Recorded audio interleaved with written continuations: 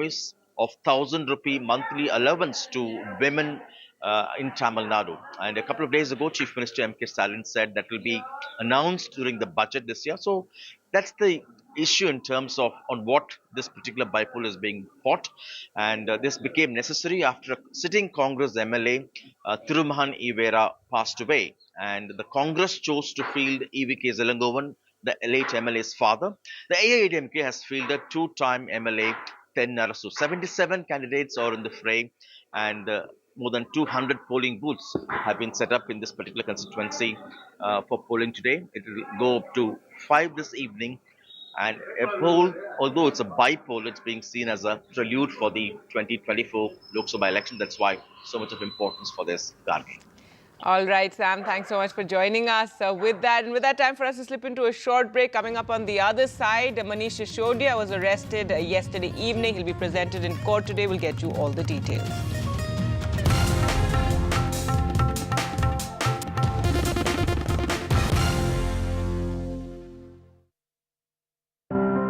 A glimmer of hope gave way to a new global threat. We were there. As our soldiers squared off against a hostile neighbor for yet another freezing winter, we were there. When brutality overwhelmed justice and a mockery was made of the rule of law, we were there. When the death of our first Chief of Defence Staff united our nation, we were there. Hope, justice, the truth. Left, right and centre with me, Vishnu Shom, Monday to Thursday, 9 p.m. on NDTV 24/7. Legacy is often seen as a burden of expectations. It comes with its own set of challenges. The challenge to take it forward, challenge to reimagine, challenge to be in the present, and also challenge to think about the future. What accountability are you talking about? As long as the core values and principles remain uncompromised. Debates are essential not just for journalism but for humanity. It ignites our mind, opens it up for counter-opinion. To hear all views, opinion of all hues. Which is why the oldest running debate show on Indian news television is not 22 years old, but it is young at 22. इस initiative को मैं अभिनंदन करता हूं कि सच को सच के रूप में पेश करने का उन्होंने साहस दिखाया. So let us begin the big fight.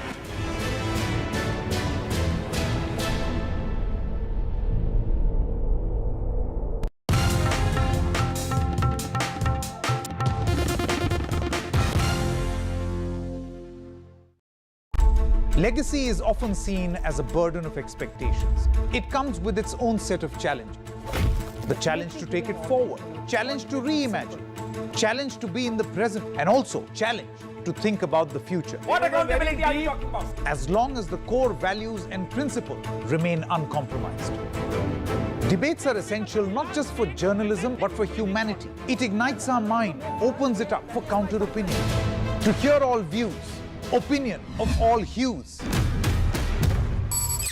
Which is why the oldest running debate show on Indian news television is not 22 years old, but it is young at 22.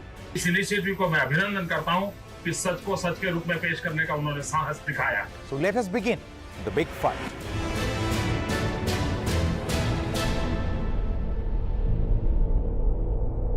Gadget 360 is here to help you with all your tech needs. Gadget 360, Gadget Love. Gadget 360, Gadgets Love. You too can get some gadget love with buying guides, expert reviews.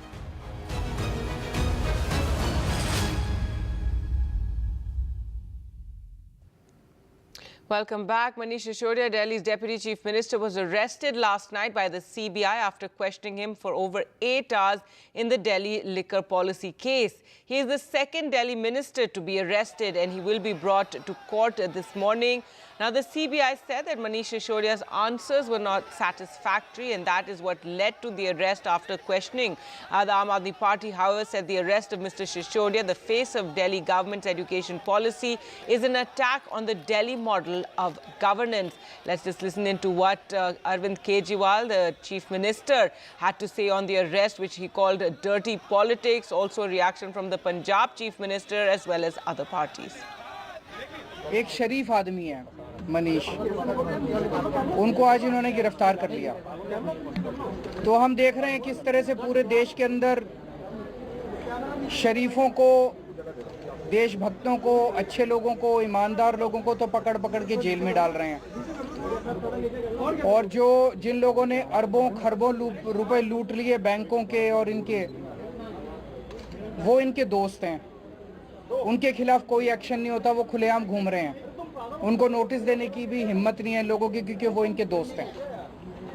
पूरा देश देख रहा है, लोग देख रहे हैं और लोग ही इसका जवाब देंगे। अंदर किसको होना चाहिए था? अंदर होना चाहिए था जो LIC खा गए, जो बैंकों का पैसा खा गए, जिनके बारे में पूरी दुनिया में चर्चा हो रही है, अंदर उनको जाना चाहिए था। लेकिन वो खुले में घूम रहे हैं और जहाज़ों में जो है वो ट्रैवल कर रहे हैं। और देश में स्कूल खोलने वालों को और दिल्ली का बजट 24,000 करोड़ से 72-75,000 करोड़ तक लेके जाने वालों को, देश की दिल्ली की तरक्की कराने वालों को कह रहे हैं जेल में भेजेंगे। तो ये बहुत ही कायरतापूर्ण कदम है। आम आदमी पार्टी डरने वाली नहीं है। हमारी पार्टी एंटी करप्शन मूवमेंट से निकली है, रामलीला ग्राउंड से निकली है। हम किसी और पार्टी से निकाले हुए या छोड़कर आए हुए वो वैसे पॉलिटिशियनों की पार्टी नहीं है। दिल्ली के एक नेक, एक सर्वश्रेष्ठ, एक ऐसे शिक्षा मंत्री जिन्होंने पूरे देश और दुनिया को शिक्षा का मॉडल दिया, मनीष सिसोदिया जी, आज उनको गिरफ्तार कर लिया मोदी जी की सरकार ने। मैं समझता हूं ये जुर्म की इंतहा है, ये तानाशाही की इंतहा है। ये एक ऐसे शिक्षा मंत्री पर कार्रवाई है जो दिल्ली के लाखों बच्चों के लिए दिन रात मेहनत करके उनका भविष्य बनाने का काम कर रहा था। मोदी जी, आपने अच्छा नहीं किया। मैं फिर से कह रहा हूं, आपने गुनाह किया है, पाप किया है। दिल्ली के लाखों बच्चों के साथ पाप किया है आपने। ईश्वर भी आपको माफ नहीं करेगा। देखो, संविधान के सामने सभी समान है।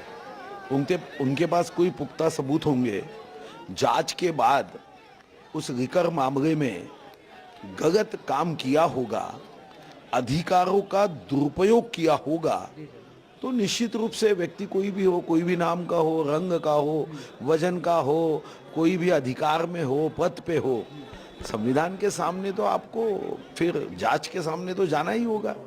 आपको कोई कवच कुंडल तो नहीं है कि आप इस पद पे हो करके कुछ भी काम कर सके। ये कोई हुकुमशाही का देश नहीं है, लोकशाही है, जनतंत्र है। जनता के सामने कोई आदमी बड़ा नहीं है। जनता की पावर, जनता की शक्ति के सामने अगर आप कुछ गलत काम करोगे तो भुगतना ही पड़ेगा। क्या को गिरफ्तार कर लिया गया, वो दिल्ली के डिप्टी चीफ मिनिस्टर हैं। अभी हमारा प्लेनरी सेशन था रायपुर में, वहां पे ईडी ने छापे डालने शुरू कर दिए। लगता है कि डेमोक्रेसी खत्म हो चुकी है, देश में तानाशाही है, तमाम एजेंसी सरकार के दबाव में काम कर रही है, विपक्ष को खत्म कर देना चाहती है। ये दुर्भाग्यपूर्ण है। डेमोक्रेसी के लिए सारे विपक्ष को एक साथ आना होगा और भारतीय जनता पार्टी के नेताओं से और प्रधानमंत्री से बड़े अदब के साथ कहना चाहूंगा, इस गलतफहमी में मत रहिए कि हमेशा सत्ता आपके पास रहेगी।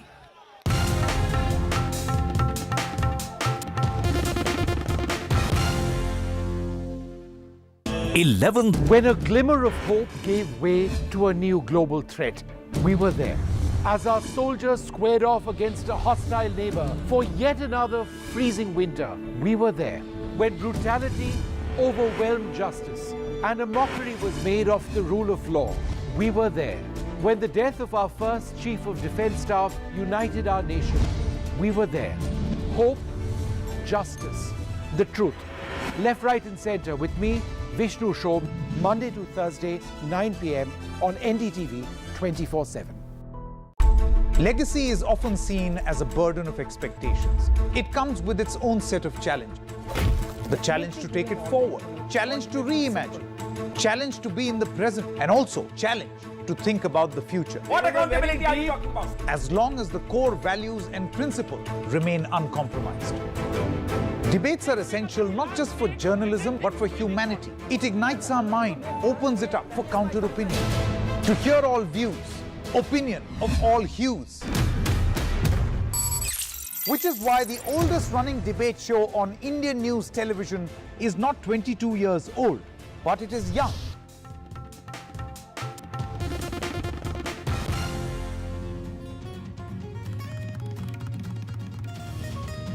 Good morning and welcome. You're watching NDTV. I'm Gargi Rawat. Stay with us for all the news you need to start your day with. And polling today in two northeastern states. Also, after his arrest yesterday evening, Delhi's Deputy Chief Minister Manish Sisodia will be presented in court. We'll get you all that and more. Let's take a look at the headlines we're tracking at this hour.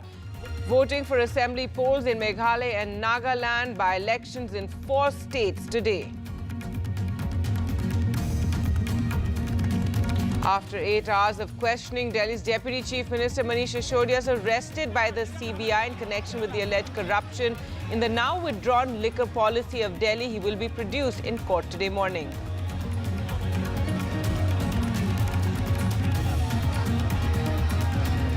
An angry Arvind Kejriwal tweets Manish Sisodia's innocent, dirty politics are behind his arrest.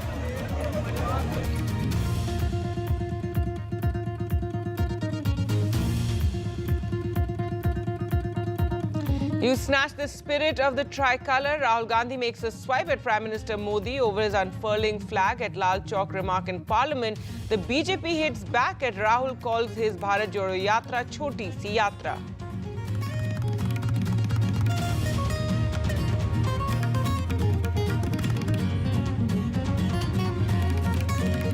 And in an interview with NDTV, B.S. Yediyurappa speaks critically of Karnataka BJP President Nalin Kateel's push to pit Tipu Sultan and Hindutva ideologue V.D. Savarkar, seen as a tactic to polarize voters, says, I don't agree with it.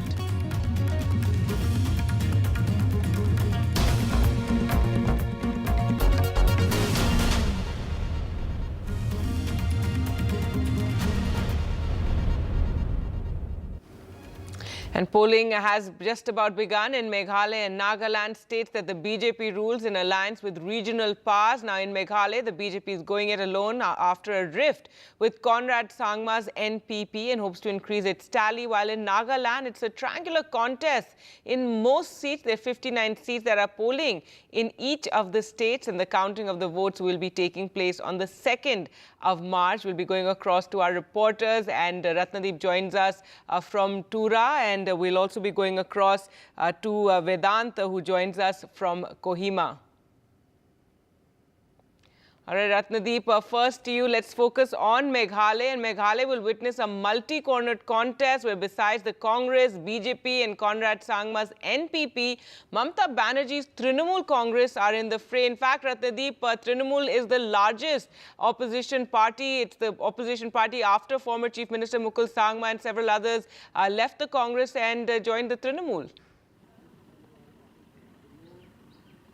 That's right. A very good morning to all our viewers from Tura in Garo Hills. This is the biggest town of the Garo Hill region, and we are coming to you from the Wal Bagre Lower Primary School. It is an important polling station because it is here where Chief Minister Conrad Sangma is going to cast his vote. Now, over 21 lakh voters in Meghalaya will decide the fate of 369 candidates today. Remember, it is a 60-member assembly, but polling is taking place in 59 constituencies since polling has been countermanded in one constituency, Shoyong, due to the death of a candidate. Former Meghalaya Home Minister HDR Lingdo was contesting on a UDP ticket there, and during campaigning he died of cardiac arrest. So in Soyong, no polling is going to take place. So polling is taking place in 59 constituencies,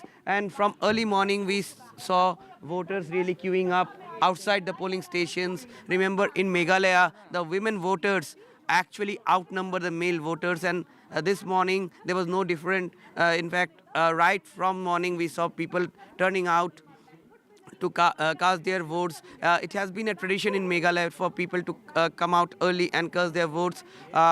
In fact, there are 3,419 polling stations across the state being manned by central forces, apart from state police and paramilitary forces guarding the perimeters.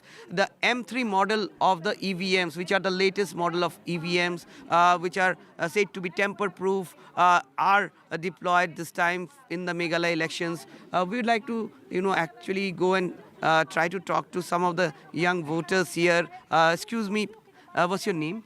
I'll be suggested. So you early morning you have come to cast a vote. This is first time you are voting or you voted before? I have voted before. Okay. So this has been a tradition in Meghalaya. I've seen that early morning people come out to vote. What are your expectations from your next government whom you are going to choose today? I expected they will look upon the youth about Employment? Yes, employment. Because and then about I'm from South Tura, so youth education is important for you. Yes. So this voter clearly marking out that employment, education are very important for them. In fact, there are a lot of people. Excuse me, if we can speak to you. Any one of you first-time voters? They would not like to speak. Some of the voters really don't like to speak. But what is important about Meghalaya elections is that it is a multi-cornered fight. And in this multi-cornered battle, you have the two national parties, the BJP and the Congress, contesting in all the 60 seats. For the BJP, it is a big push that the BJP actually is trying in Meghalaya. Including Prime Minister Narendra Modi's, massive roadshow in Shillong, a massive rally here in Tura itself, because in the last 2018 elections in Meghalaya, BJP actually contested in 47 seats and won only 2, but it helped Conrad Sangma to cobble up numbers and form the government. Now, the Congress, remember, in the 2018 election was the single largest party. But this time it is contesting all the 60 seats. But look at the Congress. It does not have any of those sitting MLAs with it. And all of them have, moved to other parties. In fact, out of the, in the previous assembly, out of the 60 MLAs, over 20 of them have switched parties. So that kind of also shows why Meghalaya always has a fractured mandate. Since 1970s, only once did Meghalaya give a full mandate. Otherwise, it has been all about fractured mandates. Sir, if I can get your name and from where you have come. I'm Deepak Sangma. I'm the headmaster of this school. You are headmaster of the school, and this is the election, and you have come early morning to cast your vote.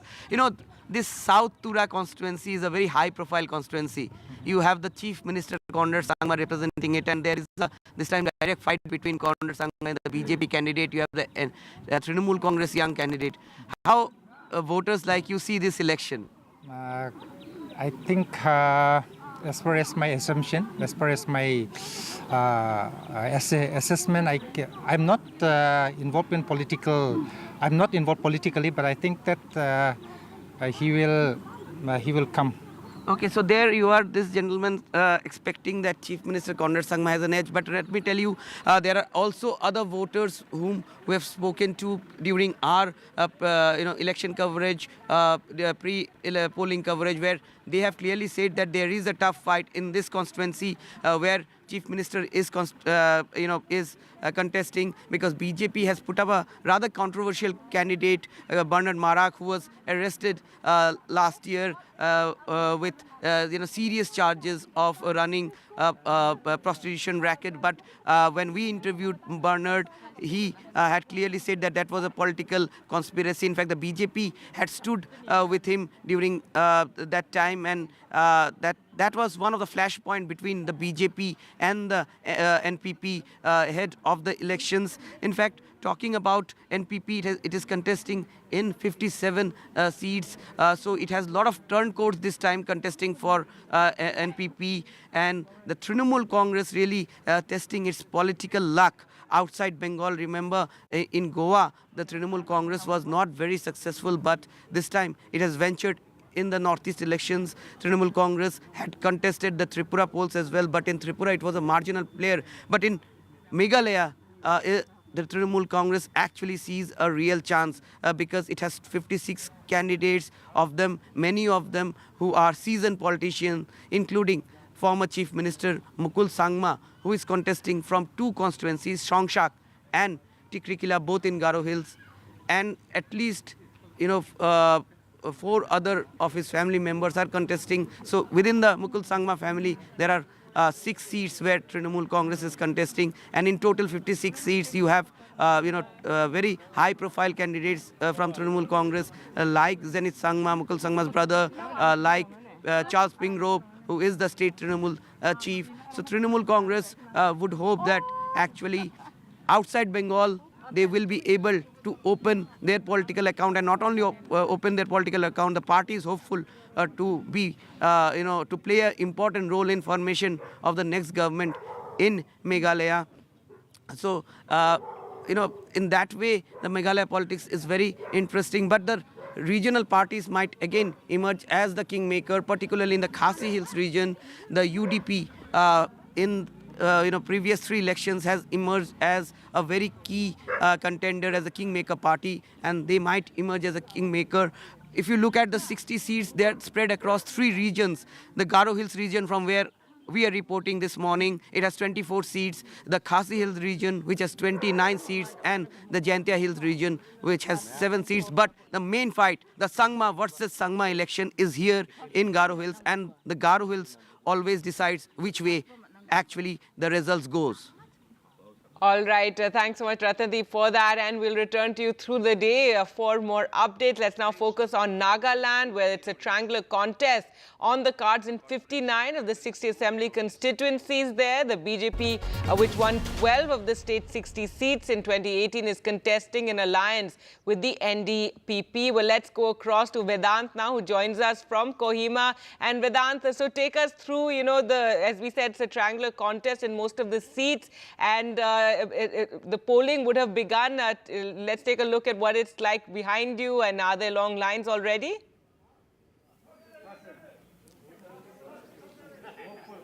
Well, absolutely, Gargi. It's a wintry morning here in Kohima. And of course, Kohima is known for its beauty. But let me first show you that early morning voters have already gathered here. Of course, as Ratnadeep was also mentioning, the Northeast is famous for women voters actually outnumbering men voters. And that is something that we are seeing here as well. So here, of course, this Kohima constituency is very important. I come to you from the Tufima village, where Chief Minister Nephew Rio will also be contesting. So of course it's a high-profile seat, but let's first get in a word from some voters, early morning voters here. Ma'am, if you can speak to you. Your name, please. Right. Ma'am, just one question. So, it's... Sorry? Okay, so a lot of them don't want to speak here, but of course, are you a first-time voter? Yes. You're a first-time voter, so excited to vote? Yes, I'm excited. Right. So what are the issues really in your mind when you come and cast your vote today? What are the issues you're going to vote for? For the women empowerment. Right. Yes. And for the employability of the youths. Right. Yes. Those are 2 very important points you're raising. Very quick question. So generally, in Nagaland, for the first time, 4 women are contesting. So why do you think, women, there are so many women voters, they outnumber men, but still women candidates are very few in number. So, that's something that's, I'm sure a disappointment. Not really, because I'm really proud that women also started to raise their voice. Right. So really happy that starting with 4 candidates.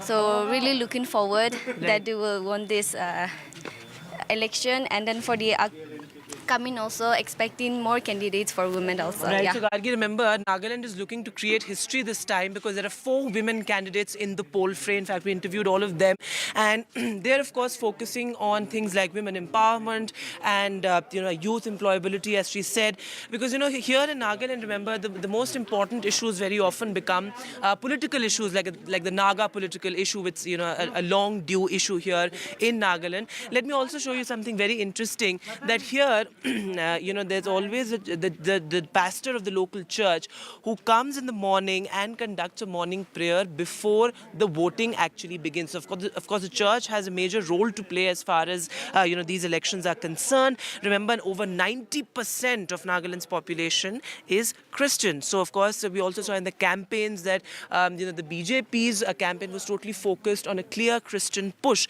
Let's also try and get in a word from some more voters out here.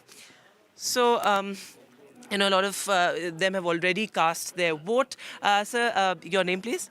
My name is Razuvo Lulia. What are the issues really in your mind today as Nagaland goes to polls? In order to show that voting is my right. Right. Yeah. Yeah, and what do you think are the issues of the people? The roads, of course, have been a major issue here in Nagaland. Underdevelopment, peace. What are the issues in your mind today? In order to bring change in Nagaland, Right. I went for voting. And what does change mean? Change in terms of? Change means development, Right. Naga political issue, Right.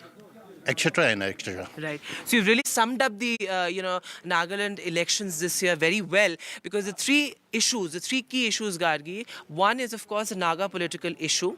Of course, there are separatist groups here who demand a separate state, a separate flag and constitution for Nagaland. So, Amit Shah in his rallies has said that issue will be resolved. Other parties, including the Congress and the Naga political front, they've also promised resolution to the long due impending Naga political issue. Other than that, of course, peace, reducing militancy is one of the most important issues as far as, Nagaland is concerned. And in fact, as far as both states are concerned, because in both Nagaland and Meghalaya, militancy and insurgency have been key issues. Now, as far as, the numbers are concerned, very quickly, Gargi, let me just quickly give you a wrap-up of that as well. The BJP, as you rightly mentioned, is contesting an alliance with the NDPP, the National Democratic Progressive Party, and their CM face is nephew Rio. We interviewed him as well, and he will be casting his vote shortly, is what we're being told.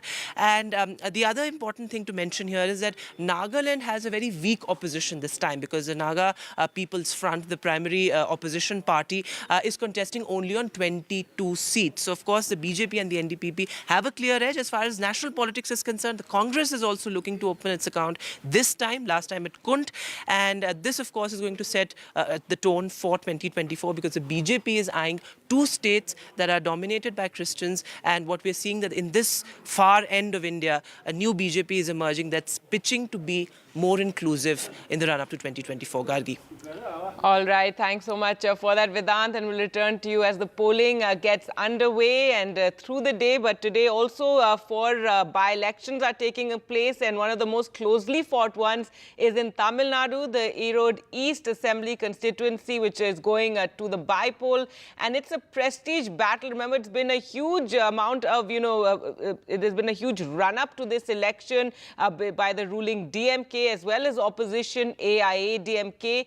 The DMK is seeing this as a referendum on its 21-month-old government. And this is the first poll for AIA-DMK chief Edapadi Palaniswamy after he became the singular leader of the party. And the AIA-DMK wants to prove the Western Belt is its stronghold. Well, let's go across to Sam Daniel now for more. And Sam, take us through what's happening.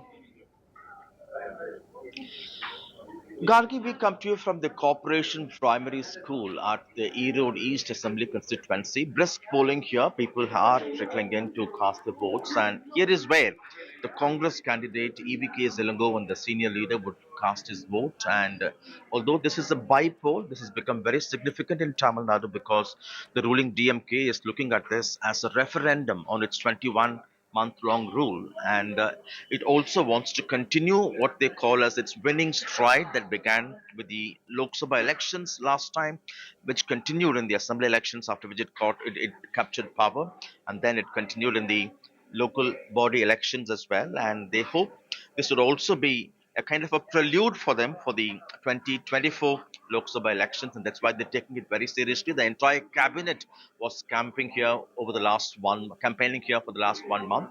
And for the AIADMK, again, it's very important because it wants to prove that western part of Tamil Nadu, under which this particular seat comes, is part of their bastion. By winning this, they'll be able to establish that.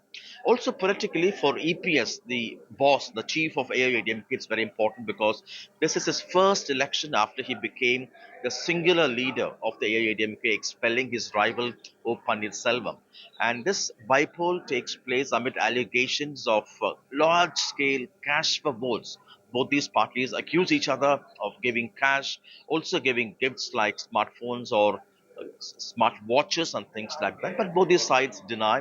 The election commission also at some point stepped in and had intervened to close what they called as unauthorized centers where large number of voters were confined.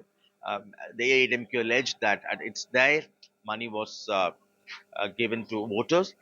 In terms of issues, the ruling DMK banks on what it calls its fulfillment of poll promises. It claims that 85% of its poll promises have been fulfilled.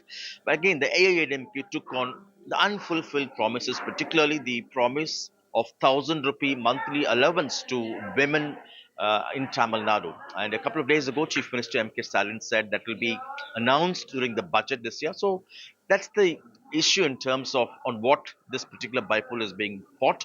And this became necessary after a sitting Congress MLA, Thirumahan Ivera, passed away. And the Congress chose to field EVK Zelangovan, the late MLA's father. The AADMK has fielded two-time MLA Ten Narasu. 77 candidates are in the fray, and more than 200 polling booths have been set up in this particular constituency for polling today. It will go up to 5 this evening. And a poll, although it's a bypoll, it's being seen as a prelude for the 2024 Lok Sabha election. That's why so much of importance for this garden. All right, Sam, thanks so much for joining us. With that, time for us to slip into a short break. Coming up on the other side, Manish Sisodia was arrested yesterday evening. He'll be presented in court today. We'll get you all the details.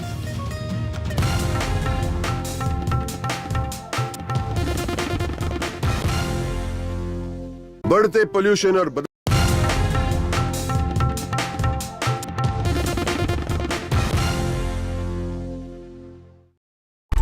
Legacy is often seen as a burden of expectations. It comes with its own set of challenges. The challenge to take it forward, challenge to reimagine, challenge to be in the present, and also challenge to think about the future. What accountability are you talking about? As long as the core values and principles remain uncompromised. Debates are essential not just for journalism, but for humanity. It ignites our mind, opens it up for counter-opinion. To hear all views, opinion of all hues. Which is why the oldest running debate show on Indian news television is not 22 years old, but it is young at 22. इस initiative को मैं अभिनंदन करता हूं कि सच को सच के रूप में पेश करने का उन्होंने साहस दिखाया. So let us begin the big fight.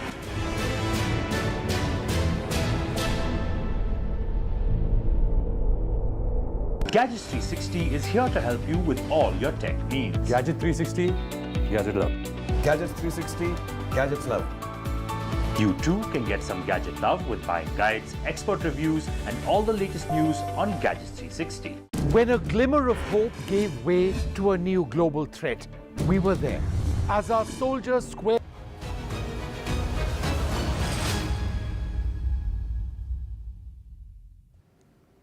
Welcome back. Manish Sisodia, Delhi's Deputy Chief Minister, was arrested last night by the CBI after questioning him for over 8 hours in the Delhi liquor policy case.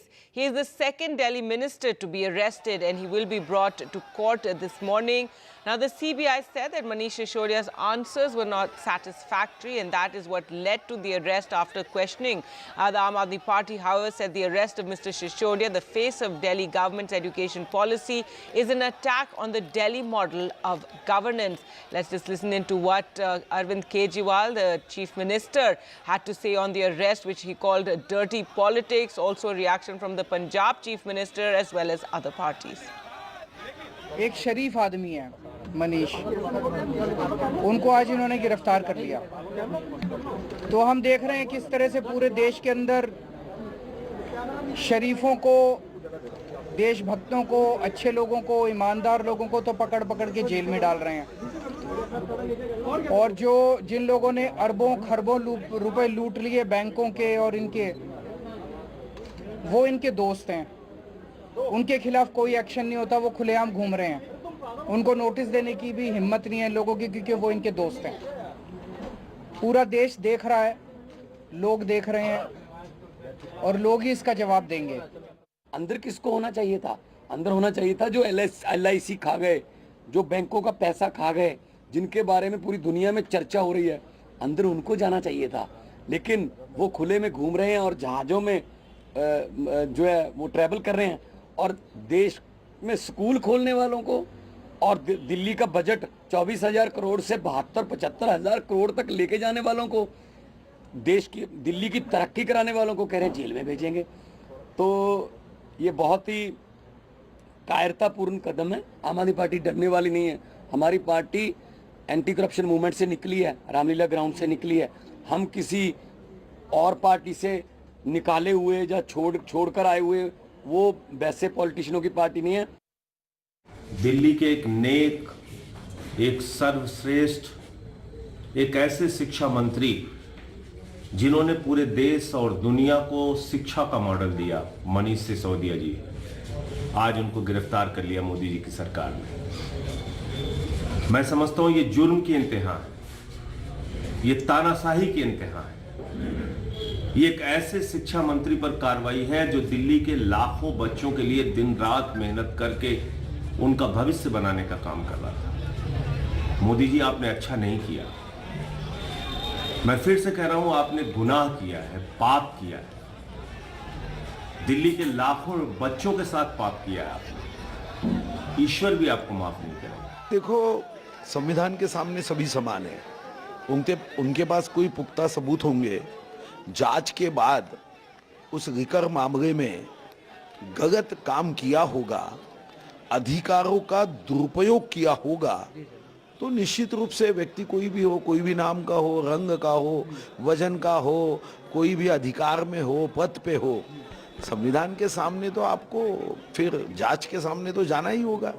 आपको कोई कवच कुंडल तो नहीं है कि आप इस पद पे हो करके कुछ भी काम कर सके। ये कोई हुकुमशाही का देश नहीं है, लोकशाही है, जनतंत्र है। जनता के सामने कोई आदमी बड़ा नहीं है।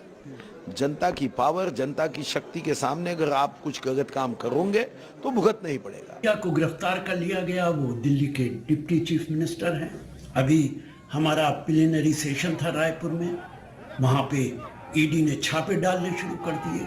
लगता है कि डेमोक्रेसी खत्म हो चुकी है, देश में तानाशाही है, तमाम एजेंसी सरकार के दबाव में काम कर रही है, विपक्ष को खत्म कर देना चाहती है।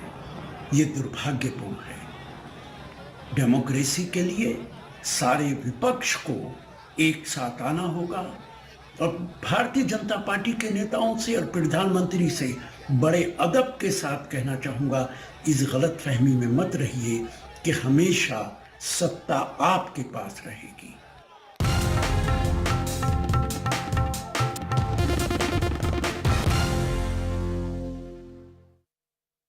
11th Legacy is often seen as a burden of expectations.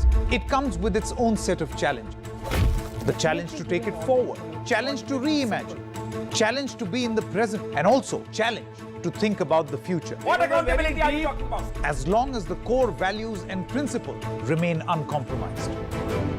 Debates are essential not just for journalism but for humanity. It ignites our mind, opens it up for counter-opinion. To hear all views, opinion of all hues. Which is why the oldest running debate show on Indian news television is not 22 years old, but it is young at 22. इस initiative को मैं अभिनंदन करता हूं कि सच को सच के रूप में पेश करने का उन्होंने साहस दिखाया। So let us begin the big fight.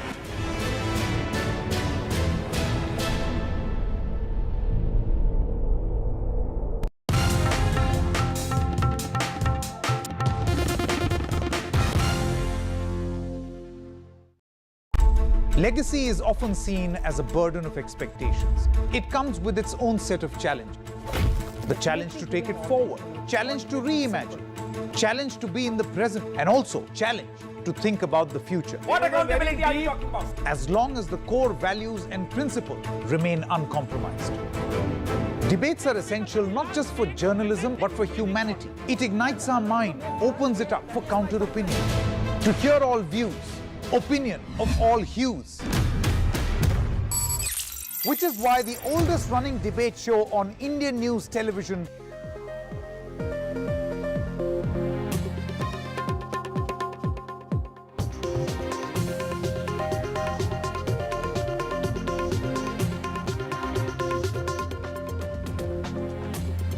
Hello and welcome. You're watching Good Morning India. I'm Gargi Rawat. Stay with us. It's a big news day today. There's elections in the northeast. Also big news here in Delhi.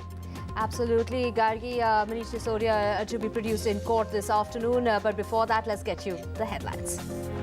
Voting for assembly polls in Meghalaya and Nagaland underway, and also by-elections in 4 states today, including the hard-fought Erode East in Tamil Nadu.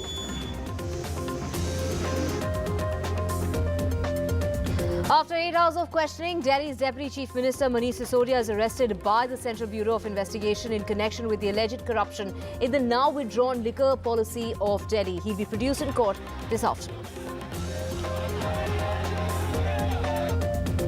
Delhi Chief Minister Arvind Kejriwal hits out and defends his deputy, says Manish Sisodia is innocent. It's dirty politics that's behind his arrest.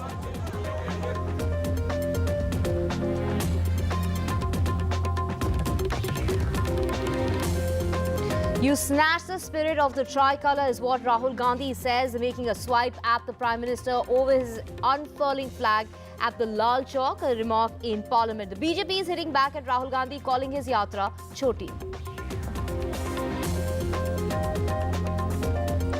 A first-year MBBS student dies in Telangana, found unconscious after night duty. A senior student is booked after her father alleged harassment.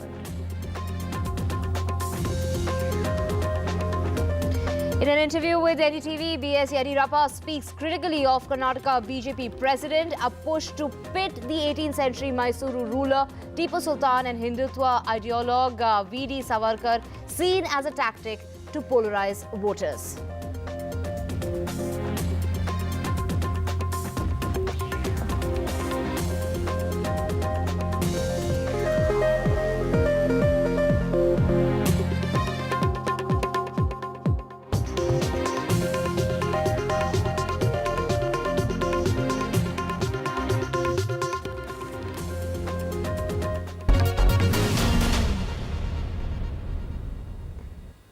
Let's get started now. And polling has begun in Meghalaya and Nagaland. States that the BJP rules in alliance with regional powers. In Meghalaya, the BJP is going at it alone after a rift with Conrad Sangma's NPP and hopes to increase its tally there.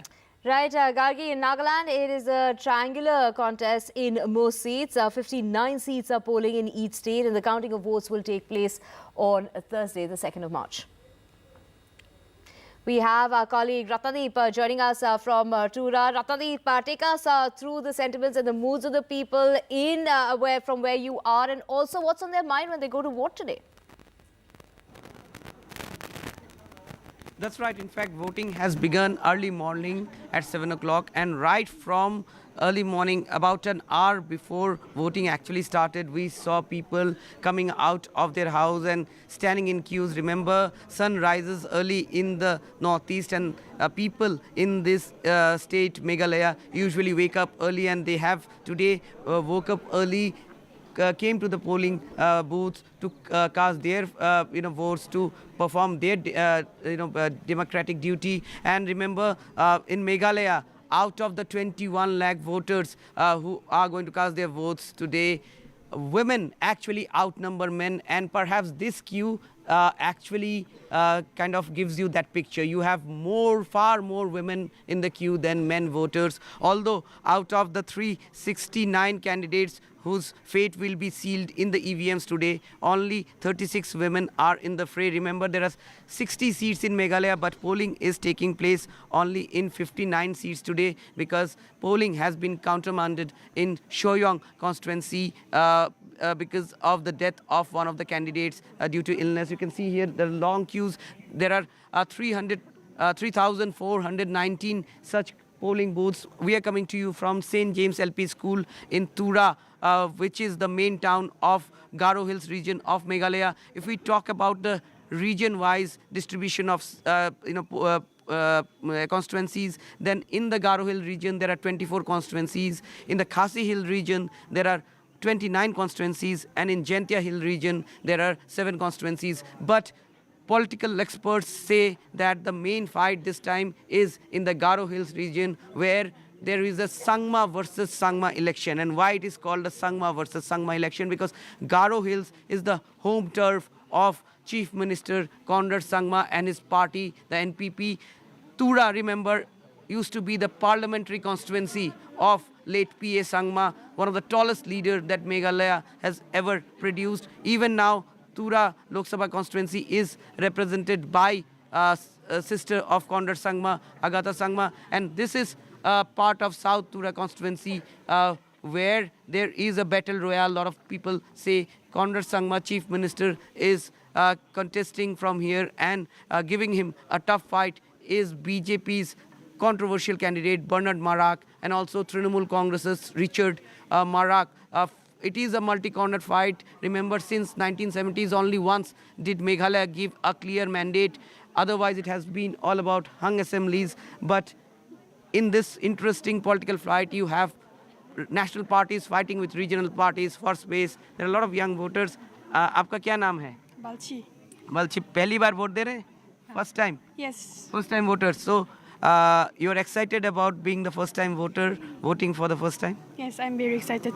Did you see the campaign of the political parties? You have Chief Minister Conrad Sangma from here. You have Prime Minister Modi campaigning here. So how did the campaign look like to you? No, I did not see. You didn't see the campaign? You did not see the Prime Minister? Yes, I see. You saw the Prime Minister? Yes, yes. But what about your Chief Minister Conrad Sangma? He's a young politician. I don't know. You don't have much idea. Okay, so there you are. There you can see this is a young voter. We can also see there are a lot of elderly people also who have come early morning to cast their votes. If we can make some way here, even the men, the queue of the men is not very small. Although women actually outnumber men in this queue or the voter list. Talking about the national parties, both the BJP and the Congress is contesting all the 60 seats, but the regional parties like UDP, particularly in the Khasi Hills region, is a key player. In the Garo Hills, you have NPP, but for the Trinamool Congress, which is contesting in the northeast, it has contested Tripura elections where it is a marginal player, but in Meghalaya election, it is the main opposition party. We have an elderly voter here. Sir, आपका नाम क्या है? नाम जोमन. This time the elections in Garo Hills is very interesting. You have Trinamool Congress first time here, then you have BJP, Prime Minister's campaign, but Tura is a stronghold of the Sangma family, PA Sangma family. How do you see the election? कैसा दिखता है election? PA Sangma. PA Sangma. So this elderly person still believes that, although national parties like BJP is giving a push in Meghalaya, particularly in the Garo Hills region, more so in South Tura constituencies, perhaps the old guards are still sticking, with the Sangma family. But however, when we covered the campaigns here, we did see a lot of traction for even BJP as well. So this is going to be a tough election for the NPP to keep its bastion intact. Also, remember there is the other Sangma, Mukul Sangma, the former chief minister. Garo Hills is also his stronghold, and he is the face of Trinamool Congress, and Trinamool Congress would like to do better in the Garo Hills region so as to make sure that they have a chance in the Meghalaya election. And therefore, this 24 seats in Garo Hills region is a keenly contested elections between the Sangma and the Sangmas, the two Sangma families, and the national parties like the BJP, which is pushing, and the Congress, which is also in a battle. Remember, 60 seats Congress is contesting. It was single largest party last time, but none of those 21 MLAs are with the Congress anymore. It is an existential battle for the Congress. So therefore, Meghalaya election is very interesting, more so in the Garo Hills, where there is a Sangma versus Sangma poll battle happening. All right. Thanks so much, Ratnadeep, for joining us with the latest from there. We'll turn to you for more updates on multi-cornered contest there in Meghalaya with the Congress, the BJP, the NPP, as well as the Trinamool Congress in the fray.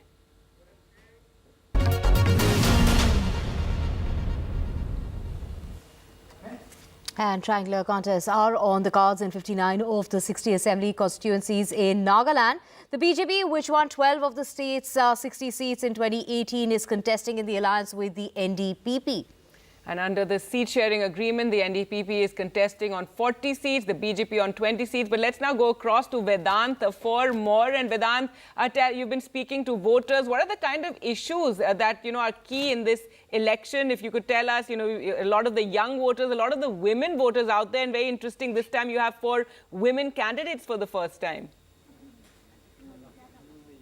That's right, Gargi. So here, of course, polling is underway, and of course, a lot of voters have gathered here early morning. As far as issues are concerned, Gargi, as you rightly mentioned, we've been speaking to a lot of voters, and the most important issue for voters is development and change. Their issues are, as basic as roads, electricity, water supply, and they're not really different from the kind of issues we see, up north, whether it's in Delhi or in states like Uttar Pradesh. So the issues are really similar, but before speaking to voters, let me quickly show you the color here, because of course it's a very colorful, not only a colorful campaign but a colorful election as well. So after voting, in fact, all voters have gathered here, and it's like a feast almost. It's a small village here where Chief Minister Nephew Rio, who's the CM face for the NDPP and the BJP, he will also be voting in a short while from now. But here, of course, people feasting after the voting. That's why the Nagaland elections are so unique, because even during the campaigns we saw a lot of color and dance. And coming back to what the states have been, the different districts here have been demanding. Remember, the eastern provinces have been talking about development and change. In fact, the Eastern Nagaland People's Organization, they had declared that they would be boycotting the elections because the Naga political issue has not been solved, despite successive governments actually promising to do so. So those are the kind of issues that we see here. Let's try and get in a word from some voters. Your name, please. हम क्या बोलेंगे? अच्छा, थोड़ा ही बताइए, आप vote करने जा रहे हैं तो क्या दिमाग में सोच रहे हैं, क्या सोचकर आज वोट करने जा रहे हैं? हम सुस्ता रहा है, चीफ मिनिस्टर के लिए वोट दे रहा है. Okay, so of course here this is the Chief Minister's village, so many of them have come here just to support the Chief Minister. But here you can see women voters gathering in large numbers as well, youngsters as well. Yeah, of course, we are also expecting the Chief Minister in just, to cast his vote in just a short while from now. The other issues, of course, the biggest issue right now in Nagaland is the Naga political issue, wherein, the parties, of course, have pitched to solve that in the coming 3 or 4 years. AFSPA, that gives, the army wide-ranging powers, that is something that is also a very important issue. So it remains to be seen how Nagaland votes today. But of course, as you rightly mentioned, the number and the seat sharing arrangement is very critical as far as the state is concerned. The BJP NDPP fighting on all 60 seats, the Congress looking to open its account as well, and the primary opposition parties, the Naga People's Front, that is contesting on 22 seats. So whether all parties come together in government formation, that is something that will be to watch out for in the coming days, Gargi. All right. Thanks so much, Vedant, for joining us with that. And we also said, as we said earlier, there's also 4 by-elections that are taking place. And one of the most keenly watched is the one in Tamil Nadu, where the Erode East Assembly constituency is going for the Bypoll. And it's become a huge prestige battle. In fact, there's been so much in the run-up to this one Bypoll. It's a battle for both the ruling DMK as well as the opposition AIADMK.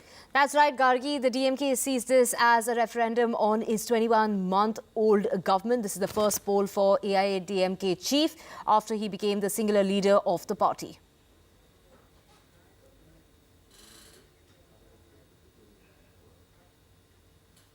All right, let's go across to Sam Daniel now for more. And Sam, tell us why this, this particular Bypoll has become such a huge prestige battle for both DMK and AIADMK.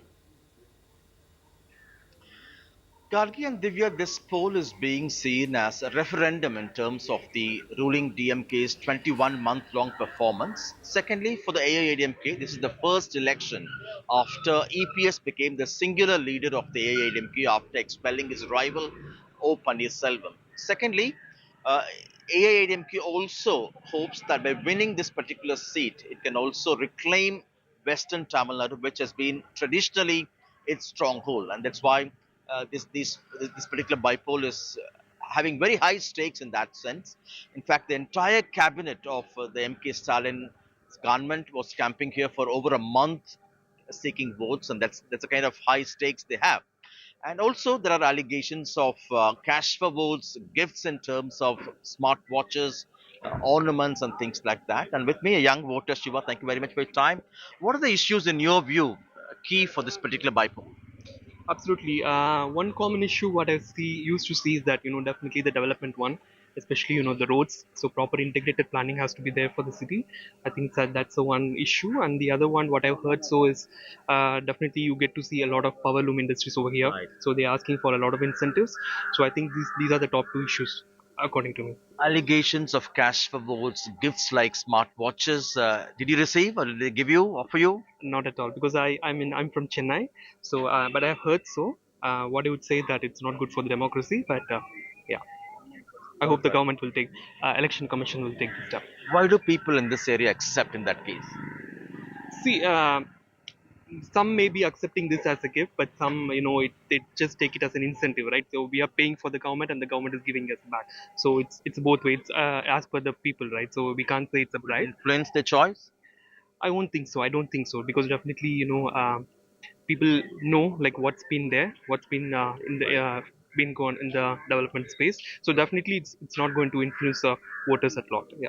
Thank you, Shiva. And again, the AIADMK claims that the ruling DMK had made lots of poll promises before the assembly elections and they have not fulfilled many of them. Particularly, they point out the promise of 1,000 rupee monthly assistance for women. But the DMK says they have fulfilled at least 85% of their poll promises. And with respect to this one, they say in the coming budget, it will be announced from when they will start giving. So a big ticket Bypoll that's being keenly watched in that sense. And we wait here for the Congress candidate, senior leader EVK Zilangovan, whose MLA son had passed away, which made this Bypoll necessary. And the AIADMK has fielded a two-time MLA, Narasu. All right, Sam, thanks so much for joining us with that. So the Erode East Bypoll also very, very key there in Tamil Nadu. Well, with that, time for us to slip into a short break, but a lot more coming up on the other side. That's right, Gargi. We'll get you all the details about Delhi's Deputy Chief Minister who was arrested last night by the CBI. He'll be produced in court this afternoon. That and a whole lot more on the other side.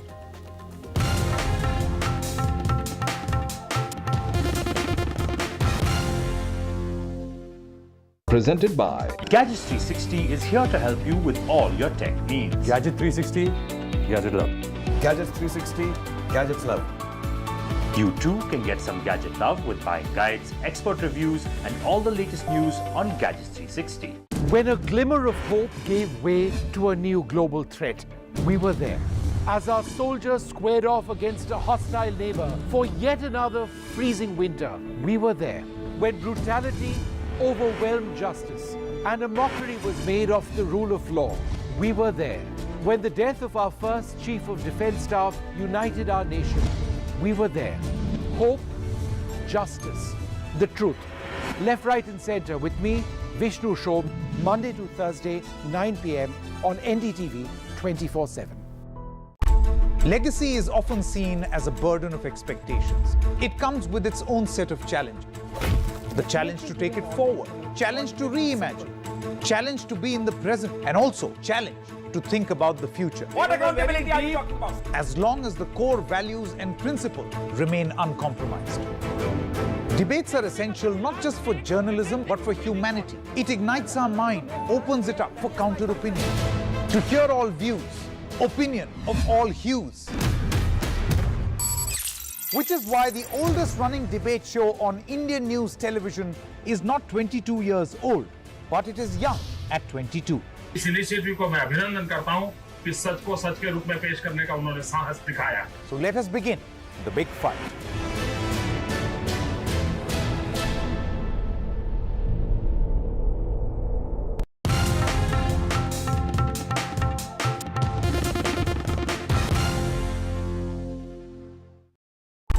Legacy is often seen as a burden of expectations. It comes with its own set of challenges. The challenge to take it forward, challenge to reimagine, challenge to be in the present, and also challenge to think about the future. What accountability are you talking about? As long as the core values and principles remain uncompromised. Debates are essential not just for journalism, but for humanity. It ignites our mind, opens it up for counter-opinion. To hear all views, opinion of all hues. Which is why the oldest running debate show on Indian news television is not 22 years old, but it is young at 22. इस initiative को मैं अभिनंदन करता हूं कि सच को सच के रूप में पेश करने का उन्होंने साहस दिखाया। So let us begin the big fight.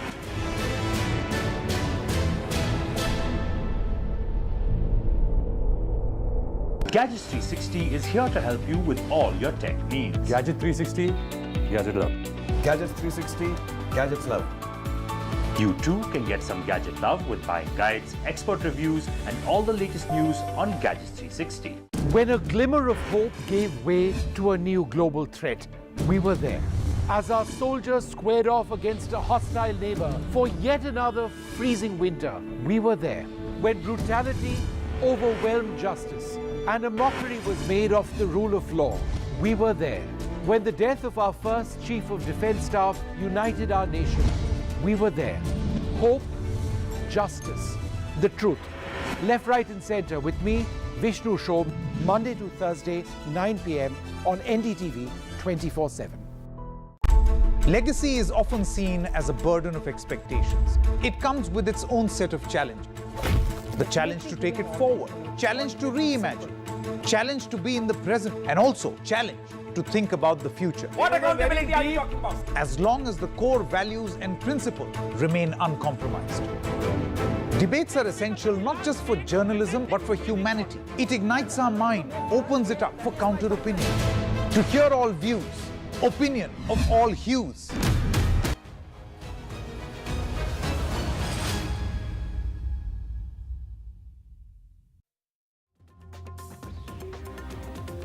Welcome back. Well, the big news here in Delhi. Delhi's Deputy Chief Minister Manish Sisodia was arrested last night as expected by the CBI. This after they questioned him for over 8 hours in the Delhi liquor policy case.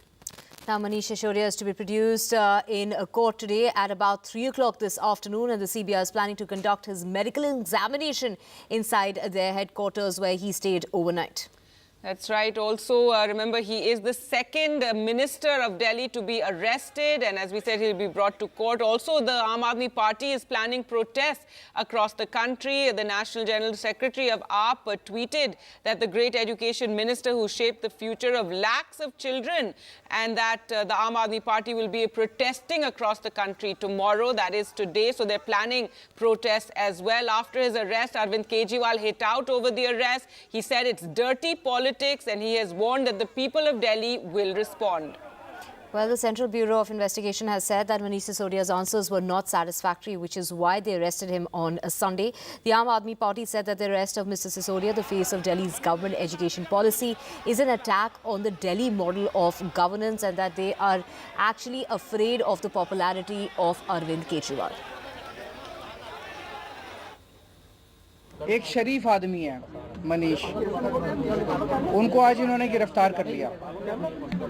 तो हम देख रहे हैं किस तरह से पूरे देश के अंदर शरीफों को, देशभक्तों को, अच्छे लोगों को, ईमानदार लोगों को तो पकड़ पकड़ के जेल में डाल रहे हैं, और जो जिन लोगों ने अरबों खरबों रुपए लूट लिए बैंकों के और इनके, वो इनके दोस्त हैं। उनके खिलाफ कोई एक्शन नहीं होता, वो खुलेआम घूम रहे हैं। उनको नोटिस देने की भी हिम्मत नहीं है लोगों की, क्योंकि वो इनके दोस्त हैं। पूरा देश देख रहा है, लोग देख रहे हैं, और लोग ही इसका जवाब देंगे। All day, AAP leaders had been saying, warning, trying to dilute the shock when it does happen that Manish Sisodia will be arrested, and as per script, that has happened. A huge setback for you. जब जब जुल्मी जुल्म करेगा सत्ता के गलियारों से, चप्पा चप्पा गूंज उठेगा इनकलाब के नारों से. Let me in no uncertain terms say this, that Manish Sisodia is an absolutely innocent man. These are malicious, fabricated charges against him with only one objective, that is to finish Aam Aadmi Party, to finish Arvind Kejriwal, and in the process arrest every single valuable person that is part of Team Arvind Kejriwal. But let me make this very clear to the BJP, that Aam Aadmi Party is a party that was born out of a struggle, a people's movement. We are not scared or afraid of your CBI, ED, income tax, or going behind bars. We don't, Sarah, consider this as a matter of regret. I think all Aam Aadmi Party leaders, workers, and as an ordinary volunteer of my party, I salute Manish Sisodia. I am proud of his sacrifice. And I'm proud that I belong to a party that has leaders like Manish Sisodia. Today, not only all of us are deeply anguished with what has happened, but most of all, the 18 lakh school-going kids in the city of Delhi are anguished. Their parents are anguished. And by arresting Manish Sisodia, BJP has essentially invited their own end, their own death. And permit me to make this a prophetic statement that Vinashakale Viprita Buddhi, BJP, a drunk on power BJP, has lost its mental balance and has gone to the extent of arresting an innocent man like Manish Sisodia. Their only problem is that they're jealous of Manish Sisodia and his work. A man who should be given a Nobel Prize for the kind of revolutionary work he's done in the area of education, school education, higher education, is today under the BJP's regime being sent to jail. Permit me to remind you that in the 70s, a drunk on power Prime Minister, Mrs. Indira Gandhi, came out with the MISA law, the Maintenance of Internal Security Act. Using this MISA law, virtually all voices of dissent and all members of the opposition were put in jail, and emergency was subsequently imposed. Today, the ED and the CBI have become the new MISA. ED and CBI today are the MISA law of the 2023-24.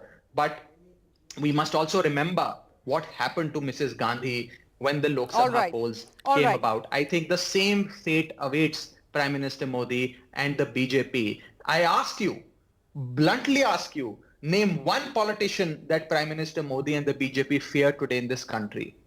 Do they fear Rahul Gandhi? The answer is no. Do they fear any other leader? The answer is no. There is only one man that the BJP fears today, and that is Arvind Kejriwal. The party is called Aam Aadmi Party. The Aam Aadmi Party there standing in solidarity with Manish Sisodia. To get us more on that, we have Priyanshi joining us. Priyanshi, what can we expect today? At what time is he expected to be in court? Well, Divya, Manish Sisodia is likely to be taken to the Rouse Avenue court at around 3 p.m. But before that, the Aam Aadmi Party is planning protests across the country.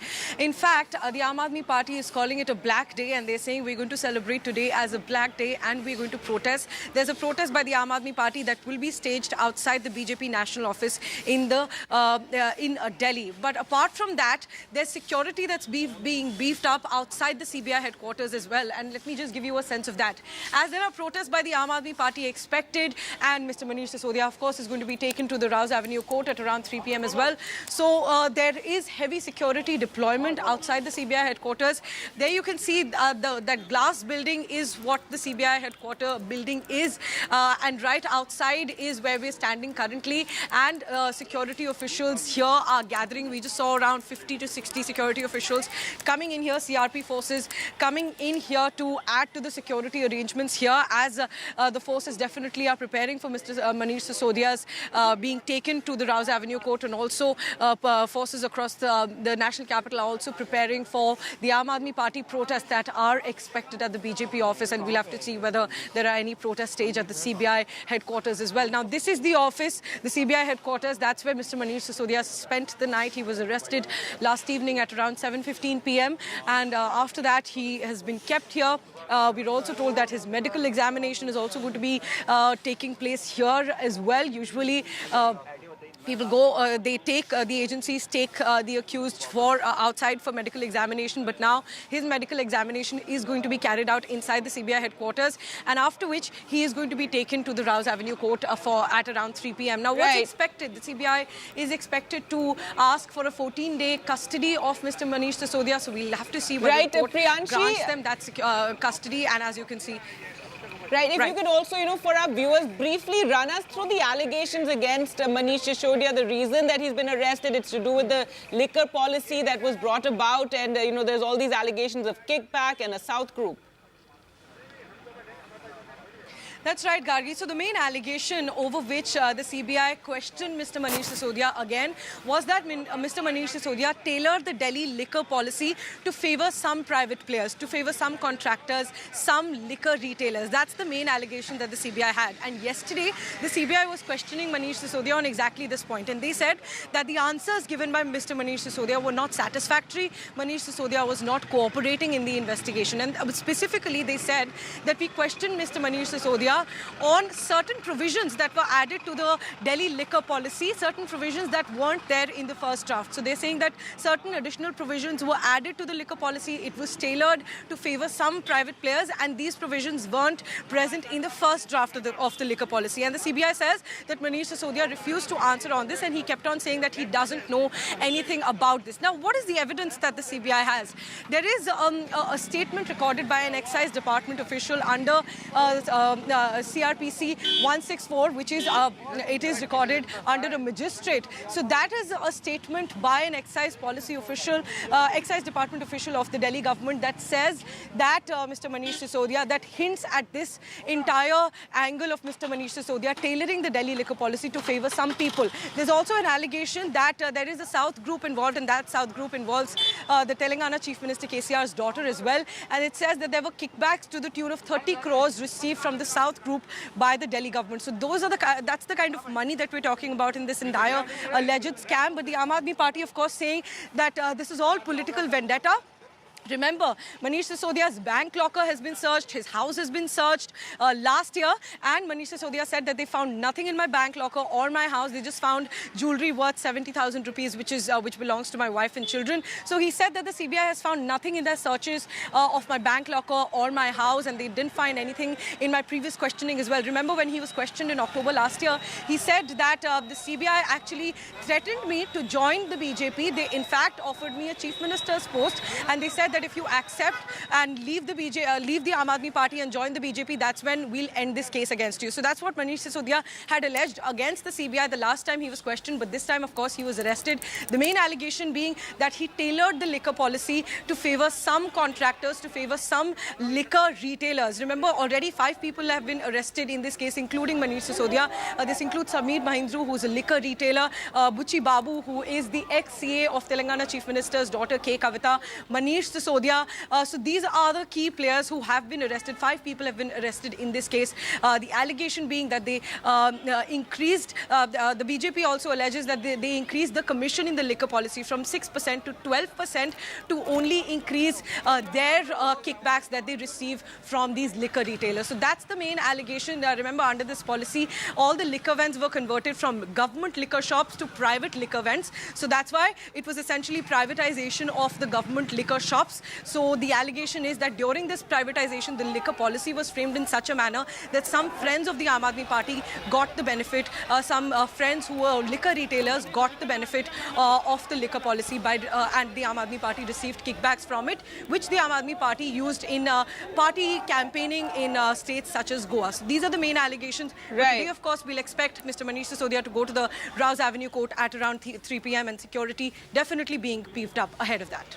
All right, so tight security there at the CBI headquarters and also, we'd imagine, at the court. But to talk more about Mr. Sisodia's arrest and the politics surrounding it, we're now joined by Alok Vats, leader of the BJP, Dr. Onika Mehrotra, spokesperson of the Congress, and Abhinandita Mathur, spokesperson of the Aam Aadmi Party. Abhinandita Mathur, first to you. What is the AAP now planning? And we believe that you've got protests lined up for today. Absolutely, that's right. We do have a protest lined up. We obviously are looking at all legal remedies. And, we will take the matter to the public ultimately. They are going to decide what should be the fate of an education minister who has transformed given so much hope, has touched so many lives of people in Delhi, especially the marginalized. So, yes, we are going to take it. And in fact, not just us, we've been in touch with a lot of parents of school children, and they are really, as deeply hurt by everything as we are. So certainly this is not this matter is not just in our hands now. It's going to be in the public's hand, and we are going to protest for sure. Right, we also have Alok Watts of the BJP with us. Alok Watts, the Aam Aadmi Party claims that the allegations against Sisodia have not been approved, but this is just dirty politics. So is this a tactic just because of the BJP is fearful as far as the popularity of Arvind Kejriwal is concerned? Well, it has nothing to do with that. I was just hearing some of their leaders. I can only say, जब नाज मनुष्य पे छाता है पहले विवेक मर जाता है. See, by protesting, what are they trying to? What is the message they are trying to say? If some criminal performs a criminal act, and their people come to on the streets, what message you are giving in democracy? That free him. He is innocent. Because we are on the streets. There are a lot of Olympians who have brought laurels to the country. Where is Sushil today? Where was Kalmadi? Where was Gulia? There were other such players who had brought laurels to the country. And if everybody came on the street demanding that he is being arrested and harassed unnecessarily, so he should have been freed. See, the investigation in the case was on for a long time about the money trail and a larger conspiracy in formulation of Delhi liquor policy, excise 2021, excise policy. Right, was framed. right, Mr. Watts, we know the allegations against Mr. Sisodia, but there's also this sense that agencies are being used against opposition parties. We've seen it across the board in various states. Opposition leaders, cases are brought against them and then they're thrown into jail. And we've also seen how Mr. Suvendu Adhikari or a Mr. Himanta Biswa Sarma, who also had cases against them when they joined the BJP, somehow those cases seem to disappear. And this is a point that the opposition also keeps raising. So what would you answer to that this is all politically motivated and that agencies are being used against opposition leaders? That's what is being said. See, those cases against the leaders you are mentioning have not been dropped. Then So those cases are still on? The Assam Chief Minister still has an active case against him? Yes, the cases are on. The investigations are on. You give me a proof that case has been withdrawn. Sure, but then, why are opposition leaders the ones who are being thrown into jail with just allegations against them? The CBI saying that Manish Sisodia is not cooperating, he's not answering but it's not Manish Sisodia who's going to prove the case against himself. It is the investigating agencies that have to bring that evidence. And sure, once it's in, court and a case is fought, but why throw these leaders into jail? And we've seen it in Maharashtra as well. Leaders in jail for, months on end, and then finally they're released on bail. Now, since money trail activity has been concluded, and as your reporter was also mentioning the name of Babu and, Vijay Nair, Abhishek, and the lady who's an MLC, KCR's daughter, and one more person, all this trail has come to a conclusion. So some answers were required from Mr. Manish Sisodia. He just evaded it. And he didn't answer. Now let the things move to the court. Exactly. That's what, most opposition also says. Let it move in the court. Prove the case in court. Instead, you throw the leaders into jail. Yes, you want to respond, Abhinandita? If I can just, add to what you are saying, that mostly the arrests are based on evidence, and here for lack of evidence he was arrested yesterday. It's unprecedented. It is very clear that when he's not been accused in the charge sheet, that last submitted by the agency, then there is no business for the agency to arrest him at this stage. And there are really, if BJP really is very serious about, uncovering scams and arresting criminals, and especially criminals who are doing like big financial scams in the country, there are enough cases, from Vyapam to their big corruption cases in Rajasthan, in UP now, and in Goa, and so on and so forth. So there is absolutely no dearth of, action that can be taken. But what we are saying is that there are two aspects to this case. One is the legal aspect and one is the political aspect. As far as the legal aspect is concerned, the law will take its course. But as far as, the public is concerned, it is very, very clear that this is absolutely political vendetta. Unfortunately, the BJP has really, stooped to a lowest level today. And I'm sure that the public is going to retaliate with, with their mandate, as they have always in Delhi. So BJP is totally paranoid. But coming back to the legal point, this is a complex case. We have also looked at different kinds of legal opinions and remedies, and we've been told very clearly. In fact, there are neutral lawyers, who are coming on television and saying that here the arrest was not called for at all.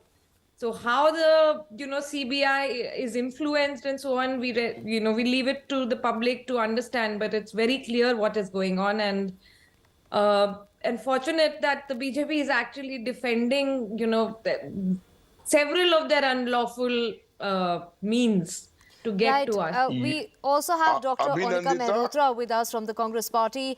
Dr. Onika, what does the Congress Party have to say about the arrest of Manish Sisodia? Are we going to see opposition unity over this arrest?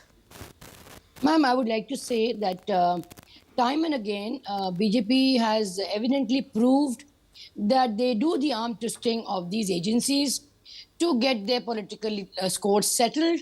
We have also given you on record how many cases have increased during the regime of from 2014, and that too on the political opponent.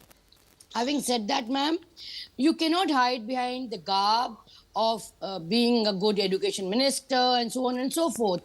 I am aghast that you are talking that we are going to speak to the parents.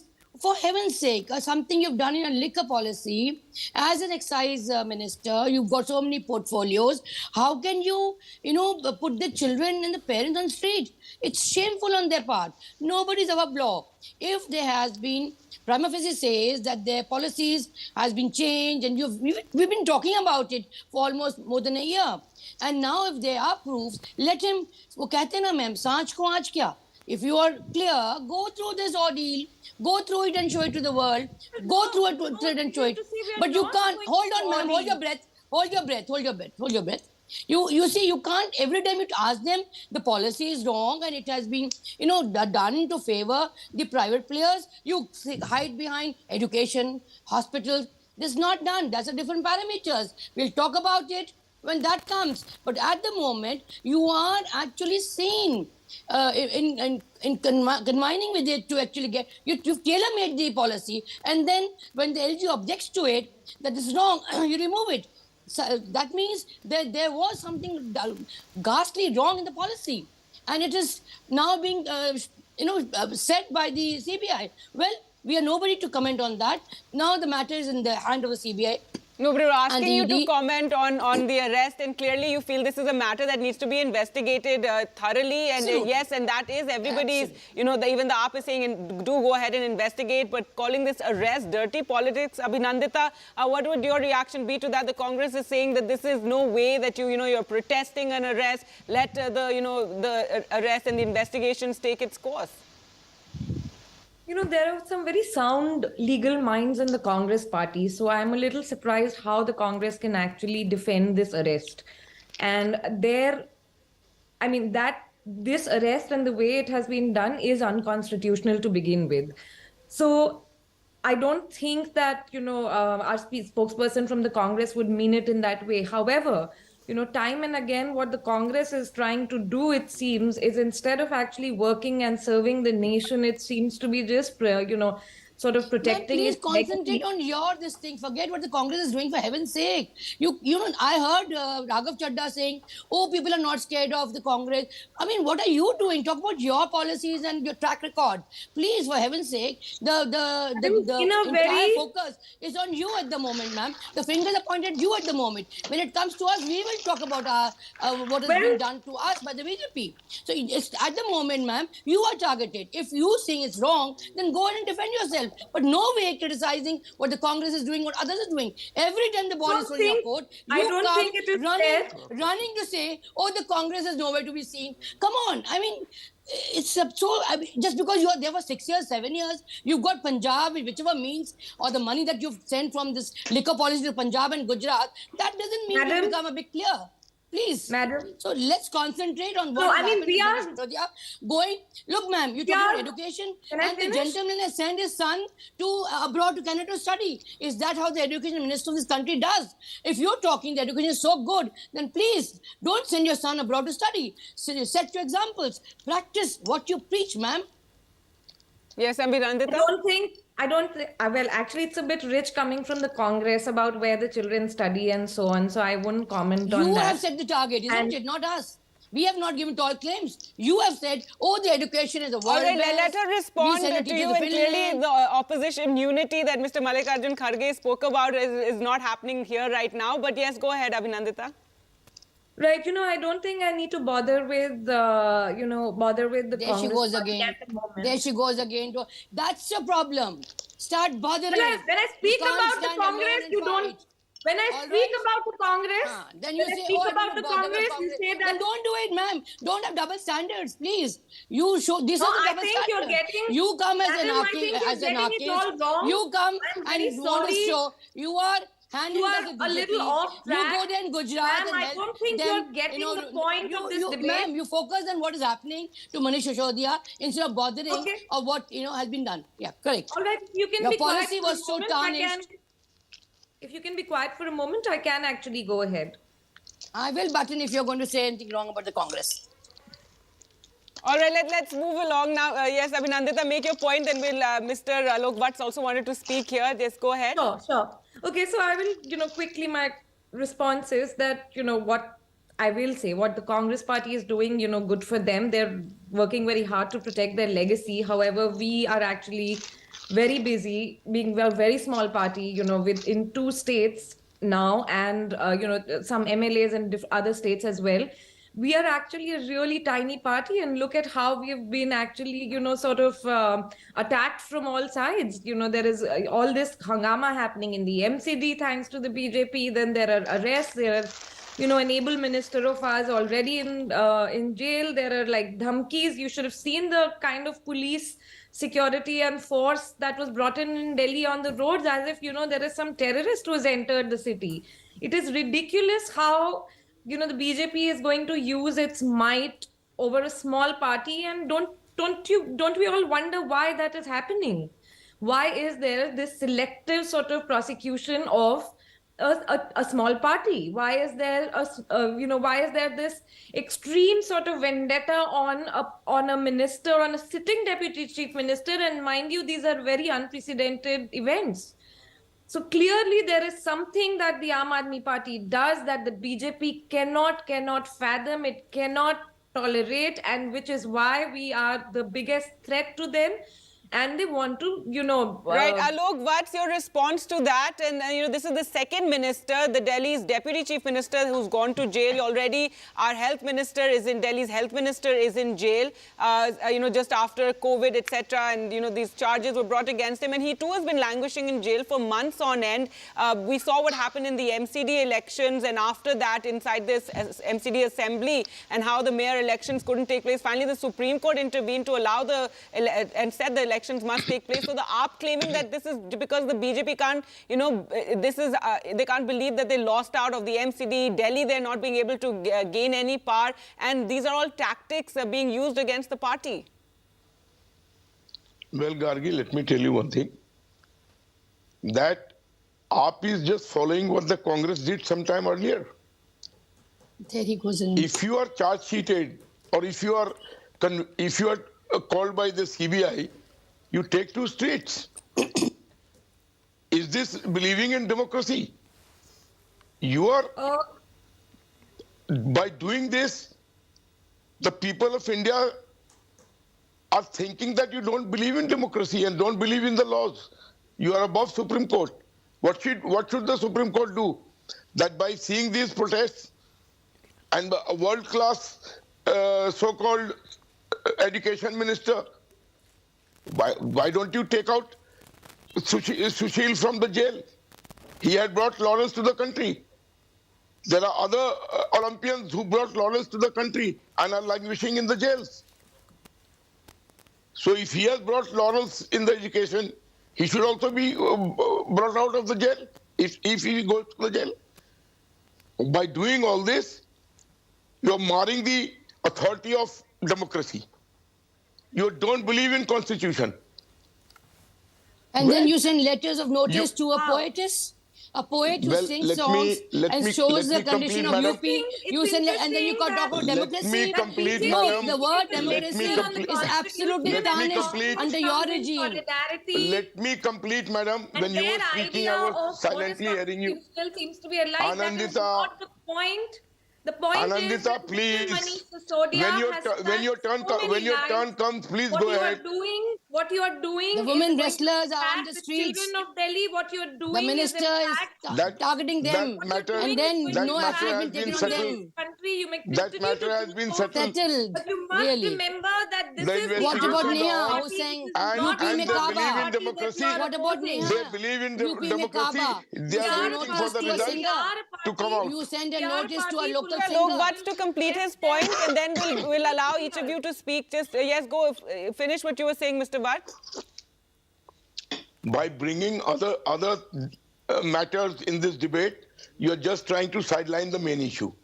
The main issue is that the Babu, who was the main CA, who was the kingpin in organizing the whole thing, in Delhi, Hyderabad, Bombay, he was the prime negotiator with all the South liquor lobby. And on the behest of Kavita and one MP of YSRCP, the whole thing has come now to the light and the threads have been pulled. They have come to a conclusion. Have faith in democracy. Have faith in Supreme Court. You had now again, Gargi, she is not allowing me to speak. You see, you had problems in the MCD. You went to the court. Your matter was solved, and you won the elections. But that was also, according to us, not contrary to the rules. Right, but Mr. Bhatt, why was the need to go to the court for the MCD, the mayor elections, and the rules clearly said anyway, we're not getting into all that, but the point is that the BJP and AAP, there was so much, disruption during that. Finally, Supreme Court had to order it, and then the mayor elections took place. Earlier, Gargi, Mr. Kejriwal had allowed them to vote in one particular area. So we were following that. The Supreme Court said no, we agreed to it. We didn't take it to the streets. We were not holding processions and protests like this. Actually, after the Supreme Court, you were creating a ruckus in the house, and we had to actually go to the court because of that. So please. And in democracy. All right, let's come back to the issue of Mr. Sisodia's arrest and what this now means going forward. Well, Anandita, when it comes to MCD, clapping takes place when both hands come together. We were not the only one. You were also there. It's evidently proved that Atishi was instigating. It's on the camera, instigating people to come forward and play ruckus in the house. Abhinandita Mathur, what does this arrest of the Aam Aadmi Party's second-in-command mean for the party, given that two ministers of the AAP have now been arrested, including Satyendra Jain? Could the investigative agencies also reach Arvind Kejriwal next? Manish Sisodia ji is one of our top leaders.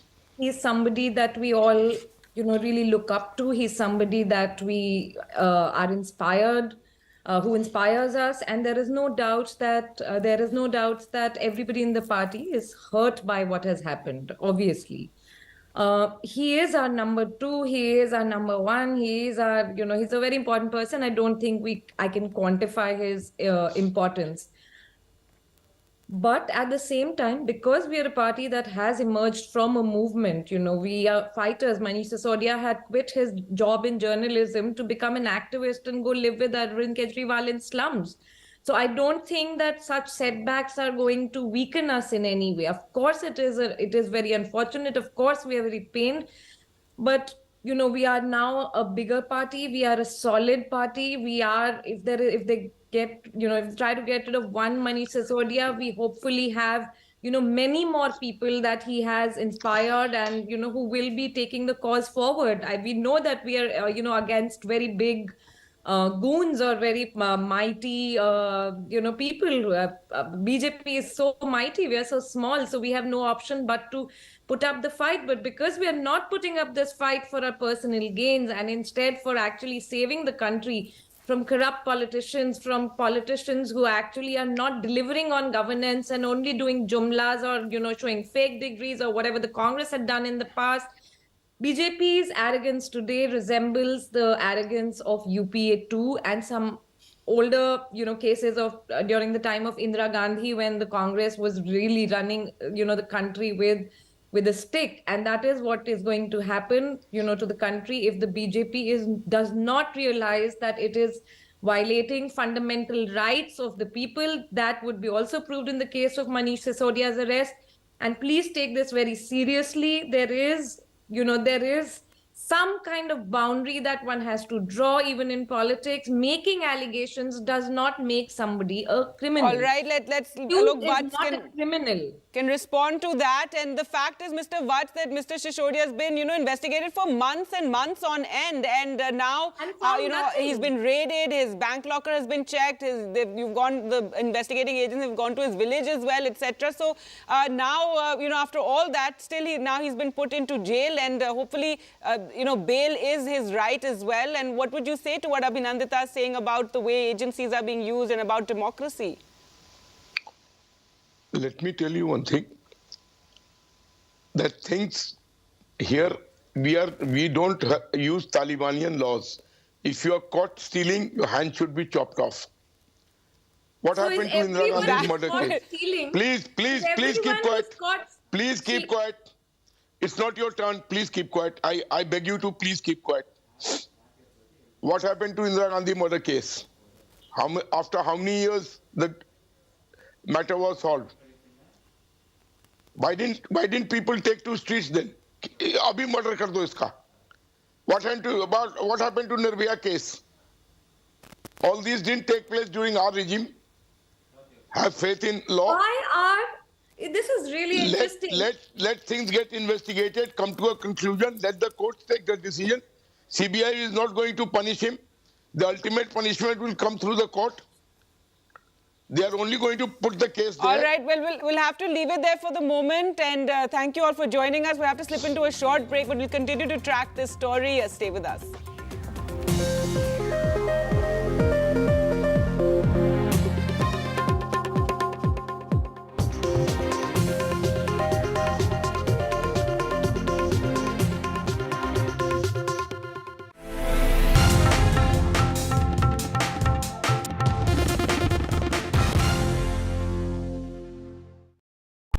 Legacy is often seen as a burden of expectations. It comes with its own set of challenges.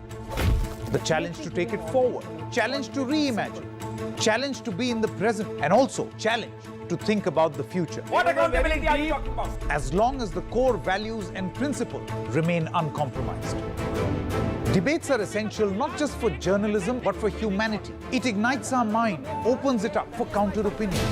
To hear all views, opinion of all hues. Which is why the oldest running debate show on Indian news television is not 22 years old, but it is young at 22. इस initiative को मैं अभिनंदन करता हूं कि सच को सच के रूप में पेश करने का उन्होंने साहस दिखाया. So let us begin the big fight.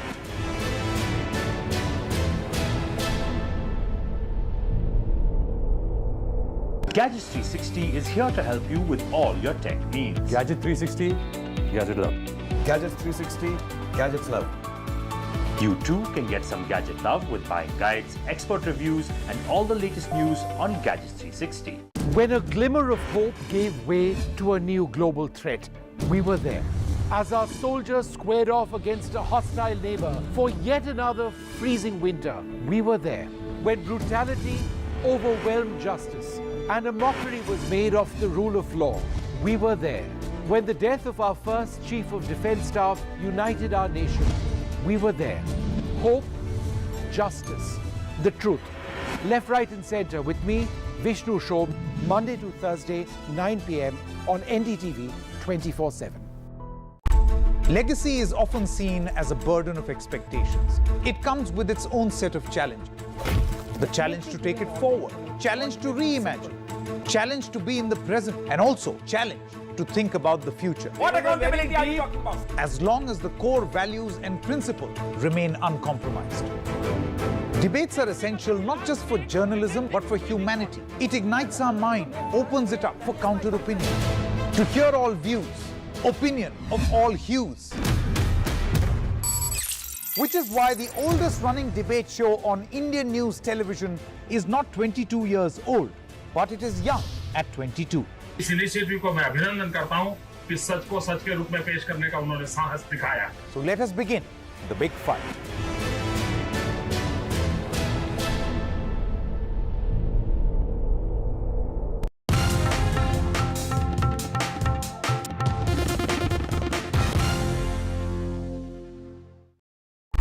Legacy is often seen as a burden of expectations. It comes with its own set of challenges.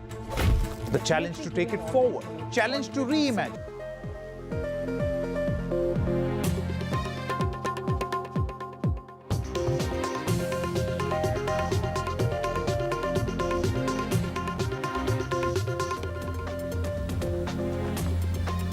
After 8 hours of questioning, Delhi's Deputy Chief Minister Manish Sisodia arrested yesterday evening by the CBI in connection with the alleged corruption in the now withdrawn liquor policy of Delhi. He will be produced in court at 3 o'clock today. They are planning to protest in different parts of the country.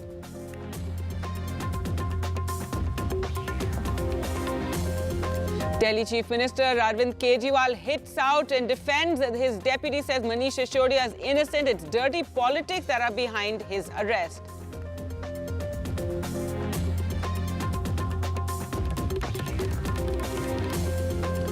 Voting for assembly polls in Meghalaya and Nagaland underway. By elections also in 4 states today, including the East Erode constituency in Tamil Nadu.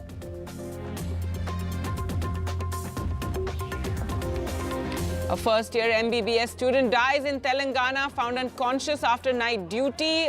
Last week, a senior student has been booked after her father alleged harassment.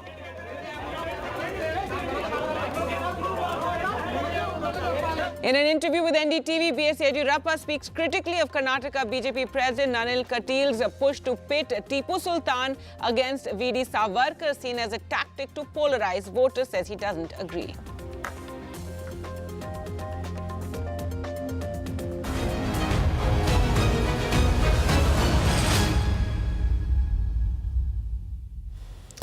Hello and welcome. You're watching NDTV. I'm Gargi Raut, and our top story, Manish Sisodia, Delhi's Deputy Chief Minister, was arrested last night by the CBI. This after they questioned him for over 8 hours in the Delhi liquor policy case. Now, he is the second Delhi minister to be arrested, and he will be brought to court today afternoon at around 3 o'clock. The CBI has said that Manish Sisodia's answers were not satisfactory, that during the questioning, the answers that he gave were not satisfactory. However, the AAP has said that the arrest of Mr. Sisodia, who's the face of the Delhi government's education policy, which is much appreciated and has been very popular, that this is an attack on the Delhi model of governance. CBI officials said the AAP leader was grilled on various aspects of the excise policy, including his alleged link with Dinesh Arora and other accused mentioned in the FIR, as well as details of message exchanges from multiple phones, and they found his answers evasive, and therefore he was placed under arrest. Remember, this was the second time he had been questioned by the CBI. Today he will be brought to the court. And let's go across to Priyanshi now for more. And Priyanshi, tell us more about, what time. Around 3 o'clock is when he'll be brought to the court. There'll also be a medical checkup. And meanwhile, the Aam Aadmi Party that has been, protesting, they made it a big show when Manish Sisodia went in for questioning, and they plan to make a big show of it today as well. That's right, Gargi. We're coming to you from right outside the CBI headquarters here in the national capital. And Mr. Manish Sisodia spent the night here as he was arrested last evening around 7:15 p.m. Now, he's expected to be taken to the Rouse Avenue Court. That building that you're seeing currently is the CBI headquarters where Mr. Manish Sisodia was arrested last evening at around 7:15 and where he spent the night. Now, from here, he's going to be taken to the Rouse Avenue Court, to the CBI court at around 3 p.m. Where the CBI is expected to ask for a 14-day custody of Mr. Manish Sisodia for further interrogation.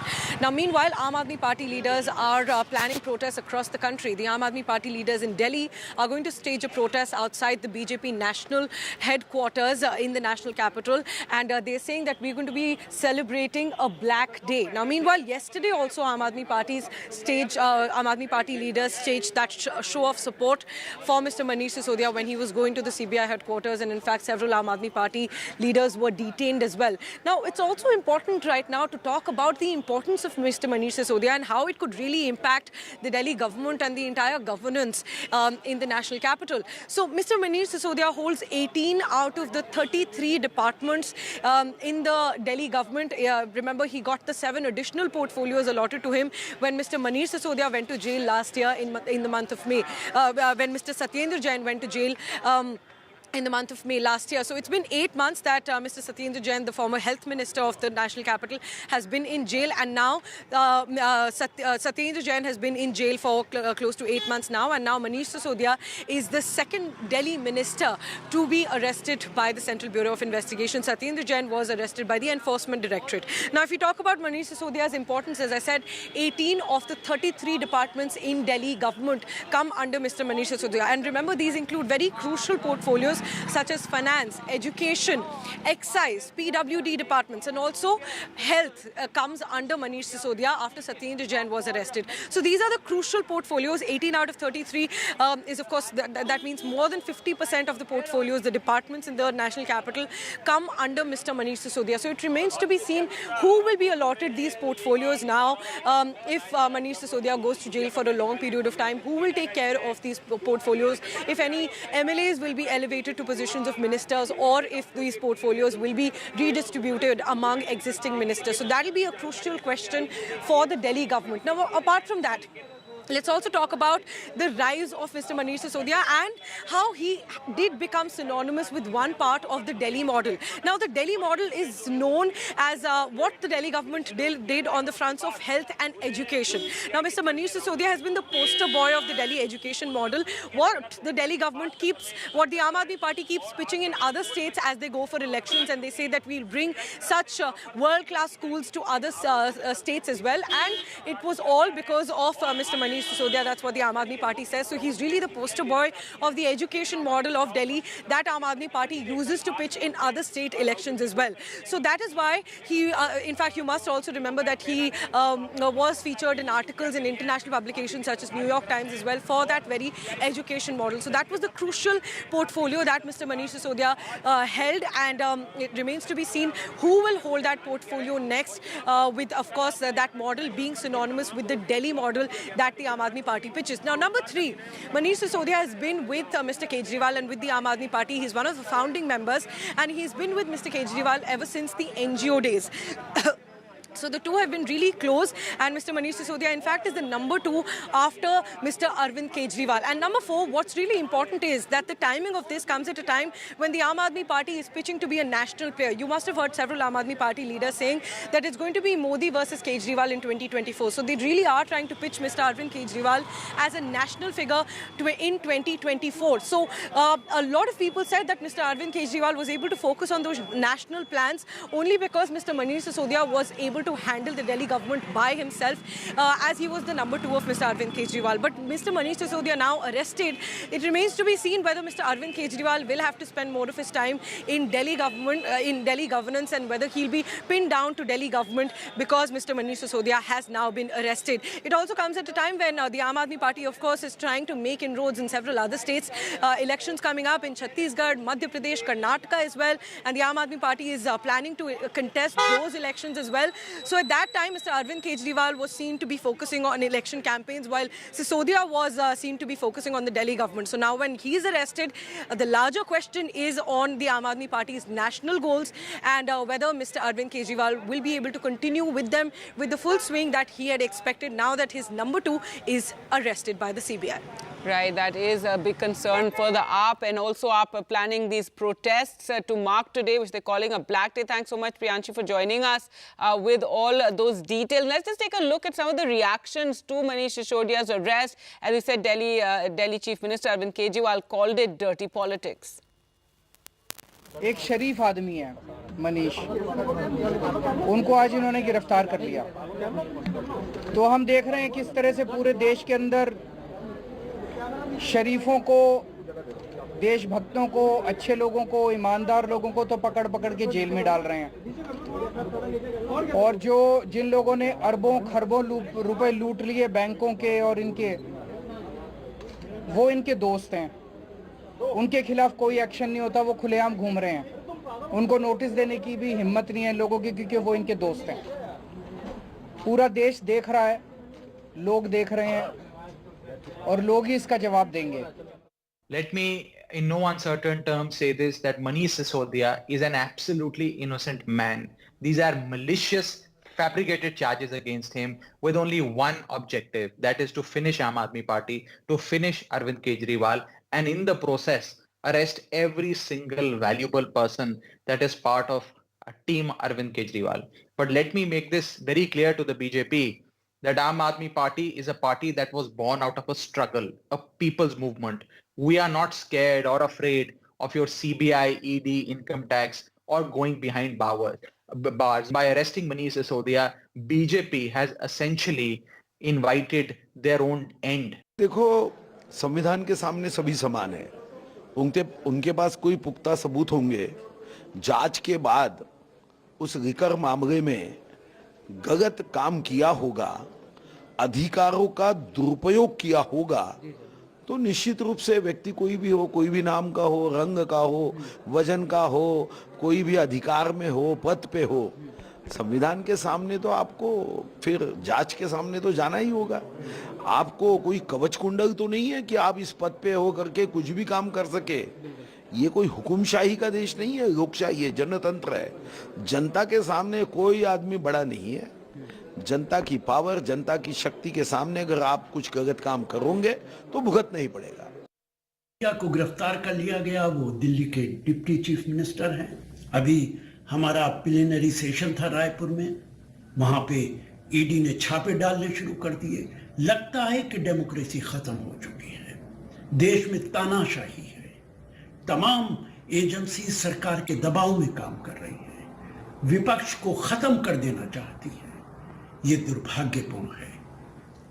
Democracy के लिए सारे विपक्ष को एक साथ आना होगा और भारतीय जनता पार्टी के नेताओं से और प्रधानमंत्री से बड़े अदब के साथ कहना चाहूंगा, इस गलतफहमी में मत रहिए कि हमेशा सत्ता आपके पास रहेगी।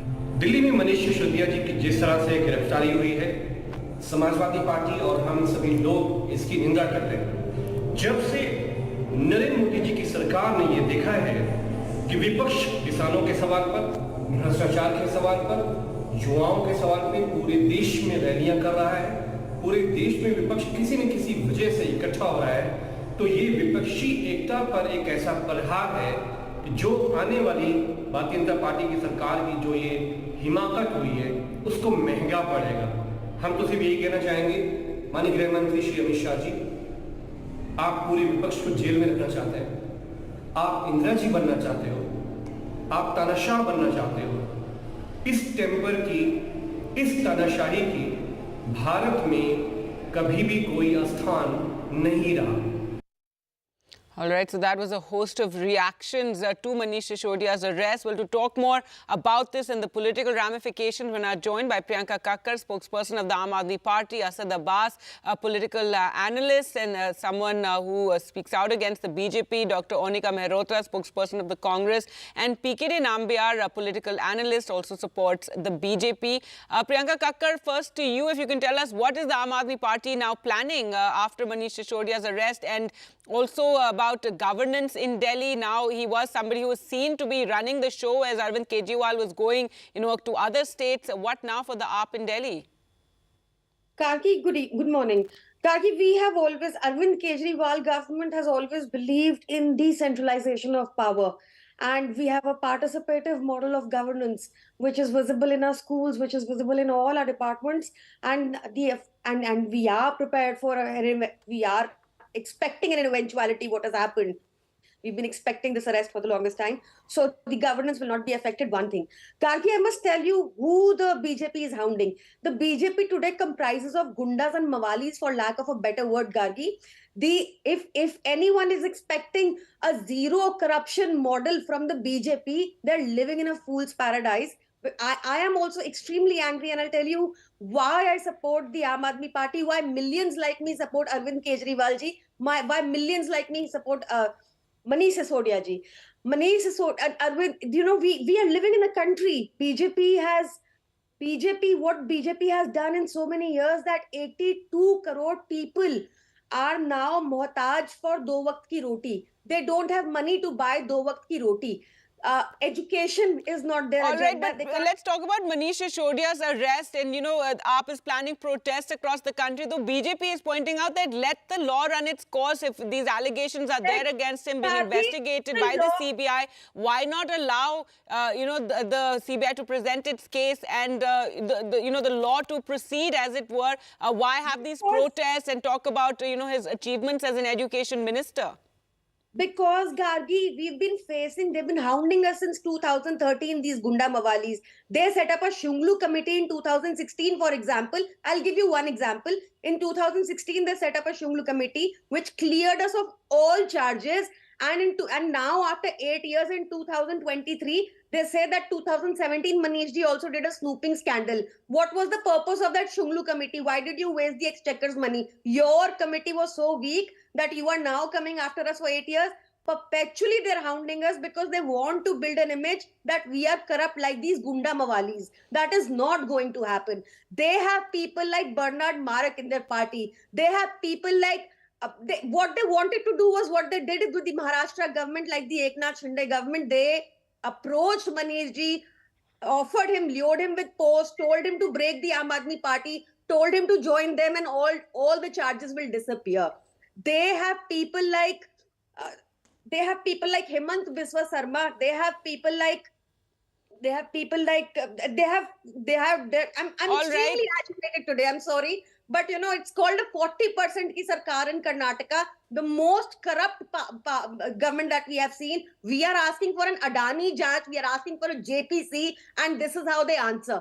They arrest a man who's worked tirelessly for the children of this city, who will be the future education minister of this country, whose credentials are spectacular, who gave up a plus. But again, talking about his credentials, what about the charges against him? So why not allow those to be investigated and, let the CBI do its work? This is a new kind of law that they have started practicing. They arrest first, then we are tried, then we are acquitted. All right, let me ask PKD Nambiar about that, because this is an allegation we see again and again about, the BJP and about how agencies are being used, opposition party members being put into jail, these cases being brought against them, and this is, it's being used to suppress the opposition. What would you say to that, PKD Nambiar? Gargi, good morning, but I'm not surprised at all. Playing this victim card has been one of the signature style of Aam Aadmi Party in the last 8-9 years of they have been here in the power. Every time they have announced that Manish Sisodia would have been arrested maybe way back, maybe a year ago. Who will say that in the world that he will be arrested now? Because I think they had the example of other states and the way other opposition leaders have been put into jail on similar charges, on charges like this by the ED and CBI. Gargi, I don't expect this from you, at least. You are a veteran journalist. No, we've seen it. We've seen other opposition parties, leaders being put into jail. CBI, ED cases are there, and it's basically it's what we've seen again and again in different parts of the country. So you are also advocating you're not looking at the fact. Then let me ask you that if I'm saying that's why there was a feeling for a long time that Manish Sisodia too would be arrested. Their own, Satyendra Jain's already under arrest. So this court and all, let Gargi is the judge and NDTV as the court. No, and in fact, that is what the opposition is be saying. Let the matters come to the court. Why keep arresting opposition leaders? It's been investigated for months. They went to the bank, they went to his village, they went to his house, and have not found this 10,000 crore or whatever it was that was being talked about. So that is what opposition parties are claiming, that why are leaders again and again, ED, CBI cases being brought against them, and they're sent to jail, and then the cases keep getting investigated. Let the courts decide. Let the evidence be brought forth. On the other hand, you have leaders like the Assam Chief Minister Himanta Biswa Sarma or Suvendu Adhikari, who also had cases against them, very serious charges. But once they joined the BJP, it seemed those cases disappeared. So that's another point that the opposition raises. Extremely good. I'm very, very happy. I don't have to speak anything. You yourself is saying everything. Can I ask you something? Only very humble question. How does this court of law functions? Unless somebody questions, unless they find some facts, then they will be present to the court. Let me ask you this. How many times Satyendra Jain had applied for the bail? Was it a BJP court? It was the court of India, right? All the courts have rejected his bail without any merit. Okay, sure. Ma'am, Gargi, why did you call me here? I mean, one is you are saying, and then the other one is I'm saying asking you. You don't want to have... I'm asking you, what would you say to these allegations about agencies being used against opposition?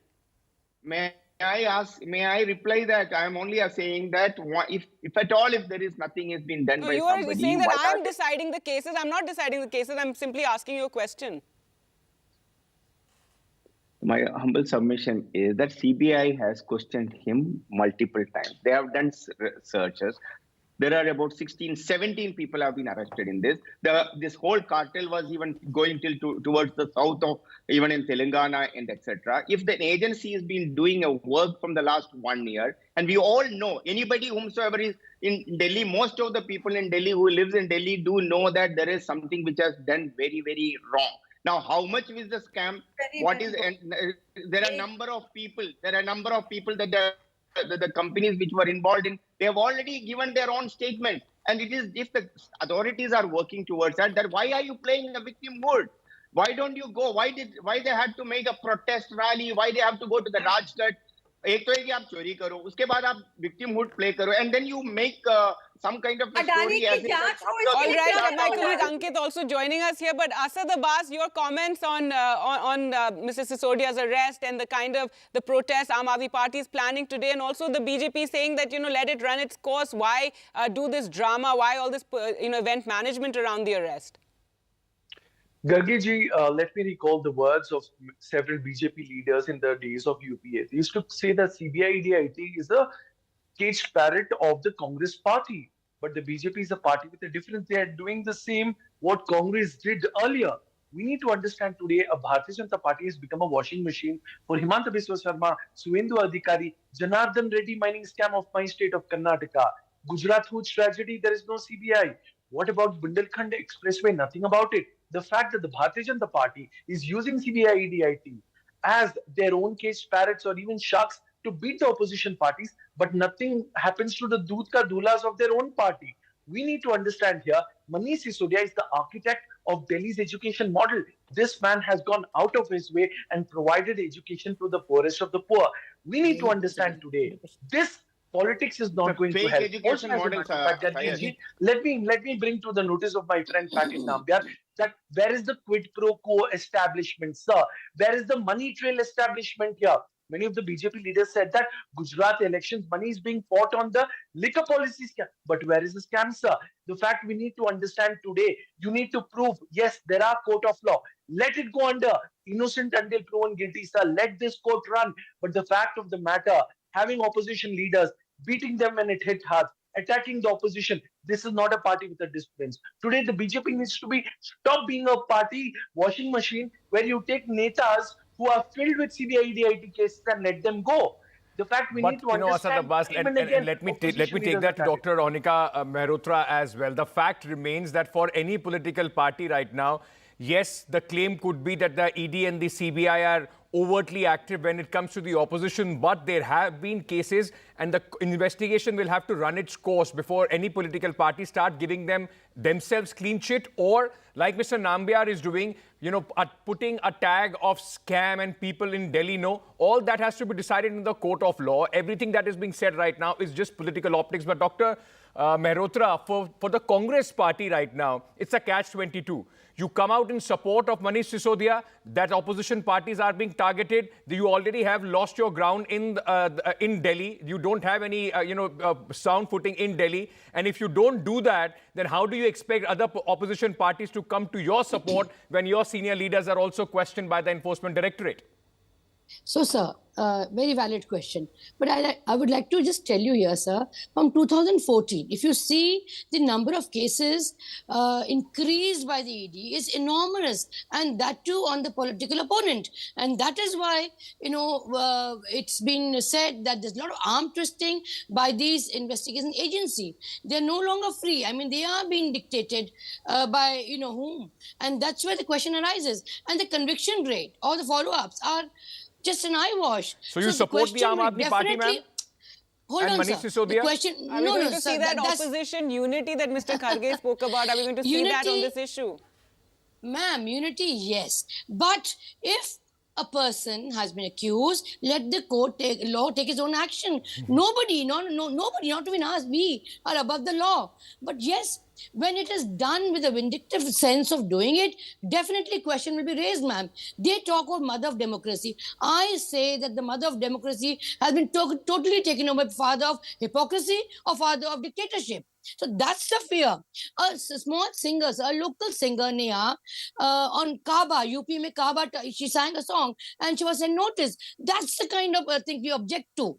But yes, if the policy is tarnished, if the policy has flaws, if the policy did have any kind of benefit to the private players, it needs to be investigation, no doubt about it. Like the way you did it for Rahul Gandhi for her national case also. I mean, we're not shying away from this, but the point rises here is... But that's what the BJP rejoices in. While there is a lot of talks about opposition unity, but it only happens when, people start making noise only when it happens to their own party. And Priyanka Kakkar, I also want to very quickly understand from you, the Aam Aadmi Party going ahead talking about Manish Sisodia has completely transformed the education system of Delhi. Well, he's not being questioned because of his education work. He's been questioned because of the excise minister.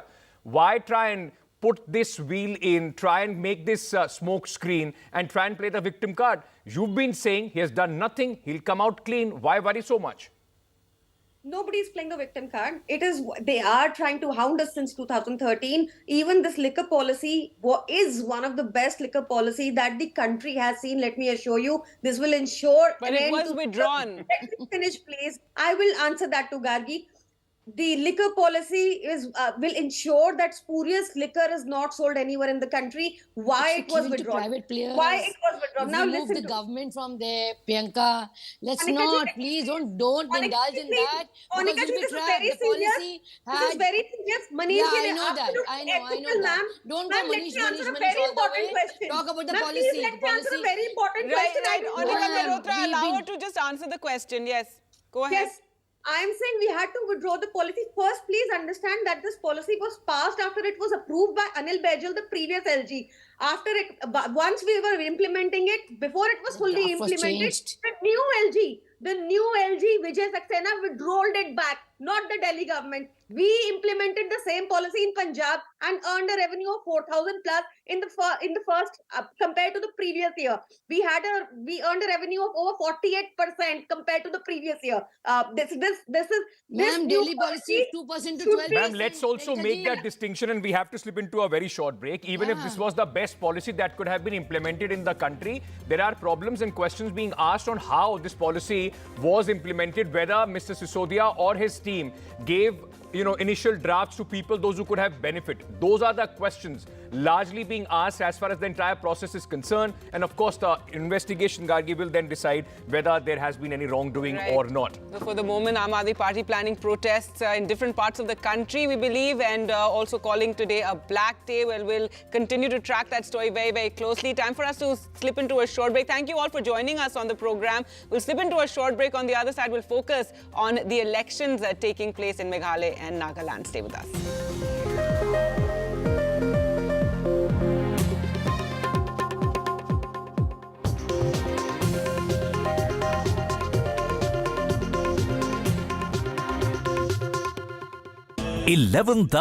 Gadgets 360 is here to help you with all your tech needs. Gadget 360, Gadget Love.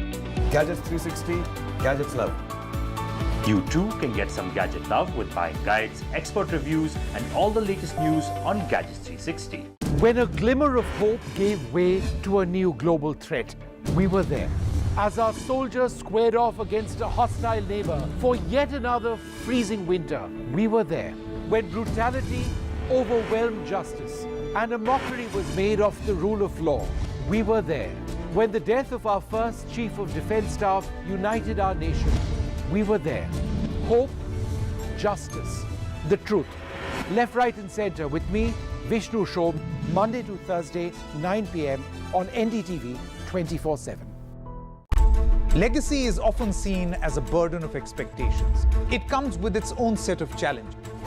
The challenge to take it forward, challenge to reimagine, challenge to be in the present, and also challenge to think about the future. What accountability are you talking about? As long as the core values and principles remain uncompromised. Debates are essential not just for journalism but for humanity. It ignites our mind, opens it up for counter-opinion. To hear all views, opinion of all hues. Which is why the oldest running debate show on Indian news television is not 22 years old, but it is young at 22. इस initiative को मैं अभिनंदन करता हूं कि सच को सच के रूप में पेश करने का उन्होंने साहस दिखाया. So let us begin the big fight.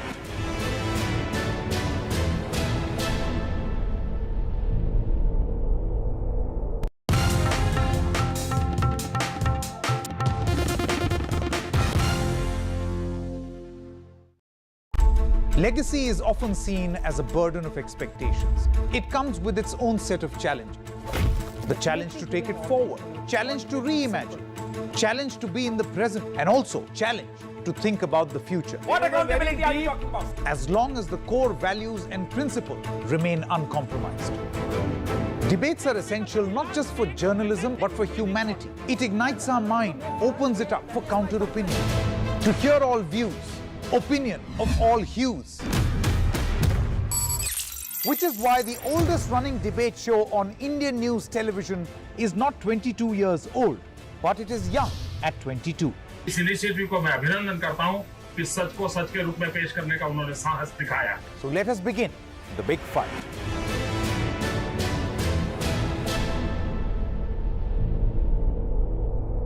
Gadgets 360 is here to help you with all your tech needs. Gadget 360, Gadget Love. Gadgets 360, Gadgets Love. You too can get some gadget love with buying guides, expert reviews, and all the latest news on Gadgets 360. When a glimmer of hope gave way to a new global threat, we were there.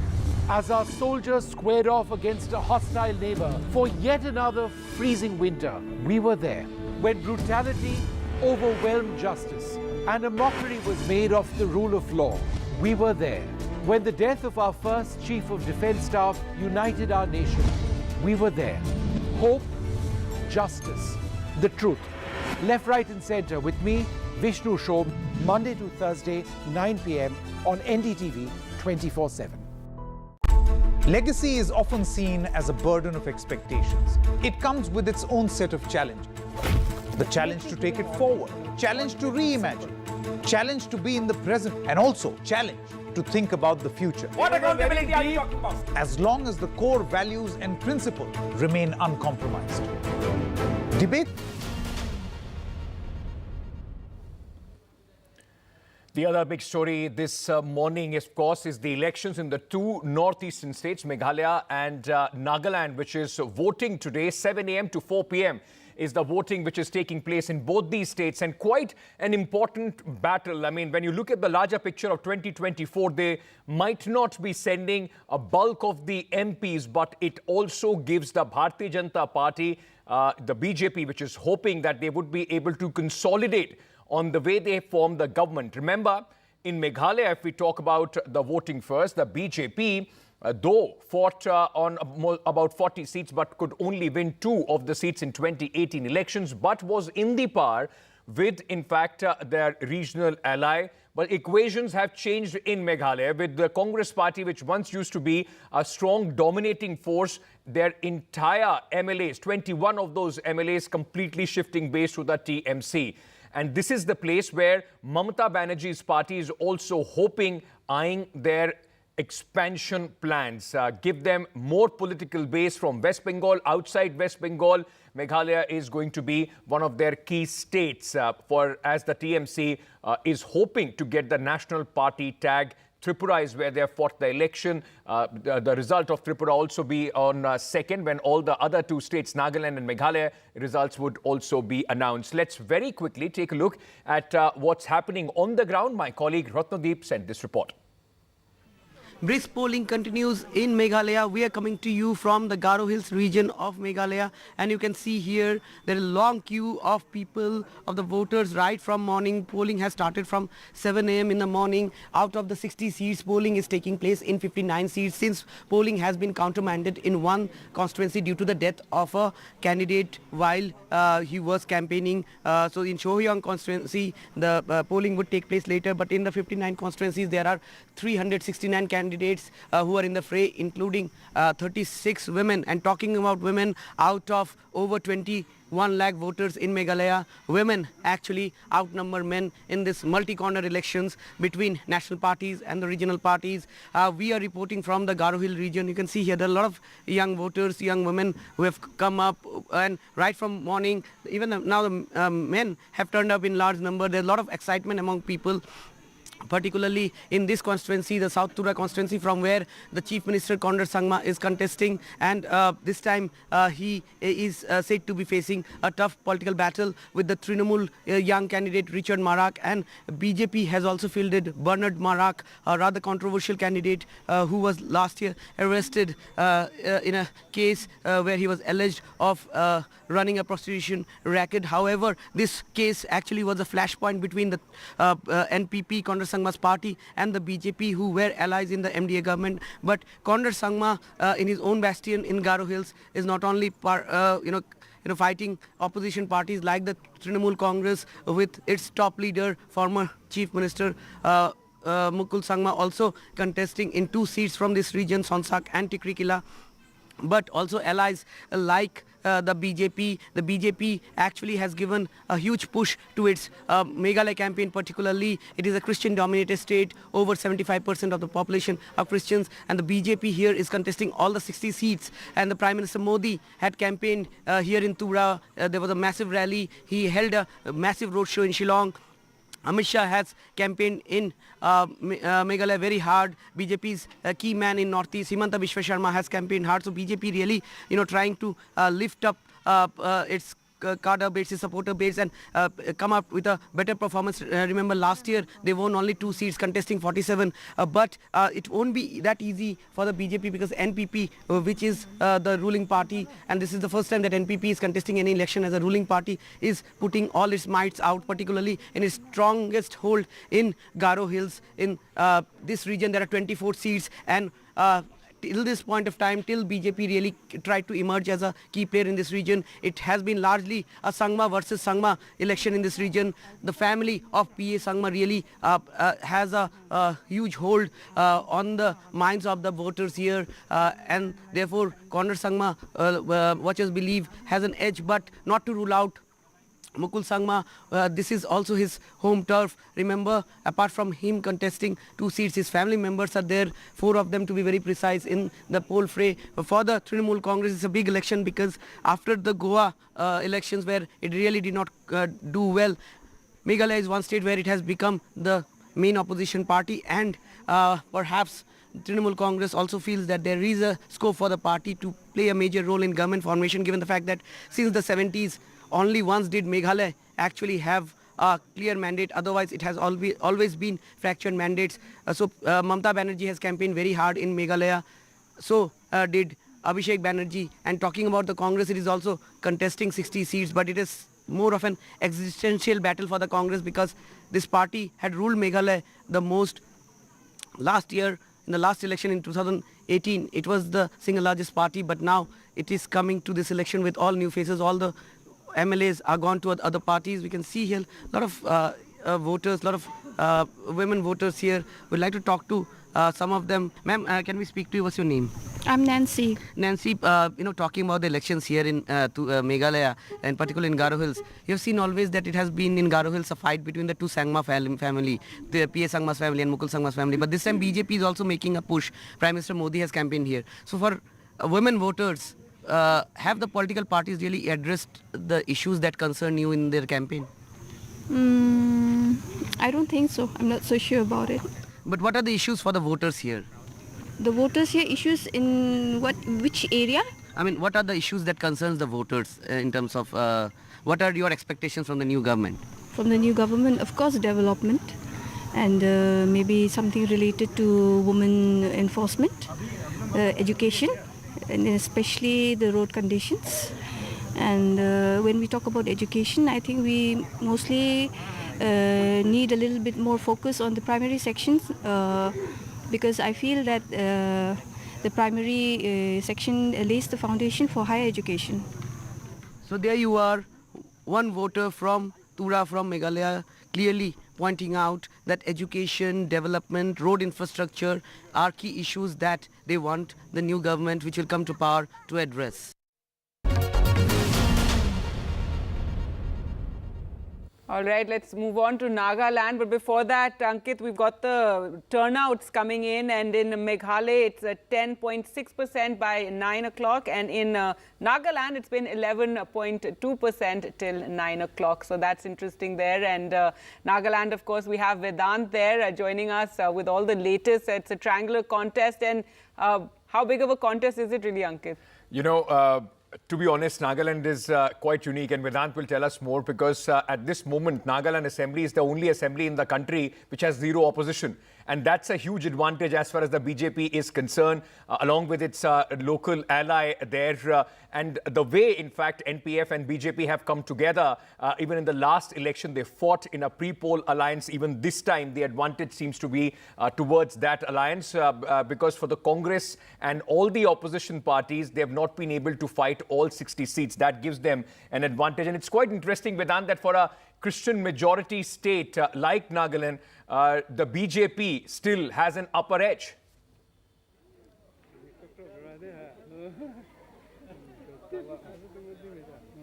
Well, absolutely, Ankit. In fact, it was something that was very evident in their campaign as well, the way they reached out to Christians with, saying that, we are an inclusive force and we care for the minorities. That those were the pictures coming out of, tall BJP leaders, including Amit Shah, Narendra Modi, and of course, Law Minister Kiran Rijiju, Chief Minister Mamata Sarma also campaigning here. But, what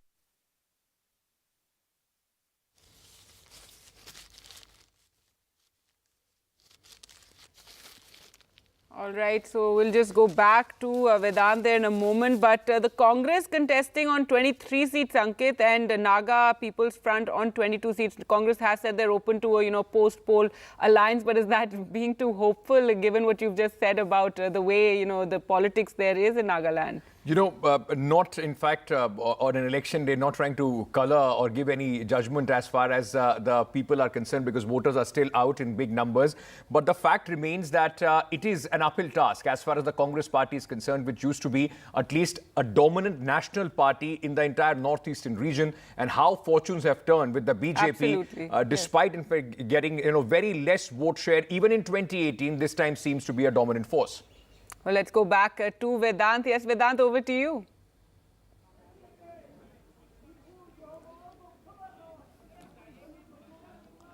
Well, right, Gagi. So I was telling you that, of course, the BJP's pitch here in Nagaland was clearly, reaching out to the Christians, and they said that we are an inclusive force. In fact, all leaders of the BJP were here campaigning in Nagaland. But what is interesting, Gargi and Ankit, is that, Nagaland is a very interesting and colourful election, really. And here I was just showing you people who have all cast their votes and who are sitting here still at the polling station, feasting on, black tea and local snacks, waiting for the Chief Minister to come and cast his vote. This is Chief Minister Nephew Rio's constituency. Now, of course, he is the CM face of the BJP NDPP alliance, which of course has a clear edge over the Naga People's Front. And as Ankit rightly mentioned, it's the opposition space is virtually very weak, given the fact that the NPF is contesting only on 22 seats. But without analyzing the election much, let me get a word from some voters here. Sir, your name, please?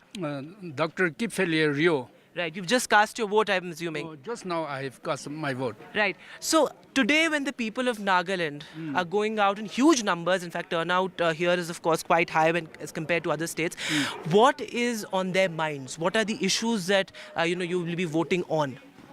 They want a peace and a real peace, not the false peace, but the real peace and development. Right. That is the one. So real peace, what does that? That's a very important point you're raising, because a lot of people have talked about bringing down militancy, insurgency, etc. But what does peace mean to you? Peace means there is no, military rules in the land. Right. So that's an important point, because remember that's something that Home Minister Amit Shah has also said in his campaigns, that AFSPA, the act that gives wide-ranging powers to the army, will be virtually removed from the 9 districts in Nagaland that it currently exists. But queues getting longer, Ankit, here as well. And what is interesting about Nagaland is also that there are a large number of women voters. Women always outnumber men when it comes to Nagaland. In fact, the entire northeast, women are always at the forefront as far as polling is concerned. But what is also important to be pointed out is that Nagaland has not seen an elected MLA who's a woman in its entire history. So let's get in a sense from a woman voter as well. Apna naam bataiye, ma'am? निशा देवी। निशा जी, ये बताइए, आप vote कराई हैं? Vote अपना दिखा दीजिए, निशान आप बहुत अच्छे, ठीक है। अच्छा, अब आप ये बताइए कि आप महिलाओं के लिए, नागालैंड की महिलाओं के लिए क्या मुद्दे हैं? क्या सोच के आपने आज वोट करने गए? यहाँ पर हम देखा महिलाएं काफ़ी अच्छे नंबर में आई हैं यहाँ पर वोट करने। क्या सोच के आप वोट करने गए हैं? आजकल तो है एडवांस हो गया है, स्मार्ट कोहिमा हो गया है, स्मार्ट सिटी बनने वाला है जी, तो अच्छा है जी। तो अभी सरकार जो अच्छा काम कर रही है जी, हाँ, सरकार तो अच्छा यहाँ बहुत अच्छा काम किया है जी, हाँ जी। All right, so let's get in a sense from some other voters as well. Sir, आप अपना नाम बताइए। Manoj Kumar.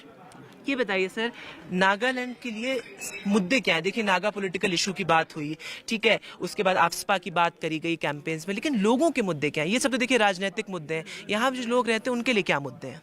Employment, youths are still surplus, youths are unemployed, economic resource भी काफ़ी कम है, इन्वेस्टमेंट पॉलिसीज आनी चाहिए, इंटरनेशनल एजेंसीज आनी चाहिए, बड़ी बड़ी कंपनियां यहाँ इन्वेस्टमेंट करें। देखिए, पानी यहाँ का इतना अच्छा पानी है, इतना अच्छा पानी है कि बहुत अच्छा पानी है यहाँ का। तो इन्वेस्टमेंट आपने अच्छा एक पॉइंट रेज किया। सो अंकित, there the issues of people here are no different from the issues we face up north, whether in Delhi or Uttar Pradesh. So of course people here saying that peace, development and employment are the key issues on which they are voting today. Back to you. All right, thanks so much for that, Vedant. It'll be interesting to see how those 4 women candidates who are contesting this time around, how they do, and the fact that Nagaland's never had a woman MLA.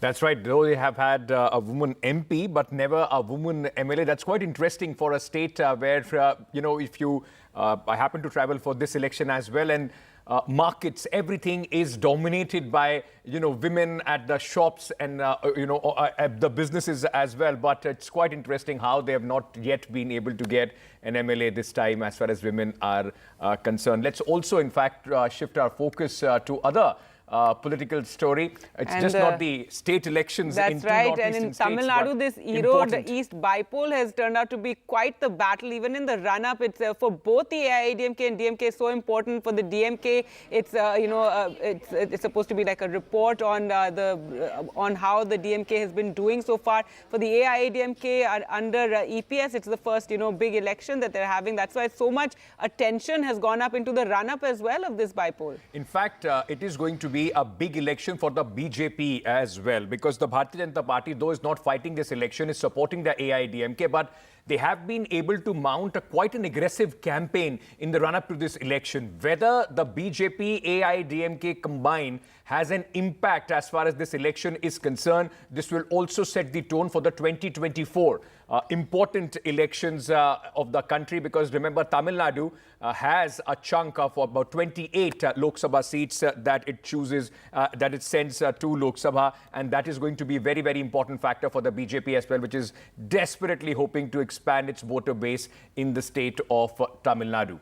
Let's in fact, these are the voters that you can see right now going across and casting their vote. Quite an important election there as well. The other important by-election also in the state of West Bengal, where Sagardighi Assembly Election in the Murshidabad district is taking place today. In fact, West Bengal has had a troubled history of poll violence, and that is why massive security deployment this has time as well, 30 place. companies of central forces deployed in the area. The by-election is a three-cornered contest with the BJP, Trinamool, Congress fielding candidates, while the left and Congress have jointly put up a candidate for this bypoll. So 4 bypolls taking place across the country, as well as the elections taking place in Meghalaya and Nagaland. With that, we'll slip into a short break and return with more. Stay with us.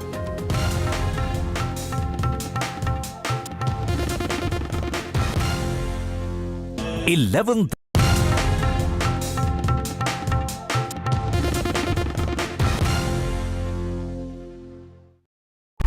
Legacy is often seen as a burden of expectations. It comes with its own set of challenges. The challenge to take it forward, challenge to reimagine, challenge to be in the present, and also challenge to think about the future. What accountability are you talking about? As long as the core values and principles remain uncompromised. Debates are essential not just for journalism, but for humanity. It ignites our mind, opens it up for counter-opinion. To hear all views, opinion of all hues. Which is why the oldest running debate show on Indian news television is not 22 years old, but it is young at 22. इस initiative को मैं अभिनंदन करता हूं कि सच को सच के रूप में पेश करने का उन्होंने साहस दिखाया. So let us begin the big fight.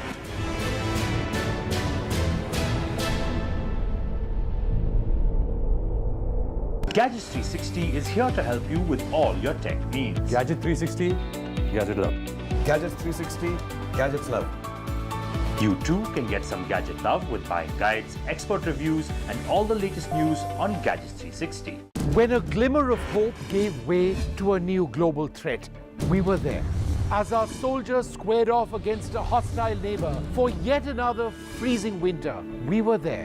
When brutality overwhelmed justice and a mockery was made of the rule of law, we were there. When the death of our first Chief of Defence Staff united our nation, we were there. Hope, justice, the truth. Left, right and centre with me, Vishnu Shobh, Monday to Thursday, 9 p.m. on NDTV 24/7. Legacy is often seen as a burden of expectations. It comes with its own set of challenges. The challenge to take it forward, challenge to reimagine, challenge to be in the present, and also challenge to think about the future. What accountability are you talking about? As long as the core values and principles remain uncompromised.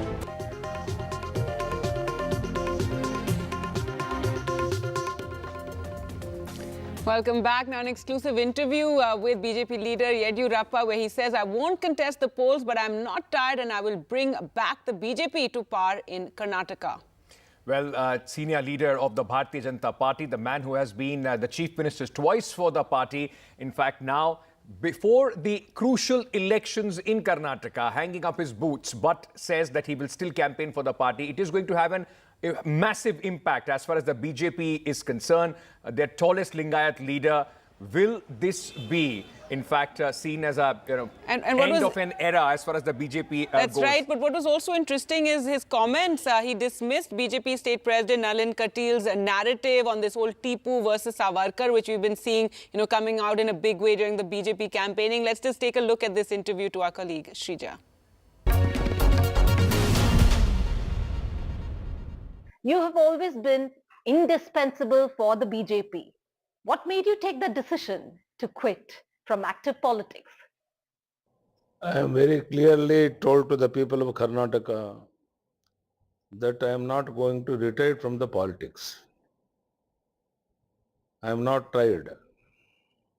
Actively will participate in the election campaign, and I will see that we will get absolute majority in Karnataka and also get more seats for Lok Sabha also. And Prime Minister Narendra Modi ji must become the Prime Minister again. That's my ambition. For that, I will go around in the state and I will tour. I will get the absolute majority in Karnataka also in next assembly election. Okay. I believe that was a very big decision that you made, because for the BJP, you're the face. It's BJP, it is Mr. Yediyurappa, Mr. Yediyurappa, it is the BJP, right? And how it's going to be challenging this time? This could be the first time that BJP is going to elections without your face. No, madam, you know very well, I may not be going to contest for the assembly election or the Lok Sabha election. I will go around in the state and get the absolute majority in Karnataka, and nobody should not feel that I am retiring from the politics. I am not tired, and I am going to go around in the state and I will get absolute majority in Karnataka and also in Lok Sabha. You have high confidence, but you're not really feeling that you're overconfident. You're not? Not at all, no. Okay. I got full confidence. Okay. So do you notice this? We've always seen the politics that you have played. Mr. Yediyurappa's politics, when the state goes into elections, it could be especially in terms of development, policies, against the manifestos, coming across, addressing people's issues against the opposition. Do you see that there has been a major change in the BJP in the last few months, or at least a year, the way that they are trying to woo the voters? Do you believe in your personal capacity it's wrong? For example, you had Mr. Katil talking about, let's make this election Tipu versus Savarkar, but that was not your politics. No, I don't agree with him, but very important thing is you must work very hard. Yes. And Congress also doing their level best to fight the BJP. But I got full confidence because of Modi ji and Amit Shah. We are going to get absolute majority and form the government, and we are not all bothered about Congress or JDS. Okay, in your personal opinion, what narrative will work for the BJP this elections? Work hard, madam, that's all.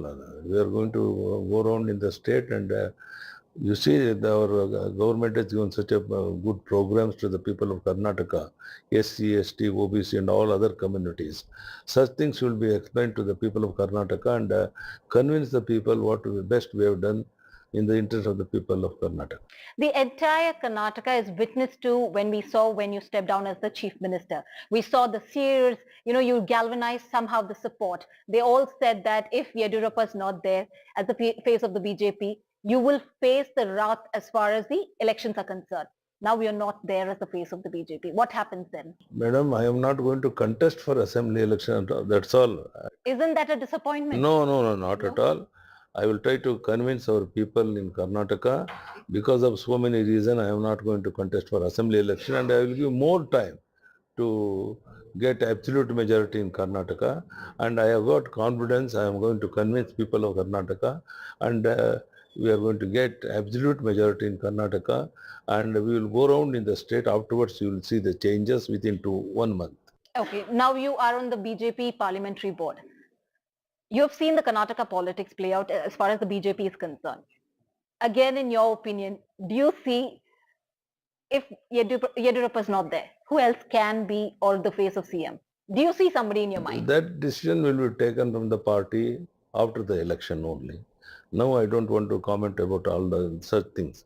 At present, Basuraj Bommai as Chief Minister is doing very well, and he is going around on the state, and he has given so many programs to the state of Karnataka, and particularly SC, ST, OBC.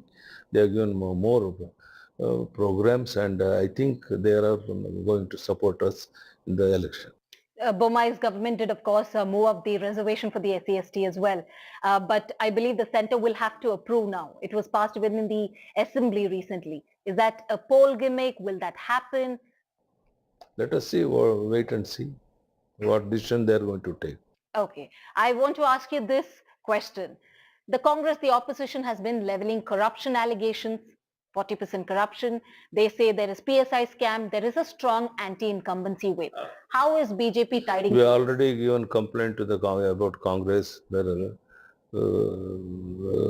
corruption, other things, and they will face the consequence. And unnecessarily, Sisodia and Shivakumar of telling so many things against Bharatiya Janata Party is not correct. And we will see that these false allegations, people are not going to believe, and otherwise they have done so many mischief and corruption, and we are going to take a decision, and we have already given complaint to the Lokayukta. They will face the consequence.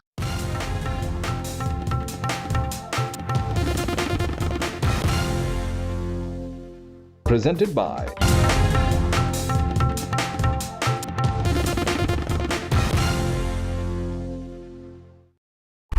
Legacy is often seen as a burden of expectations. It comes with its own set of challenges.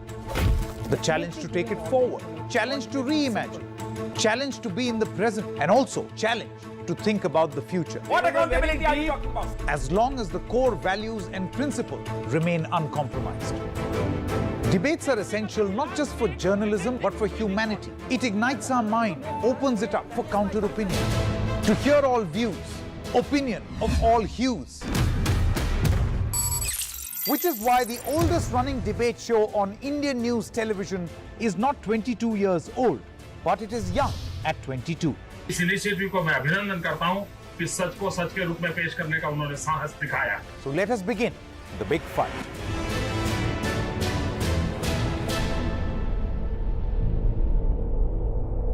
Gadgets 360 is here to help you with all your tech needs. Gadget 360, Gadget Love. Gadgets 360, Gadgets Love. You too can get some gadget love with buying guides, expert reviews, and all the latest news on Gadgets 360. When a glimmer of hope gave way to a new global threat, we were there. As our soldiers squared off against a hostile neighbor for yet another freezing winter, we were there. When brutality overwhelmed justice and a mockery was made of the rule of law, we were there. When the death of our first Chief of Defence Staff united our nation, we were there. Hope, justice, the truth. Left, right and centre with me, Vishnu Shobh, Monday to Thursday, 9 p.m. on NDTV 24/7. Legacy is often seen as a burden of expectations. It comes with its own set of challenges. The challenge to take it forward, challenge to reimagine, challenge to be in the present, and also challenge to think about the future. What accountability are you talking about? As long as the core values and principles remain uncompromised. Debates are essential not just for journalism, but for humanity. It ignites our mind, opens it up for counter-opinion.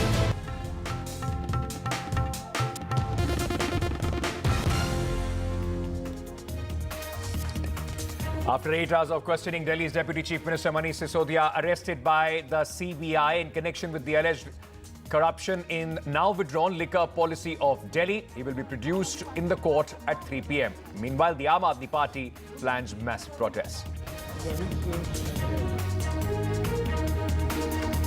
Arvind Kejriwal hits out over Manish Sisodia's arrest, says he is innocent, this is dirty politics, and the people will reply.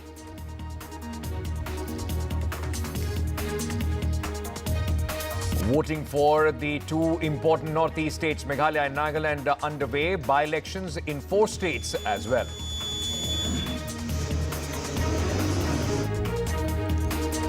In Telangana, after a first-year medical student died and found unconscious after night duty last week, now a senior student has been booked after her father alleged harassment.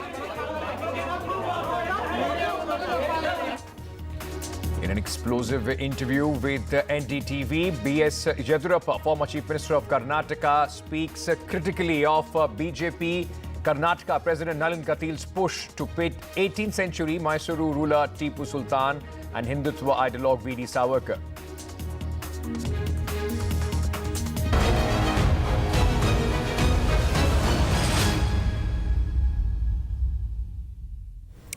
Hello and welcome. You're watching NDTV. I'm Gargi Rawat, and up ahead where the big story we're tracking today is the day after Manish Sisodia's arrest. Good morning, I'm Ankit Tyagi, and that's Gargi has been the talking point not only in the national capital but also in the opposition circles when Delhi's Deputy Chief Minister Manish Sisodia, after almost 7 hours of questioning, was arrested by the CBI formally last night.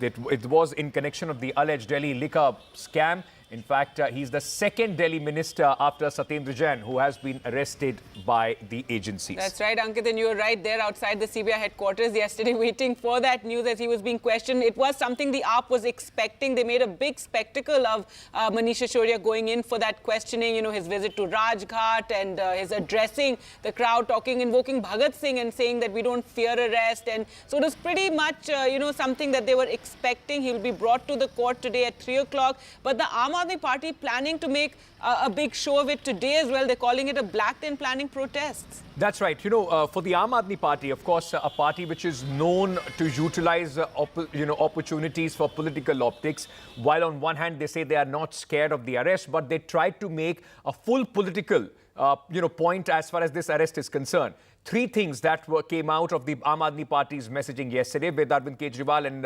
Bhagwant Mann, the chief ministers of Delhi and Punjab, visiting Manish Sisodia's residence, trying to play that emotional chord with his wife being unwell, saying that she has now been left alone, with the CBI coming and arresting Manish Sisodia, and also talking about how the central agencies are completely hampering the work of the government of Delhi. Today is going to be an important day. The protest of the Aam Aadmi Party is going to increase because, let's make no mistake, despite Mr. Satyendra Jain, a very, very important cabinet member of Arvind Kejriwal's team in Delhi, Manish Sisodia is a much bigger blow to the Aam Aadmi Party and the Delhi government. Right, absolutely. He was somebody who had 18, portfolios under him. In fact, he was to be questioned last week, and he asked for more time from the CBI because he said he needed to finalize the budget, and he said, don't let the people of Delhi suffer.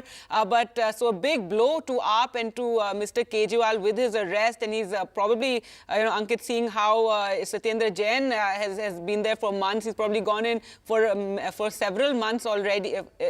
We can expect it to be for several months. And the CBI claiming that he was not answering their questions. And Ankit, this whole focus now in this liquor policy case has been on this South group and the arrest of that former CA of, KCR's daughter Kavita, that CA, and the kind of information that has been revealed from there. And that's what they want to focus on. Also, what some former bureaucrat has said under oath. He's given a statement that's been recorded by the CBI. So all that being taken to Manish Sisodia. That's right. So the CBI says that new revelations led to the questioning of Mr. Sisodia. His answers were not satisfactory, which has led to his arrest. One of the issues that they have cited. Now, let me go across at this moment to our colleague Arvind Gunasekar, who's joining us from outside the CBI headquarters. Arvind, it was a fortress yesterday. What's the sense today as far as the CBI is concerned when the Aam Aadmi Party has already declared that there are going to be protests all across the country? And what are you picking up from the agency as far as the investigation is concerned? Ankit, Section 144 CRPC has again been invoked in the premises in and around the CBI. So it's similar scenes here where a camera person could pan and show you the kind of police deployment, not just the Delhi police personnel. What we are seeing on screen is also CRPF personnel have also been deployed here. So it's same fortress here, Section 144 invoked, and then and only people who are working in the premises of CBI and also the Ministry of Electronics and Information Technology are only being allowed to enter this particular premises. Their ID cards are being checked, and only those people are being allowed to enter this particular premises. So it's 144, and no private person is allowed anywhere near this particular place. So coming back to the to your later part of the question regarding what the agency sources are saying in this particular case is that what we are being told is that after the agency registered the FIR on August 17, the agency conducted searches at the premises of several accused and also people related to this particular case, and that's where the agency seized several digital devices from the Department of Excise Department that dealt with this excise policy. And that's where during the forensic examination of one of the devices, that's where the agency got to know one of the very crucial files. That's the draft copy of GOM report on this Delhi liquor policy.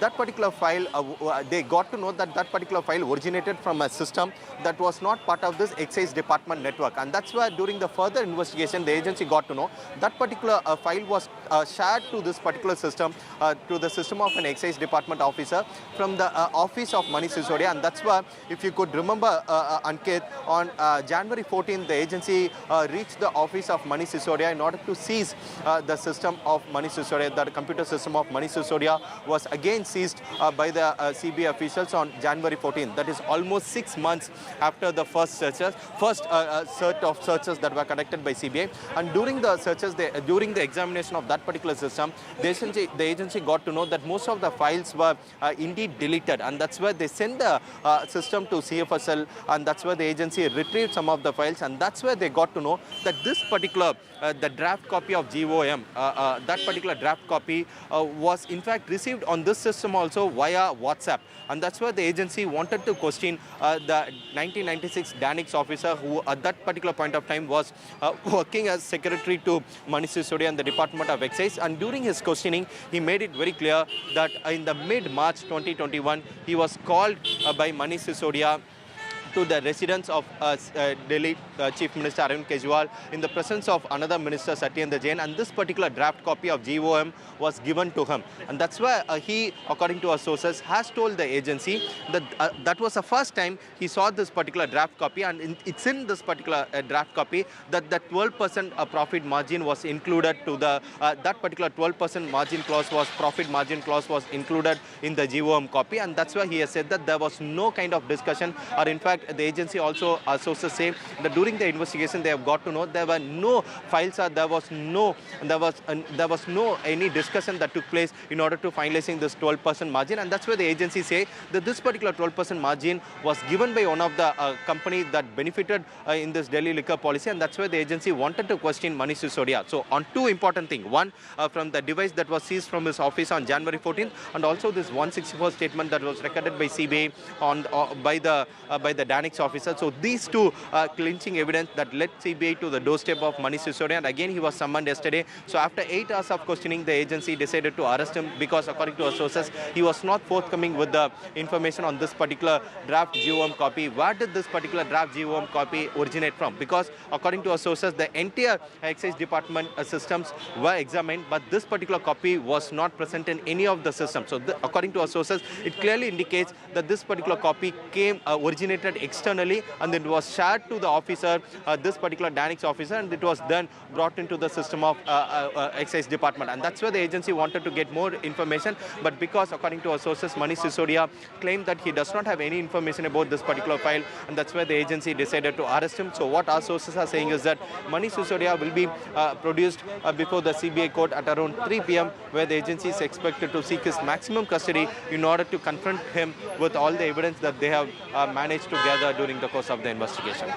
Right. So, Arvind, the agencies, in fact, will be taking him to the court where they are expected to ask for his custody. Now, going forward from here, what are the legal options as far as Mr. Sisodia is concerned? One, Sisodia's legal team can oppose the remand application, because CBI will be filing a remand application seeking the maximum custody of Manish Sisodia, though the maximum custody, the prescribed limit is 14 days for any police agency. So in this particular case, CBI in all likelihood will be asking for more than 10 days. Let's not be surprised if CBI at one go itself asks for the 14 days. It's up to the court to decide whether the court sends him for 14 days of custody or not. But our sources in CBI have clearly told us that they'll be asking for maximum custody, because they don't want to take him to court every now and then. Because if CBI asks for 5 days, and again if the court gives 5 days custody, and again after the 5th day, again he has to be produced before the court on 6th day. So CBI doesn't want to take the risk with keeping all the law and order situation in mind. So CBI wants to take his maximum custody at one go. So CBI will be asking for 14 days. Let's not be surprised if CBI asks for 14 days.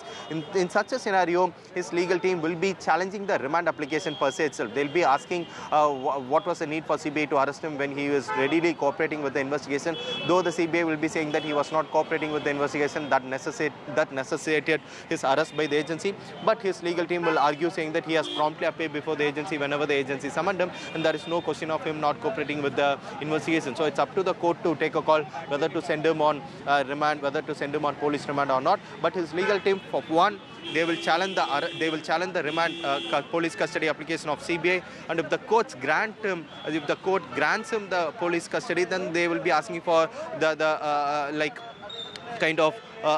legal counsel meeting with him every day, and also they will be coming up with several other demands like he should be treated, there should not be any coercive action, etc. and all. They will be coming up with such requests before the court. But in all likelihood, Gargi, let's be clear, in such cases, the courts will always send the accused to police custody. So we are not sure whether the CBI will get the entire 10 days or 14 days in this particular case. But let's be clear that CBI will be sending him to, the court will be sending him to CBI custody. All right. Thanks so much, Arvind. They're reporting from outside the CBI headquarters. And today, Manish Sisodia to be taken to the court. Well, to talk more about this, the way the Aam Aadmi Party is protesting this arrest and the allegations and the political ramification, we're now joined by Mahesh Verma, leader of the BJP, and Akshay Marathe, spokesperson of the Aam Aadmi Party. And Akshay, first it's being raised by the BJP and Congress also pointing out, why is the AAP protesting so much? Why are they making such a big show out of this? The BJP has even called it an event management, the manner in which Manish Sisodia went in for the questioning. If there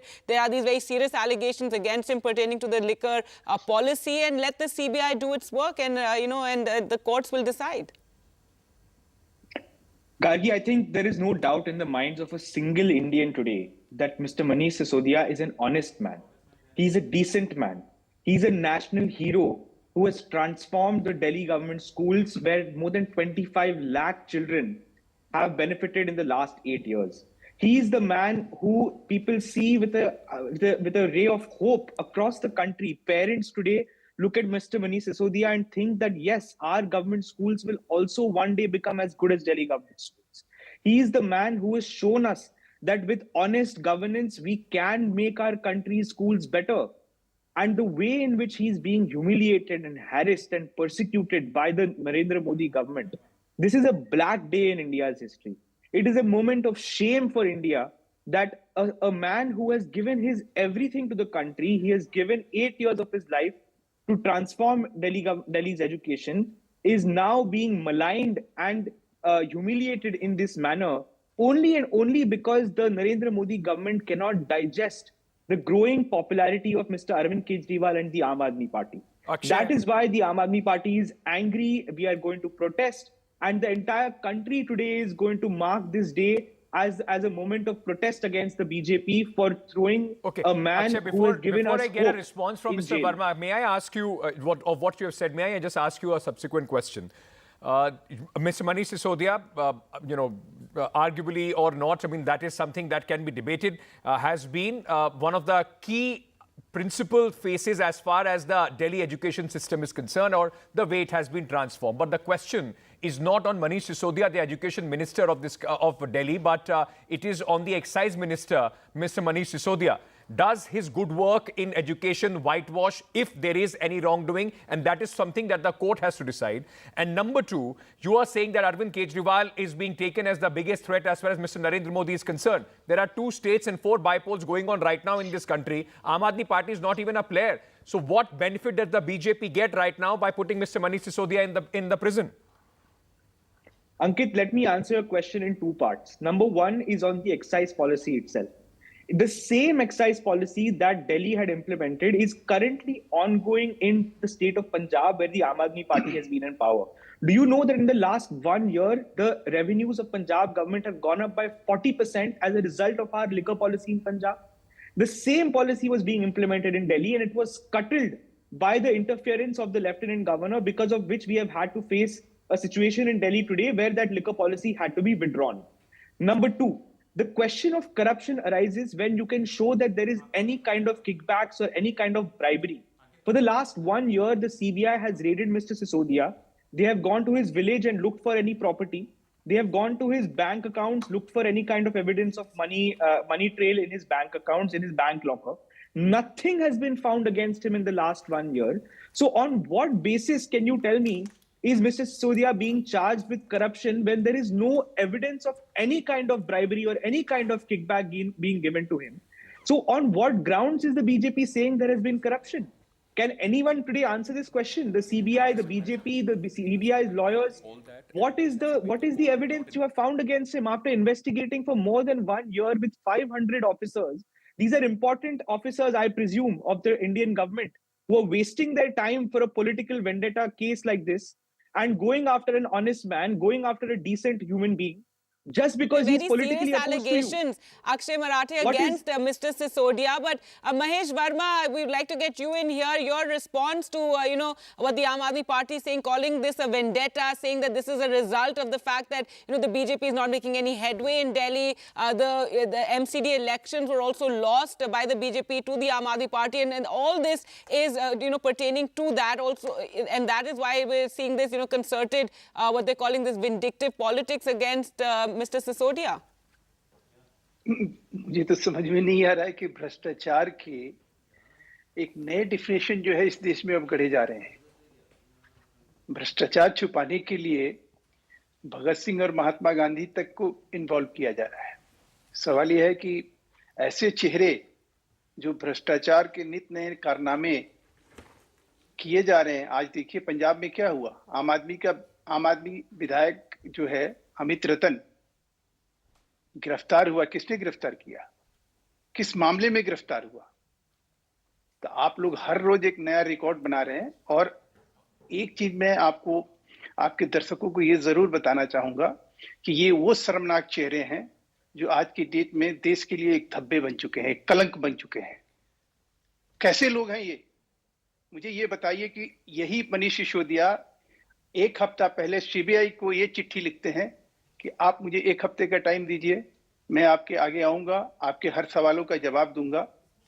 और उसके बाद क्या करते हैं कि जब एक हफ्ते का टाइम लेते हैं, उसके बाद ये सारी तैयारी करते हैं कन्फ्रंटेशन की, क्योंकि इन्हें मालूम है ये अपने घर से अपनी माता जी से आशीर्वाद लेके निकलते हैं कि माँ मैं तो जेल जा रहा हूं भगत सिंह की तरह।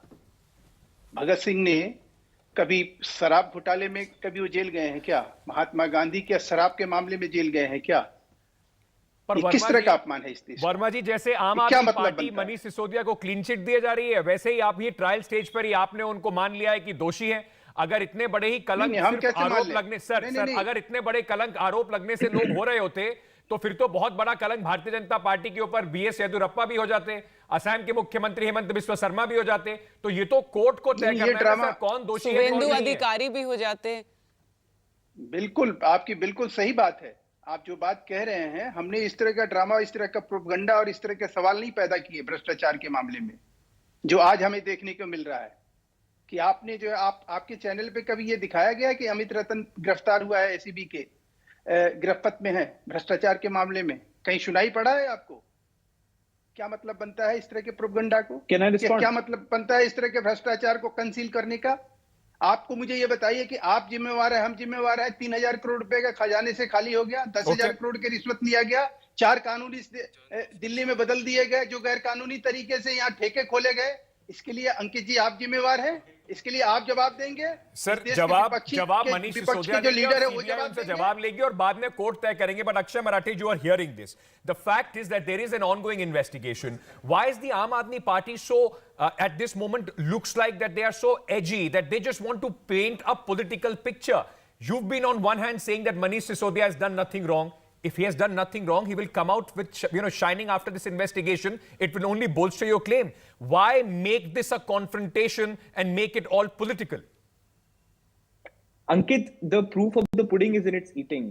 And in this case, the proof of corruption is in a conviction.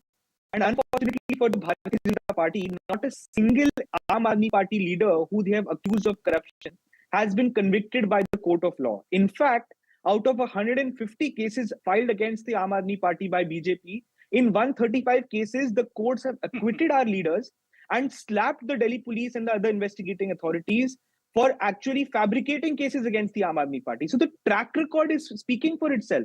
The Aam Aadmi Party is having to defend itself because just imagine, Ankit, if you had to go to jail for a fabricated case, how would you feel today? Will your friends not stand up for you? If your family has to suffer the humiliation of you being sent to jail on a false case, will you not fight against that? Is Aam Aadmi Party not supposed to raise an alarm, raise a voice against dictatorship in this country? All right, What well, is let's the take BJP that across to saying today? Mr.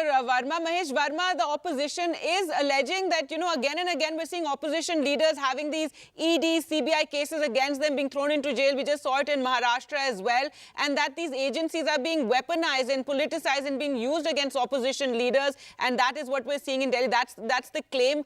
Whereas you have, as Ankit had mentioned, Himanta Biswa Sarma, you have Suvendu Adhikari, Yediyurappa, also leaders who had cases. Himanta Biswa Sarma and Suvendu Adhikari joined the BJP, and those cases just seem to have disappeared. So what would you say to that these cases are being brought against opposition leaders and they're being targeted and put into jail for months on end? पता नहीं, मतलब इस देश में जितना मुझे मालूम है कि एक एफआईआर दर्ज होता है, उसके बाद सीआरपीसी के तहत जो है सारी प्रोसीडिंग शुरू होती है। एक एफआईआर दर्ज होने के बाद जितनी भी कार्रवाई होती है वो कोर्ट मॉनिटर करता है इस देश में। अब ये सारी चीजों को मॉनिटर करने के लिए हम और आप तय कर लें कि इस देश में जो है, जो एक अपोजिशन के लीडर है, जिनका कहीं इनसे कनेक्शन है, जिनका कहीं इनसे लेना देना है, वो जरूर इनके लिए कुछ बोलेंगे। जो भ्रष्टाचार को जो है किसी तरह से यहाँ प्रोटेक्शन देते रहे हैं, आज वही लोग इनके समर्थन में खड़े होंगे। जो भ्रष्टाचार के मामले में कहीं जेल में हैं, कहीं बेल पर हैं, वही इनके साथ खड़े होंगे। सवाल ये नहीं है, सवाल ये है आज की डेट में कि मनीष सिसोदिया का जो आचरण है जिस तरह का, उससे देश में एक सवाल उठ खड़ा हुआ है कि आम आदमी पार्टी जो बहुत कम दिनों में भ्रष्टाचार मिटाने के लिए ये अपने घरों से निकले थे और भ्रष्टाचार के नए कीर्तिमान जो ये स्थापित करते जा रहे हैं, आप मुझे बताइए, इनके कम से कम ये कह रहे हैं क्या कि भ्रष्टाचार के मामले में कोई हमारा विधायक जो है अभी तक कन्विक्टेड नहीं हुआ, अभी तक अरेस्ट नहीं हुआ? अरे पंजाब में तो आपके सरकार बनते ही आपके वित्त मंत्री के ऊपर आरोप लगे भ्रष्टाचार को और उनको अपनी जवाब ले लीजिए। शर्म आनी चाहिए। ऐसे शर्मनाक चेहरे के साथ अगर आप बात करेंगे भ्रष्टाचार मिटाने की, तो आपके ऊपर कौन यकीन करेगा? और आपको समर्थन देने वाले लोग वही होंगे जो आपके साथ कहीं ना कहीं मिले होंगे। एक कहावत है ना, चोर चोर मौशेरे भाई। तो कुछ हद तक आप लोग आज की डेट में अपना चाल चेहरा चरित्र इस देश में इस तरह का निर्माण कर रहे हैं जिसमें ऐसा लग रहा है कि पता नहीं आप लोगों के पीछे अगर 100 लोगों की हुजूम है तो इस देश में जो है, महेश वर्मा जी उनका जवाब भी सुन लीजिए, उनका जवाब भी सुन लीजिए। आपने पंजाब की बात उठाई, खत्म करने की बात हो गई। Akshay, go ahead. People he's naming, I want to clarify to your viewers, Ankit. He's naming a Punjab health minister who's in jail right now, and he's naming a AAP MLA in Punjab who's also in jail right now. Both these individuals were sent to jail by the Aam Aadmi Party government, not by any other party's government. We have a zero tolerance policy towards corruption, and that is why they are in jail. Nobody came to us and complained. Nobody made any press conferences. Oh, dekho, this MLA is. We caught him and we sent our ACB and caught our own MLAs. That's the commitment we have to anti-corruption. Your party colleague Saurabh Bhardwaj right now is addressing the media on the plans of the Aam Aadmi Party's protest. So let's listen in. आज इन लोगों को पकड़ना है और हम पूरे देश को दिखाना चाहते हैं किस तरीके से इन सभी एजेंसीज का दुरुपयोग हो रहा है। मुख्यमंत्री और भगवंत मान जो पंजाब के मुख्यमंत्री बीती रात मिलने गए मनीष सिसोदिया के परिजनों से, आप भी वहाँ पे थे, आप लोग भी गए बाद में। सीएम ने कहा कि एक तरह से इंटेंशनल कार्रवाई है, इंटेंशन के तहत की जा रही है और उनके अलावा बाकी आम आदमी पार्टी के नेताओं पर भी ऐसा कुछ हो सकता है आने वाले। देखिए, ये बात हम लोग बता ही रहे हैं, 10 महीने से सीबीआई जांच कर रही है। सारी की सारी फाइल्स, सारे के सारे डॉक्यूमेंट, सब कुछ सीबीआई के कब्जे में है। क्या कोई एक भी डॉक्यूमेंट्री एविडेंस सीबीआई ने आज तक पेश किया? एक्यूज नंबर 1 मनीष सिसोदिया जी को बताया जा रहा है। 2 चार्जशीट सीबीआई फाइल कर चुकी है। क्यों नहीं मनीष जी के ऊपर अब तक चार्ज दिया गया? क्योंकि उनके खिलाफ अब तक सीबीआई के पास कोई सबूत नहीं है। अब वो उनको गिरफ्तार करके कुछ सबूतों को बनाने की कोशिश करेंगे जो कि गैर कानूनी है और गैर संवैधानिक है। आप पहले सबूत दिखाएंगे फिर किसी को गिरफ्तार करेंगे। यहाँ तो उल्टी गंगा बहाई जा रही है, पहले गिरफ्तारी की जा रही है, कह रहे अब हम सबूत ढूंढेंगे, इन्हीं से इनके खिलाफ जो है सबूत लेंगे। ऐसा कैसे हो सकता है? एक दूसरा मुद्दा है पंजाब में लॉ एंड ऑर्डर को लेकर लगातार सवाल उठ रहे हैं। जो अमरिंदर सिंह है पूर्व मुख्यमंत्री, उन्होंने सवाल उठाया है और कहा है कि मुख्यमंत्री जो भगवंत मान है उन्हें पंजाब की कानून व्यवस्था और सुरक्षा व्यवस्था को ठीक करने में कोई इंटरेस्ट नहीं है। You know, Gargi, it's quite interesting how political parties play. In fact, every statement, as far as Mr. Saurabh Bhardwaj, who was speaking right now, he was saying that there hasn't been any proof that the CBI has, in fact, put to bolster their claim that Manish Sisodia has done anything wrong. All that has to be done in front of the court. But let's very quickly, because we've been talking about Manish Sisodia, who is Deputy Chief Minister of Delhi, number 2 as far as the Aam Aadmi Party is concerned, a close aide of Arvind Kejriwal. And how big a blow this is to the Aam Aadmi Party, with especially given that he was in charge of so many portfolios. So, Ankit, just take us through what it means now for AAP and what in just one line, it is a much bigger blow as far as the Aam Aadmi Party is concerned, Gargi, even when it compared it to the Health Minister Satyendra Jain, who has been languishing in the prison for the last 10 months. And he's still the Health Minister so many months later. Yes, Manish was in fact given the additional charge of Health, PWD and other ministries, but both of them stay in the cabinet. He's number 2 in the Aam Aadmi Party and Delhi government. While Arvind Kejriwal was able to focus on the national expansion, it was Manish Sisodia who was running the government. 18 out of the 32 departments of the government of Delhi, Manish Sisodia runs 18 of those departments. More than half of those departments are being run by Manish Sisodia. So it is going to be a crippling impact on the Aam Aadmi Party's governance in the national capital. He has home, education, finance, PWD portfolios, and because Mr. Jain is inside, even the health ministry came under Manish Sisodia. He's the second Delhi minister who has been arrested after Satyendra Jain. And remember, there are 2 pillars to the Arvind Kejriwal model of governance. Health and education, both the faces of this model are right now under the scanner of the agencies. He runs the Delhi government as Arvind Kejriwal has been able to, he's focusing on the national expansion. We were hearing in the next few days, Arvind Kejriwal was going on a tour of the states which are going to polls in 2023 and for the party's expansion plans ahead of 2024. So all those will be hampered. His arrest will tie the chief minister to the national capital. Delhi, remember, has 7-member cabinet, including the chief minister. 2 of them are right now not available to work. It is going to be imperative on the chief minister to shoulder that work. Aam Aadmi Party and the Delhi government so closely. Do you see any, next rung leaders being elevated and, being brought in to take charge of some of those portfolios? It's a very important question, and also it's something that is going to put the Aam Aadmi Party in a catch-22 situation. Mr. Arvind Kejriwal did not take away the portfolio or the cabinet rank of Satyendra Jain for the last 10 months. With Manish Sisodia going in, even if he wants to run the government and he does a reshuffle and puts them out of the cabinet, politically, that message is not going to go down well. And if he doesn't do that, who will he get to run these departments? And that is going to be a big problem as far as Mr. Kejriwal is concerned.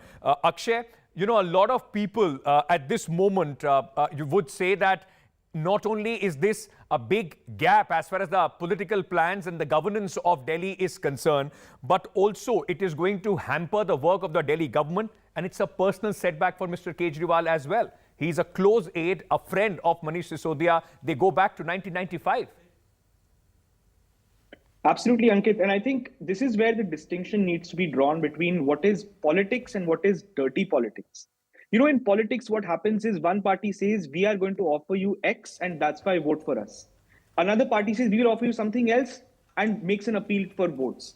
In our country, what's happening, Ankit, is we have seen a period of very dirty politics where one party, the Bharatiya Janata Party, is telling the other party, if you are going to work on education, health, power, water sectors, we will arrest your leaders and we will throw them in jail and not let good work happen. That is what the definition of dirty politics is, Ankit.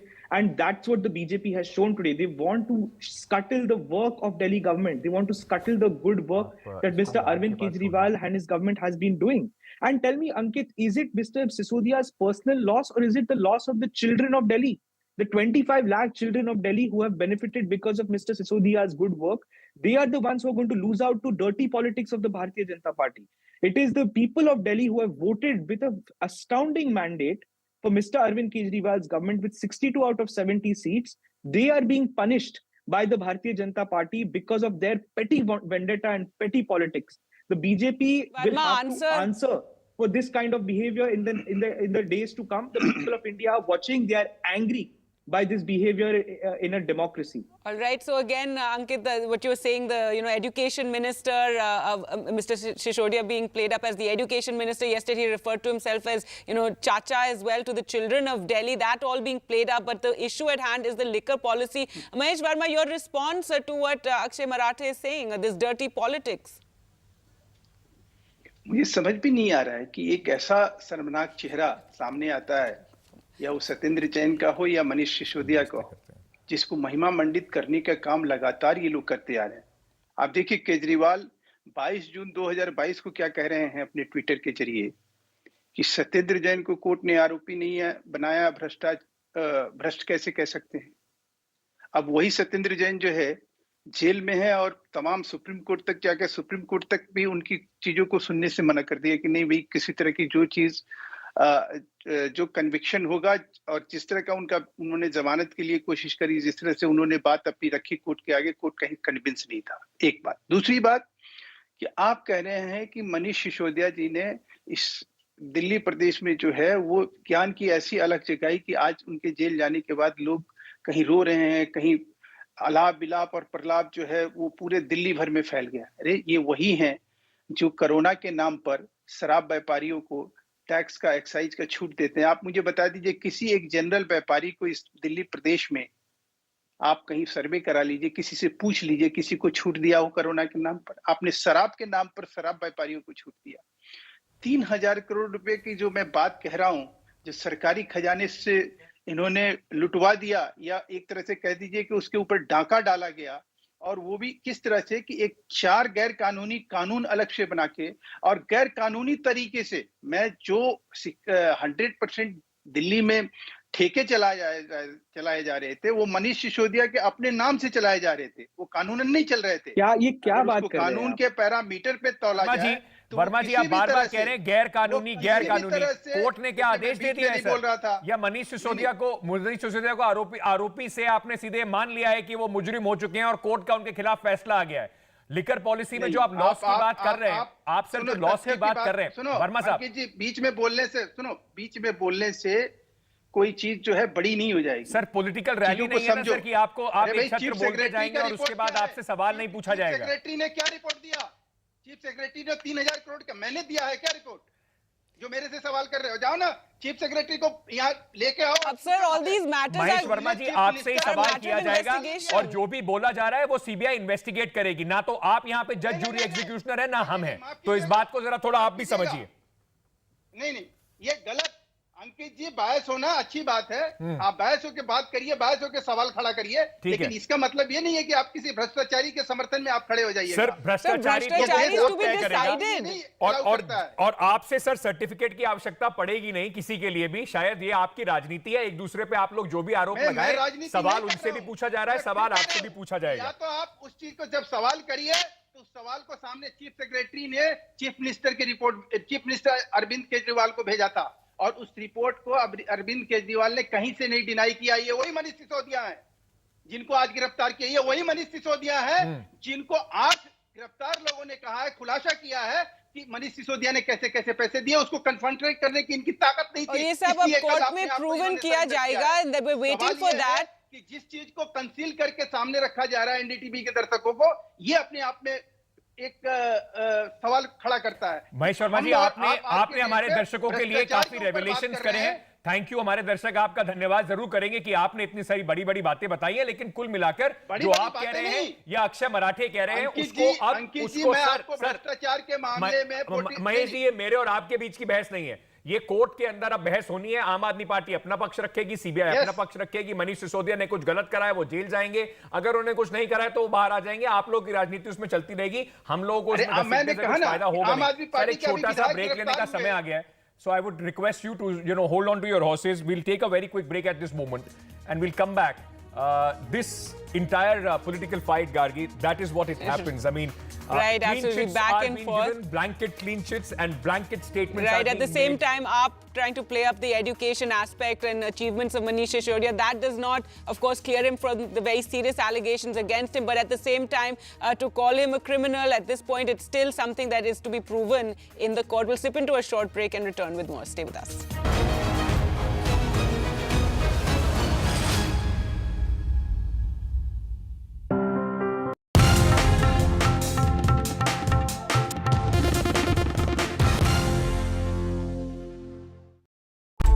Legacy is often seen as a burden of expectations. It comes with its own set of challenges. The challenge to take it forward, challenge to reimagine, challenge to be in the present, and also challenge to think about the future. What accountability are you talking about? As long as the core values and principles remain uncompromised. Debates are essential not just for journalism but for humanity. It ignites our mind, opens it up for counter-opinion. To hear all views, opinion of all hues. Which is why the oldest running debate show on Indian news television is not 22 years old, but it is young at 22. इस initiative को मैं अभिनंदन करता हूं कि सच को सच के रूप में पेश करने का उन्होंने साहस दिखाया. So let us begin the big fight.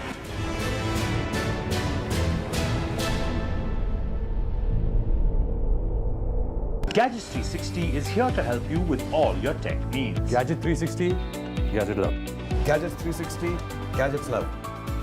You too can get some gadget love with buying guides, expert reviews, and all the latest news on Gadgets 360. When a glimmer of hope gave way to a new global threat, we were there. As our soldiers squared off against a hostile neighbor for yet another freezing winter, we were there. When brutality overwhelmed justice and a mockery was made of the rule of law, we were there. When the death of our first Chief of Defence Staff united our nation, we were there. Hope, justice, the truth. Left, right and centre with me, Vishnu Shobh, Monday to Thursday, 9 p.m. on NDTV 24/7. Legacy is often seen as a burden of expectations. It comes with its own set of challenges. The challenge to take it forward, challenge to reimagine, challenge to be in the present, and also challenge to think about the future. What accountability are you talking about? As long as the core values and principles remain uncompromised. Debates are essential not just for journalism but for humanity. It ignites our mind, opens it up for counter-opinion. To hear all views, opinion of all hues. Which is why the oldest running debate show on Indian news television is not 22 years old, but it is young at 22. इस initiative को मैं अभिनंदन करता हूं कि सच को सच के रूप में पेश करने का उन्होंने साहस दिखाया. So let us begin the big fight.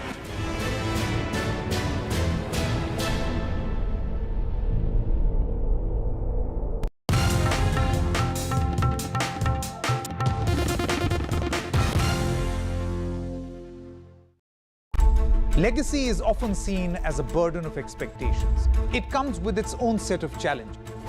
The challenge to take it forward, challenge to reimagine, challenge to be in the present, and also challenge to think about the future. What accountability are you talking about? As long as the core values and principles remain uncompromised. Debates are essential not just for journalism but for humanity. It ignites our mind, opens it up for counter-opinion. To hear all views, opinion of all hues. Which is why the oldest running debate show on Indian news television is not 22 years old. Welcome back. Well, let's now take you, let's get all the election news now. And Meghalaya and Nagaland voting is underway there. In fact, we have, the poll percentages. We'll just get you that in a moment. But let's talk about Meghalaya, Ankit. And it's, a cornered contest, multi-cornered contest there. And for the first time, you have the Trinamool Congress in a big way, hoping to really make inroads in Meghalaya. It's a very interesting election. The alliance partners of the last government, the BJP and the NPF, are going solo. All of them, in fact, fighting on their own. BJP for the first time. It's been a bad breakup if you and talk BJP about for the like first that. time, in fact, fighting all 60 seats in Meghalaya. Remember, last time they had won only 2 seats, but still were part of the government. This time, they are hoping to make massive inroads. Meanwhile, the fight of the Sangma family is also making this entire contest interesting. Conrad Sangma of the NPF, and then, of course, Mukul Sangma, who has now gone to the TMC, taking the entire Congress, the 20-man legislator of the Congress party, with him to the TMC. So this is the place where the TMC is hoping they would be able to get or make some inroads out of West Bengal as well. And for Conrad Sangma, quite a challenge, anti-incumbency, they're really playing, will be playing against him. And how big of a challenge would, now the Trinamool Congress, and as far as the Congress goes, they're totally lost out on that whole grassroots level. They lost out their relevancy in a sense in Meghalaya. Congress found it difficult to put 60 candidates on the 60 seats. There are most first-timers. The Congress party is hoping that the anti-incumbency and, of course, the national appeal of the Congress party. This is the only state where Rahul Gandhi did one rally ahead of the elections among all the three northeastern states which have gone to the polls. Let's quickly take a look at this report which has been filed by our colleague Ratnadeep Chaudhary.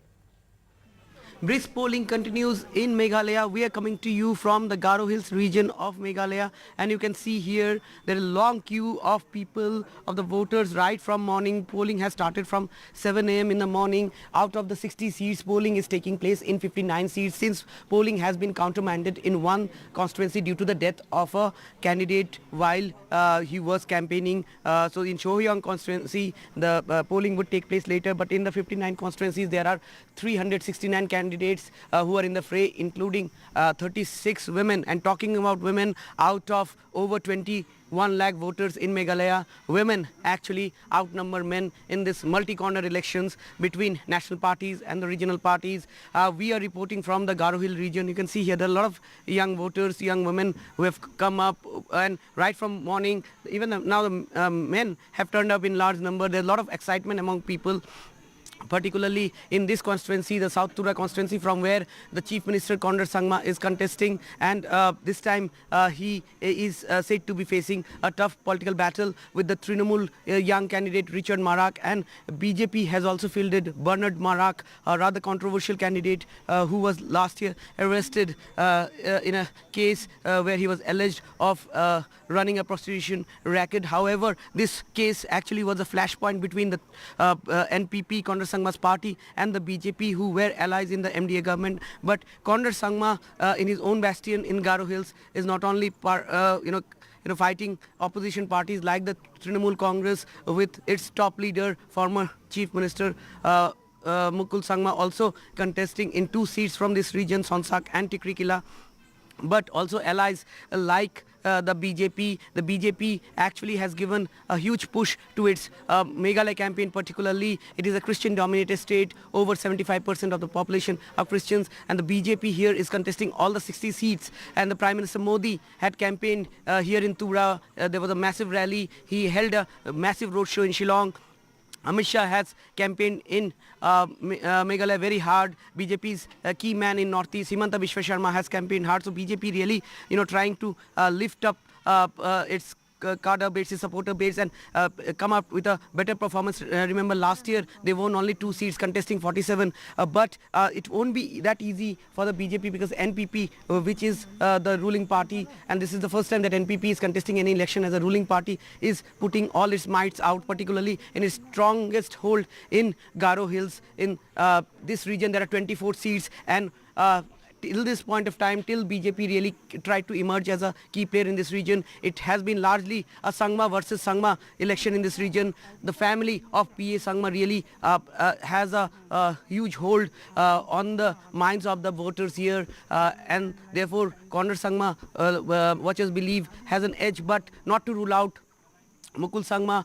This is also his home turf. Remember, apart from him contesting 2 seats, his family members are there, 4 of them to be very precise, in the poll fray. For the Trinamool Congress, it's a big election, because after the Goa elections, where it really did not do well, Meghalaya is one state where it has become the main opposition party, and perhaps Trinamool Congress also feels that.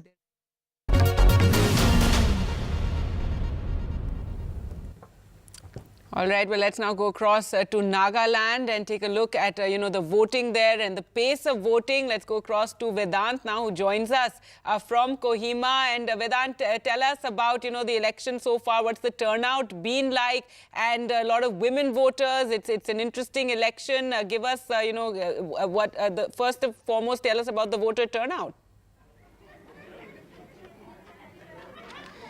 That's right, Gargi. So as far as the voter turnout is concerned, till 9 a.m. it was about 14%. And as far as the elections are concerned, of course, it's an interesting battle because given the BJP's campaign, really, because remember, other than that, it's really not much of a fight because the BJP is contesting, in alliance with the NDTV, which is the biggest regional party here as far as Nagaland is concerned.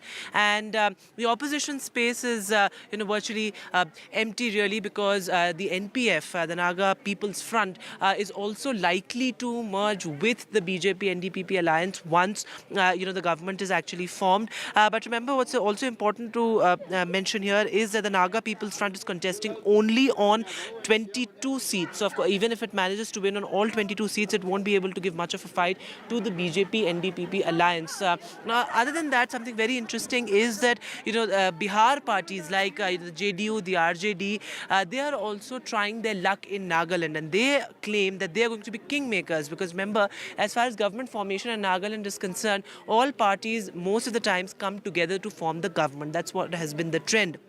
And this time as well, when we spoke to these newer players as well, they said that they will play a major role as far as government formation is concerned. They're willing to join hands with any of the parties in both ends of the spectrum. So that is something which is interesting. And in our interviews with the BJP chief here in Nagaland as well, he underlined a very clear Christian push as far as this state is concerned. Because remember, all the BJP's rallies, road shows, they all began with a Christian prayer. They had people like Amit Shah saying that the BJP is an inclusive party. Of course, the Congress meanwhile hitting out, saying that the BJP has come here only to do minority appeasement. So it remains to be seen how that battle also plays out nationally if the BJP does indeed manage to win. Because remember, the BJP wants to project itself as a pan-India force, and that is something that these elections are crucial for. So far the turnout has been good. In fact, people are coming out in, it's been a wintry day so far here in Nagaland, but the turnout has been good.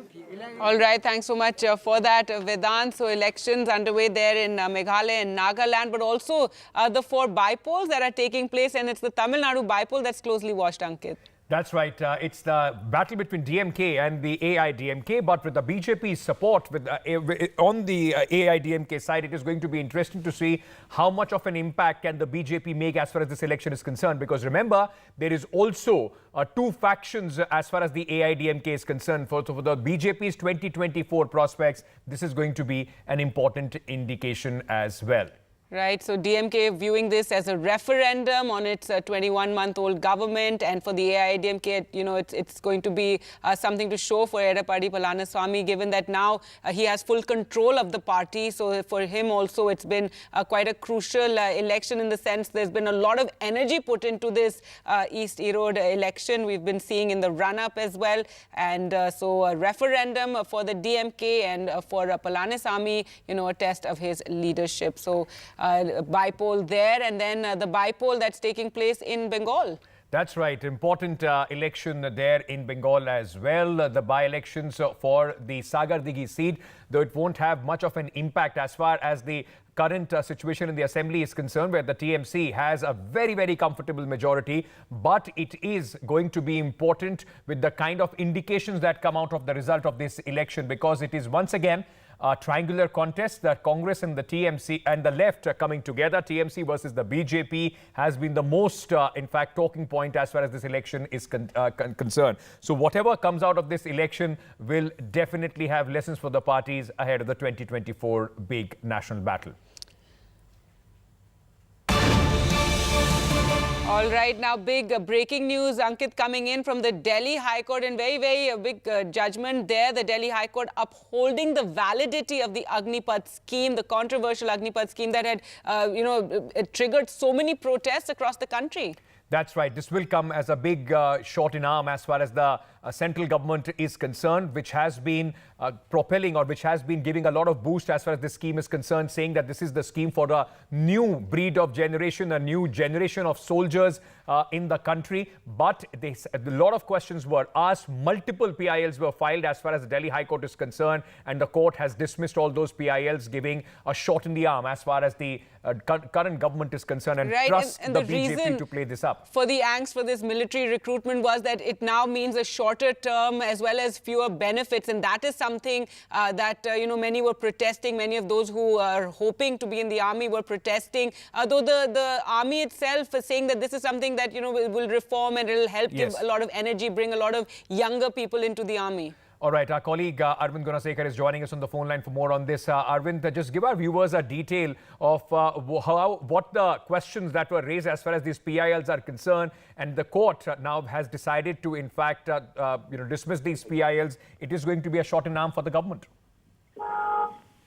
Yeah, Ankit, the court has dismissed the petitions challenging the Agniveer scheme. In fact, it was several PILs were filed before the court here in the national capital, the Delhi High Court. The petitions were filed in Delhi High Court challenging the Agniveer scheme, saying that this is per se against the interests of the youth and also the people who serve the forces, and that's why they said that this particular scheme should be scrapped. And PLs were filed, including some of the veterans had also moved the Delhi High Court challenging the scheme. So after a detailed hearing today, the Delhi High Court has passed a judgment wherein the Delhi High Court has dismissed the pleas challenging the Agniveer scheme. All right. Thanks so much, Arvind, for joining us. With that, we'll slip into a short break now, but we'll return. All right, before we do that, let's also take a look at this other important story which is coming in from Hyderabad, a sad one indeed. A first-year postgraduate medical student who has been struggling for her life in Hyderabad's NIMS for the last 5 days has died. 26-year-old Dr. Dharamwat Preeti was found unconscious after doing her night duty at the Warangal MGM hospital on Wednesday. She was administered, resuscitation and was shifted to the Hyderabad NIMS for her condition. And it's her father who made a complaint, and now a second-year student, a postgraduate student, has been arrested by the police on charges of ragging and harassment. NDTV's Uma sent us this report. There was tension outside the Nizam's Institute of Medical Sciences here in Hyderabad soon after the announcement that Preeti was no more. She had been brought to the Hyderabad hospital after she had consumed, or rather injected something at the hospital at Warangal MGM hospital where she had done night duty. What is being alleged is that the 26-year-old first-year PG student had been harassed by a senior. That's what her father, who happens to be an employee in the railway police, has complained. And subsequently, the senior second-year student Mohammad Ali Saif was also arrested. He was charged with ragging and also under the prevention of atrocities against SC/ST. And now we are told that abetment to suicide also is going to be added to the sections against him. Preeti was a first-year student of anesthesia, and what she had said is that she was being harassed by this particular senior on WhatsApp groups, and she had also told her mother and family about it, and they say that they had in fact complained to the college authorities and even the police. So the police has said they did not get a police complaint earlier, but that the WhatsApp chats do show what amounts to technically what can be counted as ragging as well. Even as this is happening, another third-year student, in fact, of engineering, this time from Narsanpet College, and she was living in Ramanapet in Warangal with relatives. This third-year student, Rakshita, has also died by hanging yesterday, and she has alleged that there was harassment that she suffered because of morph pictures appearing on social media of showing her with someone else, and she was feeling harassed subsequently, and therefore she had died by suicide. In the first case of Preeti, the National Commission for SC/ST has taken cognizance and has sent notices not just to the state government but also to the college authorities, to the college principal as well as the HOD of the department, and also to the MGM hospital, we understand, and the National Human Rights Commission has also taken cognizance of this. The government has announced 10 lakh rupees as compensation to the family and has promised that justice would be done in this case.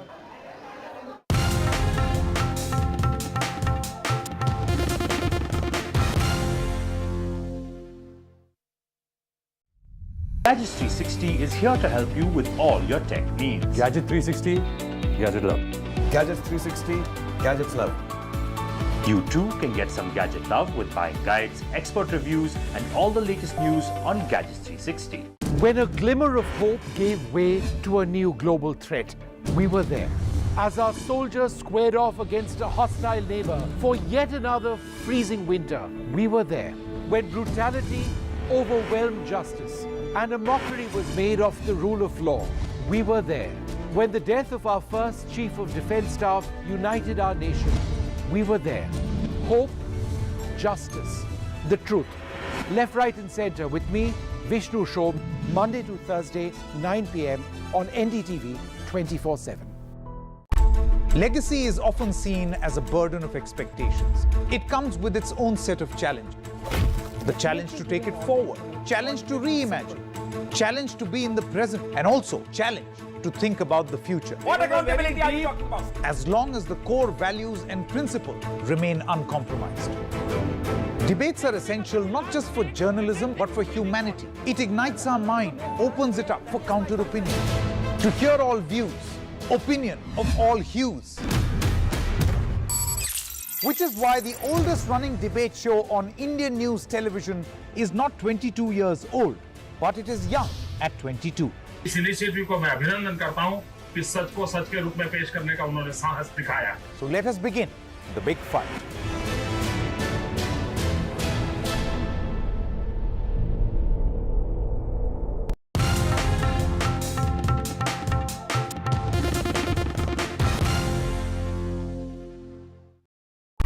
Legacy is often seen as a burden of expectations. It comes with its own set of challenges. The challenge to take it forward, challenge to reimagine, challenge to be in the present, and also challenge to think about the future. What accountability are you talking about? As long as the core values and principles remain uncompromised. Debates are essential not just for journalism but for humanity. It ignites our mind, opens it up for counter-opinion. To hear all views, opinion of all hues. Which is why the oldest running debate show on Indian news television is not 22 years old, but it is young at 22. इस initiative को मैं अभिनंदन करता हूं कि सच को सच के रूप में पेश करने का उन्होंने साहस दिखाया. So let us begin the big fight.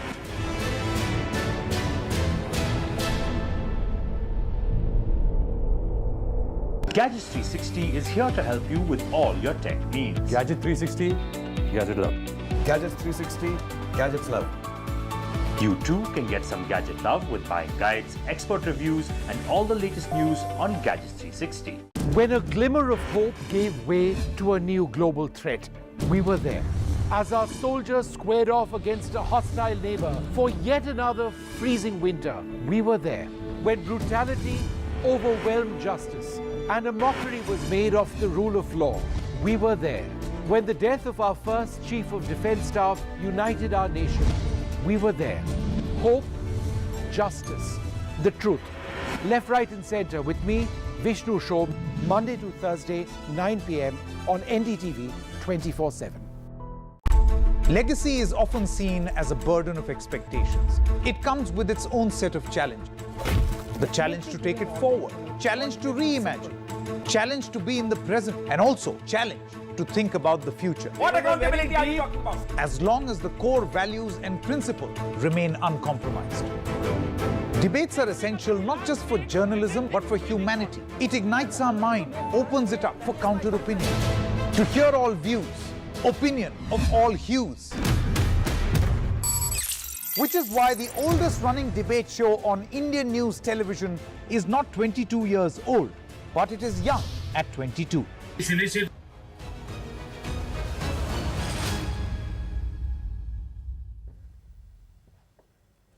Hello and welcome. You're watching NDTV. I'm Gargi Rawat.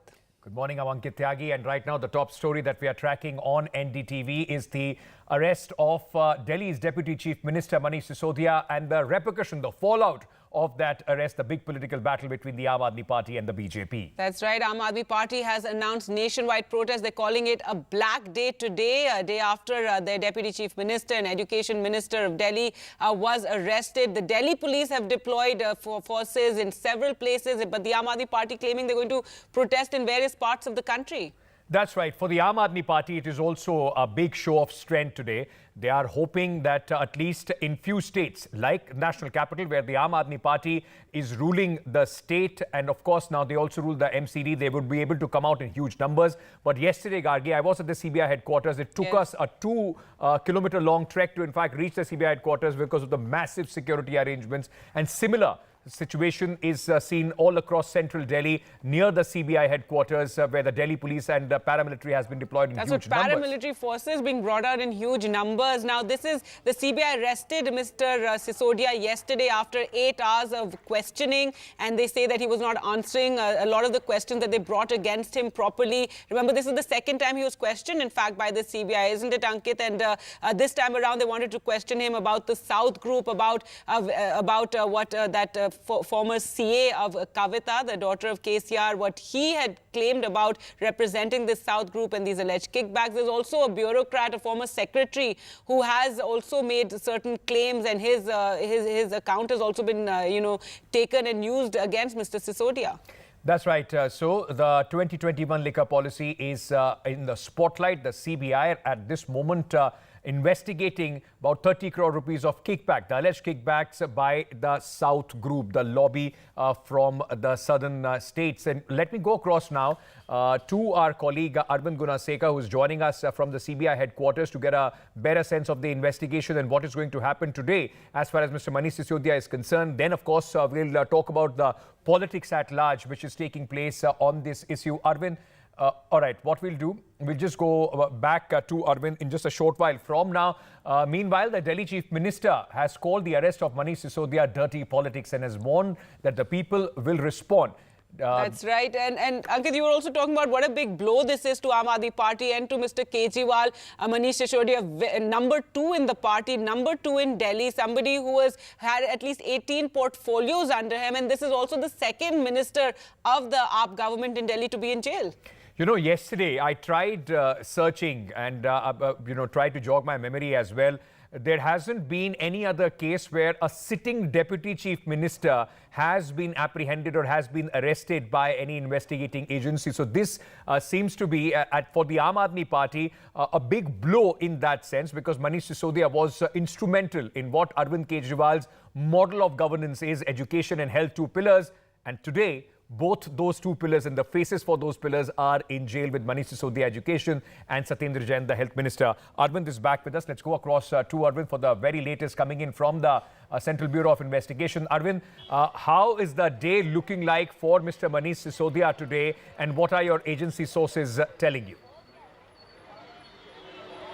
Yeah, Ankit, we are standing right outside the Central Bureau of Investigation headquarters, and what we are seeing on screen was that because of all these barricades, etc., all those CBI officers who have just arrived at the CBI headquarters, their vehicles are being sent out. So we have just got an update from our source inside CBI that the medical examination of Delhi Deputy Chief Minister Manish Sisodia has been arrested by the CBI in connection with this Delhi liquor policy case. The medical examination will be conducted sometime around 11:30 a.m. It will be carried out. It will be conducted inside the CBI headquarters itself, because keeping the law and order situation in mind, the CBI has taken a call to conduct the medical examination inside the agency headquarters itself. So the panel of doctors from AIIMS will be arriving here at the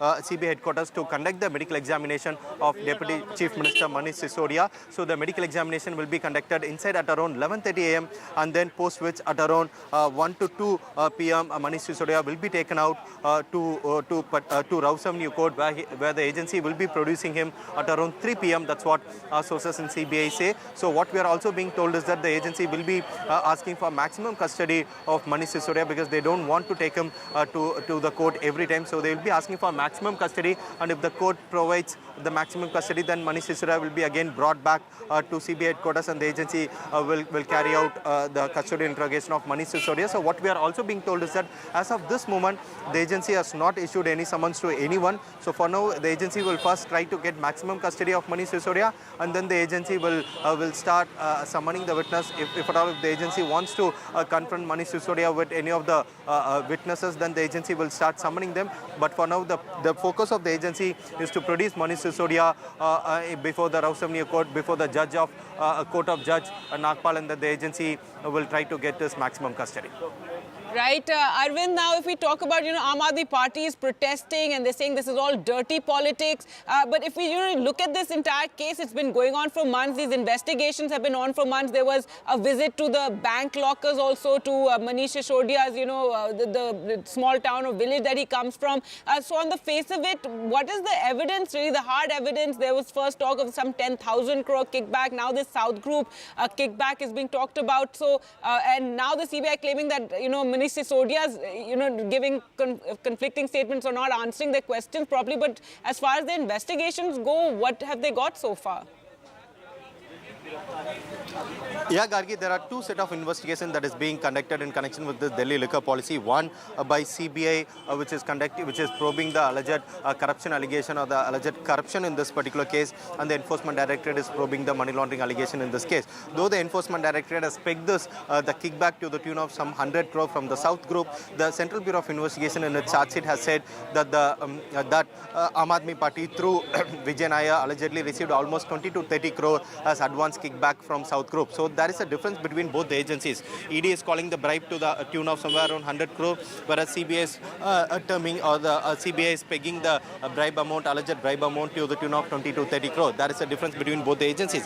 But coming to the evidence that the agency CBI has against Manish Sisodia, what we are being told is that Central Bureau of Investigation, after conducting searches at the premises of Excise Department on August 19th, seized several digital devices, and during the examination of one such device from the Excise Department, the agency got to know that a very crucial file called the draft GOM policy, the draft GOM copy, the group of ministers draft copy on excise policy, that particular file actually originated from an external network, not from the network of Excise Department, and that's where during the investigation the agency got to know that this particular system received the file from the system inside Manish Sisodia's office. And that's why, if you could remember, Gargi, after a span of 6 months, again CBI reached the office of Manish Sisodia on January 14th, wherein the agency seized a system from Manish Sisodia's office. And that's why our sources say when the agency forensically examined those devices, that particular device, the agency got to know the file did not even originate from that particular system also. In fact, that's where the agency got to know that system also received the file, this particular crucial file on the draft copy of the Delhi liquor policy. That particular system was received the file via WhatsApp, and that's where the agency decided to question the secretary, the DANIX officer, 1996 batch DANIC officer, who was at the particular point of time the secretary to Manish Sisodia and the Excise Department. And during the questioning, that particular officer had told CBI that he was called by Manish Sisodia to the residence of Delhi Chief Minister Arvind Kejriwal sometime in mid of March in the presence of Satyendra Jain, and the copy of this particular draft GOM was given to him. And in that particular draft GOM only, group of ministers draft copy only, the 12% profit margin was included to the clause, that particular clause was included to the policy. And that's where the agency decided to summon Manish Sisodia again to know where exactly this particular clause originated from, because our sources say they have gone through all the devices, all the file records of Excise Department, but there is no record to show that there was any kind of a discussion of whether there was any file movement to show where did this 12% profit margin clause came from. So that's where the agency decided to summon Manish Sisodia, and during the questioning, our sources say Manish Sisodia was not forthcoming with the details of this particular clause, and that's where the agency decided to take him into custody for custodial interrogation. All right, so about this particular clause is what the CBI had a lot of questions about. Thanks so much, Arvind, for joining us. We'll return to you for more updates, but now we can go across to, let's talk about the politics around this arrest, and we're joined by Harishankar Gupta, Congress spokesperson, Professor Gobardhan Das, BJP leader and professor at the JNU, Priyanka Kakkar, AAP spokesperson, and Sumitra Goenka, political analyst and someone who supports the BJP. First to you, Priyanka Kakkar, right now, you know what the BJP is saying, and even the Delhi Congress, in fact, was saying that let Mr. Manish Sisodia face this case. There are lots of serious allegations regarding this excise policy, the liquor policy, and so why create this whole drama around his arrest? Why these protests? Why call it a black day? And hello to the rest of the panel. Gargi, we have been facing these charges since 2013. It is not nothing new. 20 of our MLAs were disqualified.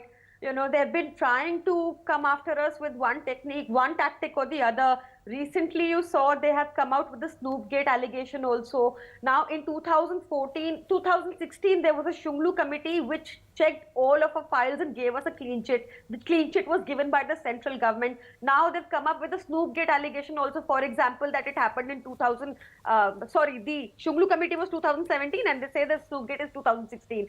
So they constantly just are trying to manage the optics and they want to show that we are as corrupt as the Bangaru Lakshman ki party. They want to show that we shield corrupt people like Yedurappa, like Hemant Biswa Sarma, against whom they published an entire book calling him the most corrupt politician, but ultimately he joined the BJP and became the CM. You know, how can a state government which gives free facilities to its citizens, like cheapest electricity in the country, free education, free water, free buzurgo ko teerth yatra, free mahilaon ko bus yatra, after all of these we present a revenue surplus budget because hum log apni jeb mein paisa nahi dalte. They have 16 states, 8 bought through Operation Lotus, and all of them are in losses. They should be asked where the money went. Also, Gargi, this exciting. All right, so you're talking about all the, you're talking about various achievements of the AAP and, of the government and, various other cases as well. But right now the focus is on Mr. Sisodia's case, isn't it? And let's go across to Professor Gobardhan Das. Your response to that, and also, Aam Aadmi Party saying that this is dirty politics. Sisodia is being targeted because of his achievements, and they're calling it a black day today. They're going to be holding protests. Yeah, good evening. Good morning. Actually, what she was trying to do is deviate divert the thing, But the thing is, do you know when I did say Adani would be diversion. Adani, JPC, Adani, JPC. Let him just answer the question. Can you stop her, please? Okay. Yes, So go ahead. when CBI and ED arrest a person, when there's during interrogation, if they do not cooperate or there is some anomalies, they only arrest. Their Minister Satyendra Jain is already in jail. I think AAP needs to learn how to call a spade is a spade and what is corruption is a corruption. And if there is any problem and Bhajpa is corrupt. Come on. Calling a spade a spade.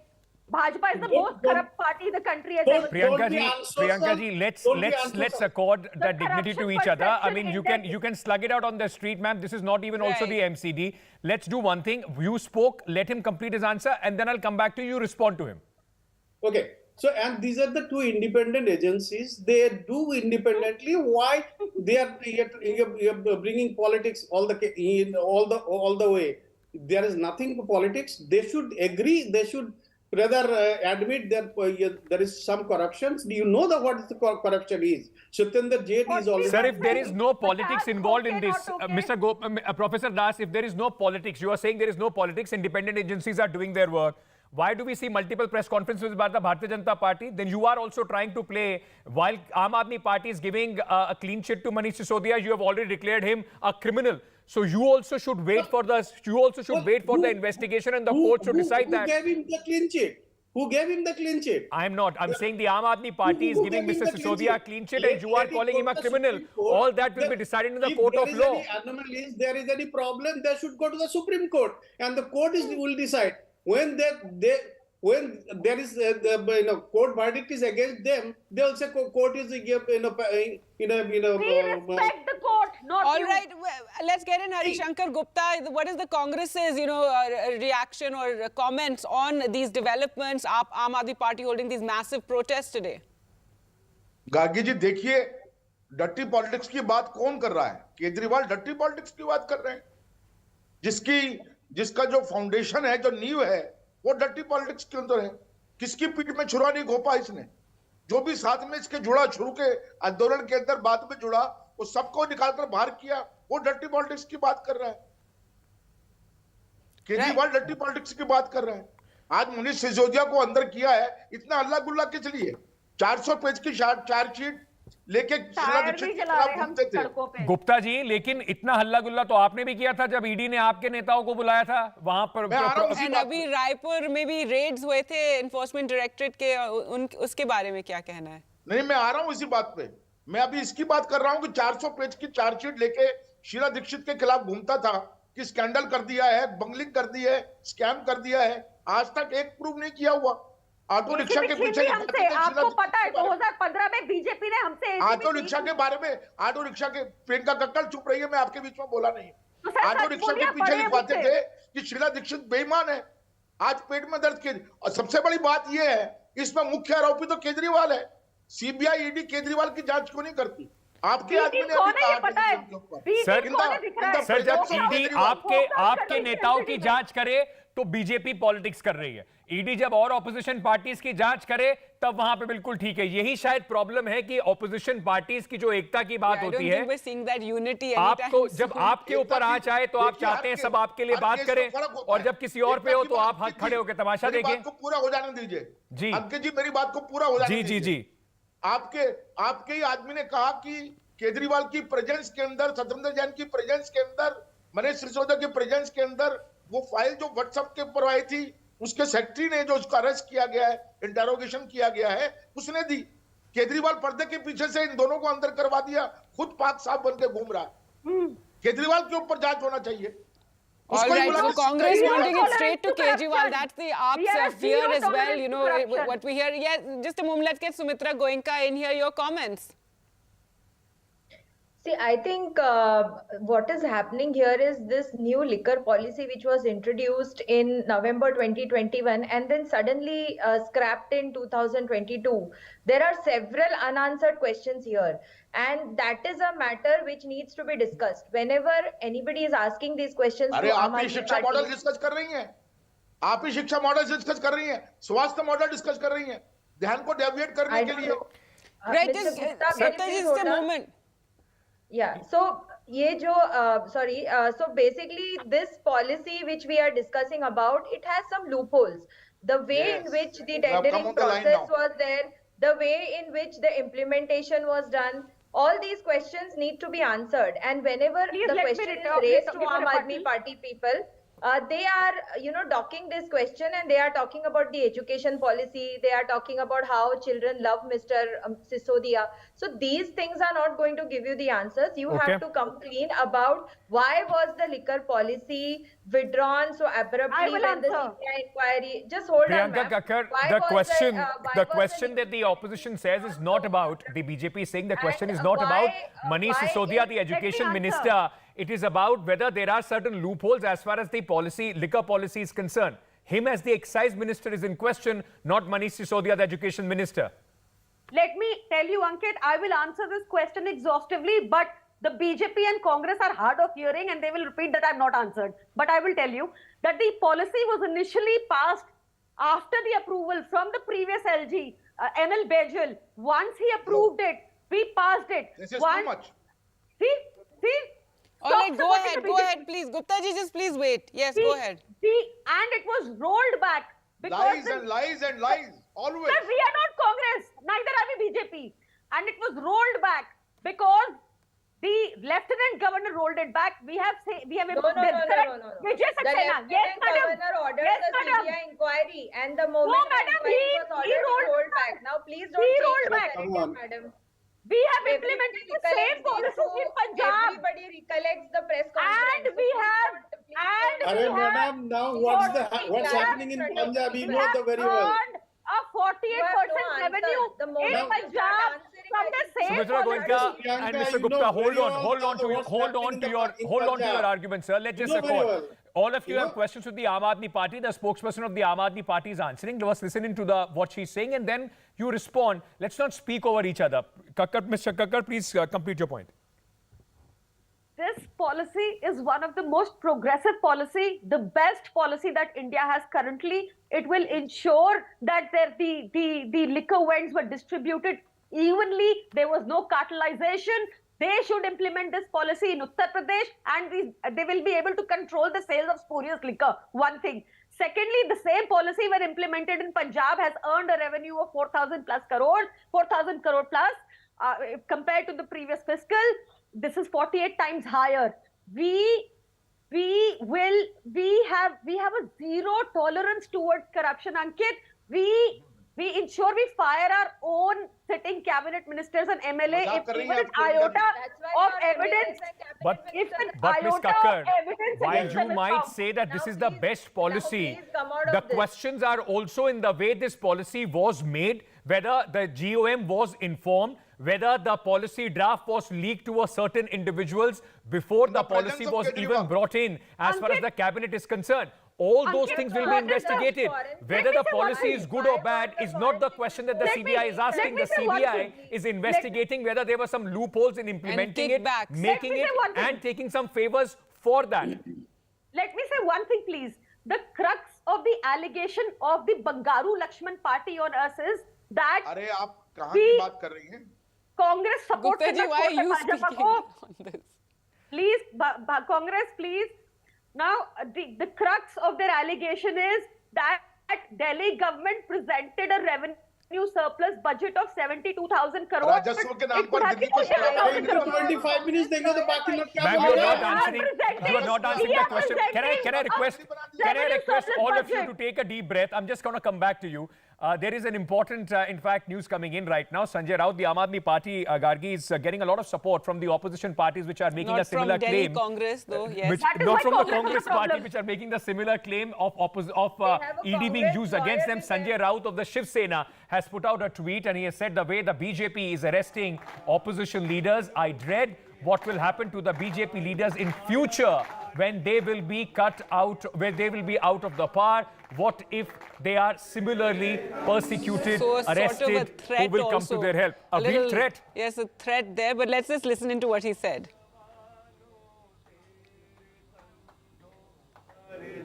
Manish Sisodia जी के ऊपर जिस प्रकार से कार्रवाई हुई है, मुझे लगता है केंद्र सरकार अपने जो विरोधी है उनको इस प्रकार से उनका आवाज़ बंद करने की कोशिश कर रही है।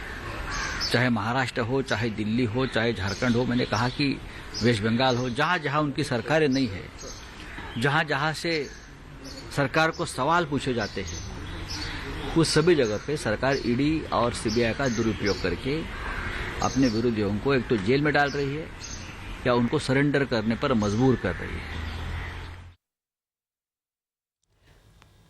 All right, so let's go to Professor Gobardhan Das there, and Sanjay Raut talking about, what will happen when the BJP is out of power, who's going, what if something similar happens to their leaders, and that is what we're seeing here, Ankit, right now. The opposition claiming that agencies are being used against them, and now another party, making this veiled threat of something similar. Mr. Das, Professor Das, your answer to that? Okay, I think I have 2 points. Number one, they have to learn what is called independent agencies and why they are entangled with the BJP party. When jab maar kha jata hai, then they start crying that BJP is doing. The Sanjay Raut, the party logo bacha nahi pata hai. Sanjay Raut is commenting here.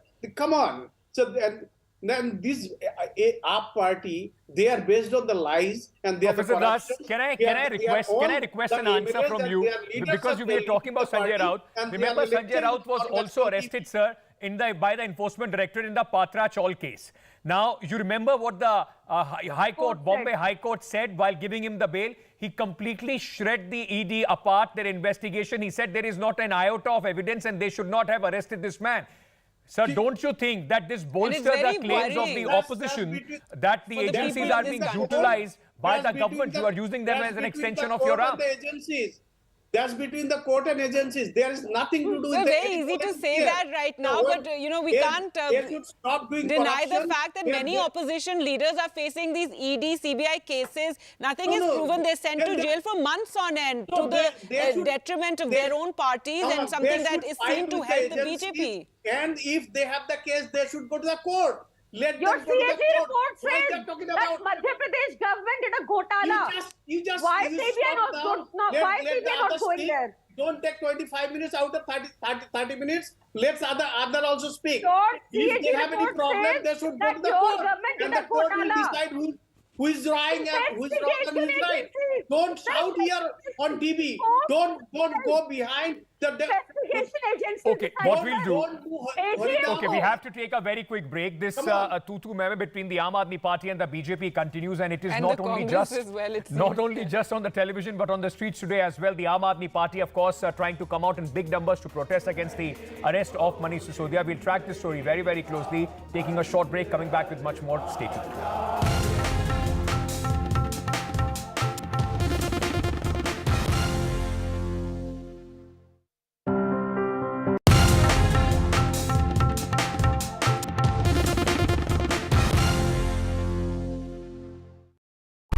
Legacy is often seen as a burden of expectations. It comes with its own set of challenges. The challenge to take it forward, challenge to reimagine, challenge to be in the present, and also challenge to think about the future. What accountability are you talking about? As long as the core values and principles remain uncompromised. Debates are essential not just for journalism but for humanity. It ignites our mind, opens it up for counter-opinion. To hear all views, opinion of all hues. Which is why the oldest running debate show on Indian news television is not 22 years old, but it is young at 22. इस initiative को मैं अभिनंदन करता हूं कि सच को सच के रूप में पेश करने का उन्होंने साहस दिखाया. So let us begin the big fight.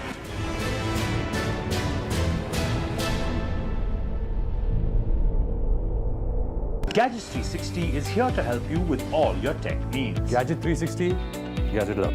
Gadgets 360, Gadgets Love. You too can get some gadget love with buying guides, expert reviews, and all the latest news on Gadgets 360. When a glimmer of hope gave way to a new global threat, we were there. As our soldiers squared off against a hostile neighbor for yet another freezing winter, we were there. When brutality overwhelmed justice and a mockery was made of the rule of law, we were there. When the death of our first Chief of Defence Staff united our nation, we were there. Hope, justice, the truth. Left, right and centre with me, Vishnu Shobh, Monday to Thursday, 9 p.m. on NDTV 24/7. Legacy is often seen as a burden of expectations. It comes with its own set of challenges. The challenge to take it forward, challenge to reimagine, challenge to be in the present, and also challenge to think about the future. What accountability are you talking about? As long as the core values and principles remain uncompromised. Debates are essential not just for journalism but for humanity. It ignites our mind, opens it up for counter-opinion. To hear all views, opinion of all hues. Which is why the oldest running debate show on Indian news television is not 22 years old, but it is young at 22. इस initiative को मैं अभिनंदन करता हूं कि सच को सच के रूप में पेश करने का उन्होंने साहस दिखाया. So let us begin the big fight.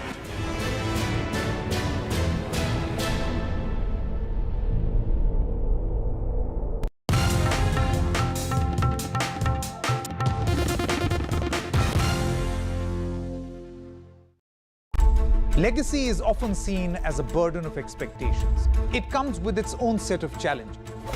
The challenge to take it forward, challenge to reimagine, challenge to be in the present, and also challenge to think about the future. What accountability are you talking about? As long as the core values and principles remain uncompromised. Debates are essential not just for journalism but for humanity. It ignites our mind, opens it up for counter-opinion. To hear all views, opinion of all hues. Which is why the oldest running debate show on Indian news television is not 22 years old, but it is young at 22. इस initiative को मैं अभिनंदन करता हूं कि सच को सच के रूप में पेश करने का उन्होंने साहस दिखाया. So let us begin the big fight.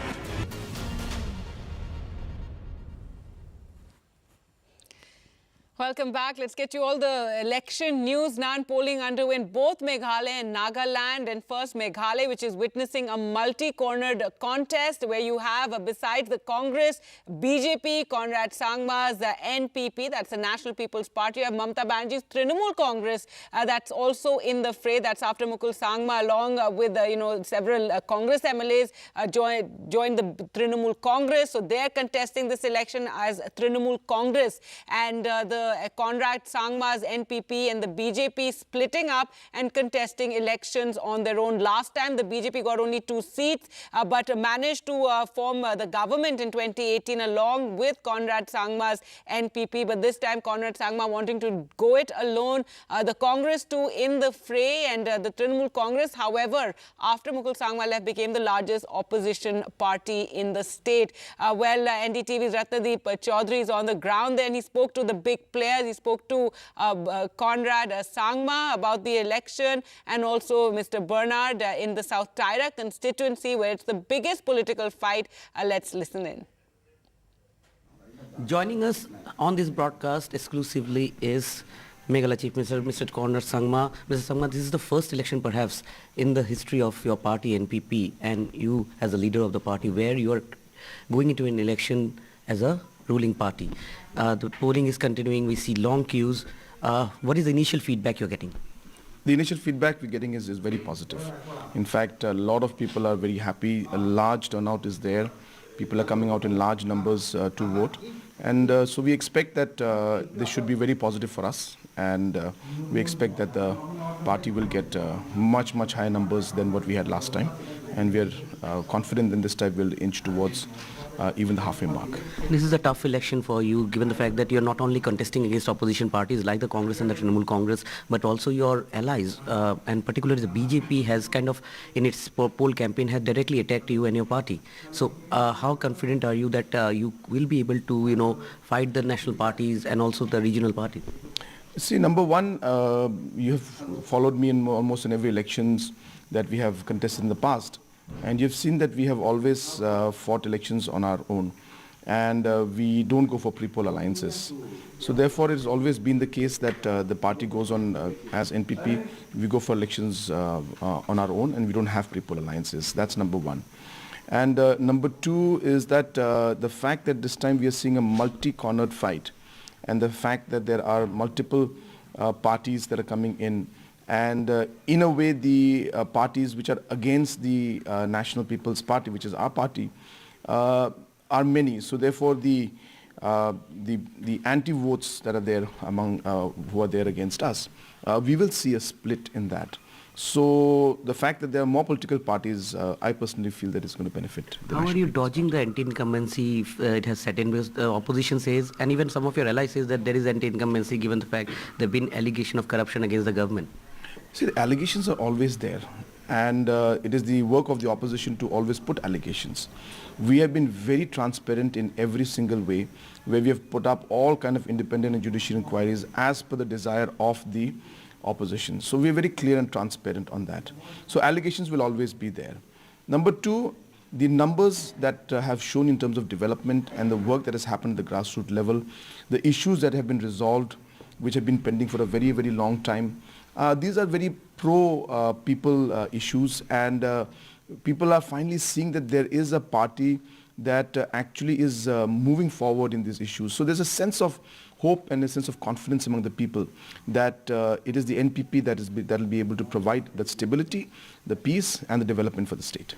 70 के दशक के बाद मेघालय में कभी किसी सरकार को एब्सोल्यूट मैंडेट नहीं मिला, फ्रैक्चर्ड मैंडेट था। पिछली बार आपने भी एक गठजोड़ की सरकार चलाई। इस बार क्या लगता है, आपने बहुत सारे अपने रैलीज में, मैंने जब आपको कवर किया, आप ये कहते रहे आपके वोटर के कि एब्सोल्यूट मैंडेट चाहिए इस बार, क्या वो आ रहा है या फिर गठजोड़ की सरकार बनेगी? अगर बनेगी तो कैसी सरकार बन सकती है? जिस तरीके का माहौल अभी है हमारे स्टेट में और जिस तरीके का रिस्पॉन्स हमें ग्रासरूट से मिल रहा है, पब्लिक से, हमें पूरी उम्मीद है कि हमें पिछले इलेक्शन से बहुत ज़्यादा सीट्स हमें मिलेंगे इस बार, क्योंकि लोग काफ़ी खुश हैं जिस तरीके से हम लोगों ने काम किया है। और एक तरीके से आप देखेंगे तो पॉलिटिकल सीनियरों में ऑपोजिशन भी टूट के बिखर गई है, तो कोई एक यूनाइटेड ऑपोजिशन नहीं है। तो ये सब का जो रिज़ल्ट है, इसका पॉजिटिव रिज़ल्ट आएगा और मुझे पूरी उम्मीद है कि हम लोग को पिछले बार से ज़्यादा सीट्स मिलेंगे। और जिस तरीके का सेंस अभी आ रहा है पॉलिटिकली, क्योंकि ये 50 साल में नहीं हुआ, तो एक सेंस आ रहा है कि हम लोग शायद इस बार हाफ ए मार्क हम लोग क्रॉस करें। Joining us at this moment is the BJP candidate for the high-profile South Tura constituency, Mr. Bernard Marag, who is taking on the Chief Minister Conrad Sangma. Mr. Marag, polling has started. What is the initial information you're getting? How is the response of the people? People are very excited. People, they are feeling victory already. So there is enthusiasm, there is a high hope. And these are the people who have been deprived, and these are the people who have been, left out in terms of development, the schemes. And in spite of we voting for this one, CM, even myself, even my family, and even the voters of South Tura, all have been deprived, and we feel that justice should prevail, and that is basically why people are voting. They are voting for change, and I'm hoping that the turnout will be higher than the previous years. Prime Minister Modi also had campaigned on the last day here in Tura after a long gap that any Prime Minister actually campaigned in elections in Tura. So for the BJP, it is a big push that you are doing in Garo Hills, particularly for this seat and overall in the state, in a Christian-dominated state. So how do you see, as a top BJP leader of the state, the prospect of BJP? See, it is a history. It is a history because this is the first time that our Honorable Prime Minister Narendra Modi ji has campaigned. Even our Honorable Union Minister of Home, Amit Shah ji, he has also campaigned. And this is the first time in the history of Tura that a Prime Minister and the Union Home Minister have campaigned for a candidate. And the reason behind this is that they understand the aspiration of the people. They understand that the people for whom all these schemes have been, launched, these people have been deprived. In spite of giving the power to Conrad Sangma, before he was even elected to be the Chief Minister, we, the people of Garo Hills, we the people of Tura, we the people of Meghalaya, and we as a party man, like BJP was betrayed by Conrad Sangma, and he has not only betrayed BJP, he has also betrayed the people. So that is where the turning point is going to be. So it's going to make a very big difference this year than the other years. Also, if you look at Meghalaya politics altogether, it has been a political history of fractured mandates. And a lot of political watchers have been saying that the Garo Hills region with 24 seats this time might be very decisive, given the fact that all this while in Garo Hills we have seen as Sangma versus Sangma elections between the Conrad Sangma family and the Mukul Sangma family. But BJP, with all its candidates, is kind of making that election more interesting, more tight and tough. Yes, usually it was always Sangma against Sangma, but this time it's going to be Sangma against Marak. So I'm a Marak, so yes, it's going to make a things are going to be very different. Things are going to be very, very different because I represent the grassroots level. I'm a grassroots level leader. I'm not a high level leader. That is the first thing. Second thing is that we want to do good for the people. See, I'm in a national party. We don't have to earn. We just have to give. And that is the basic objective why I have joined politics, that I can do good for my people. So, yes, things are going to be different, and Garo Hills is going to be a decisive factor in terms of this one, BJP. All the best. All the best. Thank you so much.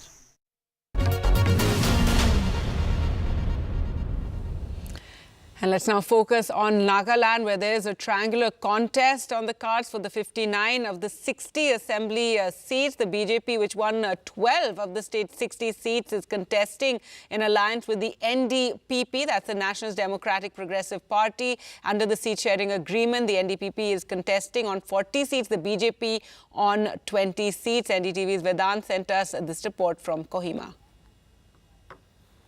I was telling you that, of course, the BJP's pitch here in Nagaland was clearly, reaching out to the Christians, and they said that we are an inclusive force. In fact, all leaders of the BJP were here campaigning in Nagaland. Nagaland is a very interesting and colorful election, really. And here I was just showing you people who have all cast their votes and who are sitting here still at the polling station, feasting on, black tea and local snacks, waiting for the Chief Minister to come and cast his vote. This is Chief Minister Nephew Rio's constituency. Now, of course, he is the CM face of the BJP NDPP alliance, which of course has a clear edge over the Naga People's Fronts. The opposition space is virtually very weak, given the fact that the NPF is contesting only on 22 seats. But without analyzing the election much, let me get a word from some voters here. Sir, your name please? Dr. Kipfelia Rio. Right, you've just cast your vote, I'm assuming. Just now I have cast my vote. Right. So today when the people of Nagaland are going out in huge numbers, in fact turnout here is of course quite high as compared to other states, what is on their minds? What are the issues that you will be voting on? They want a peace and a real peace, not the false peace, but the real peace and development. Right. That is the one. So real peace, what does that, that's a very important point you're raising, because a lot of people have talked about bringing down militancy, insurgency, etc. But what does peace mean to you? Peace means there is no,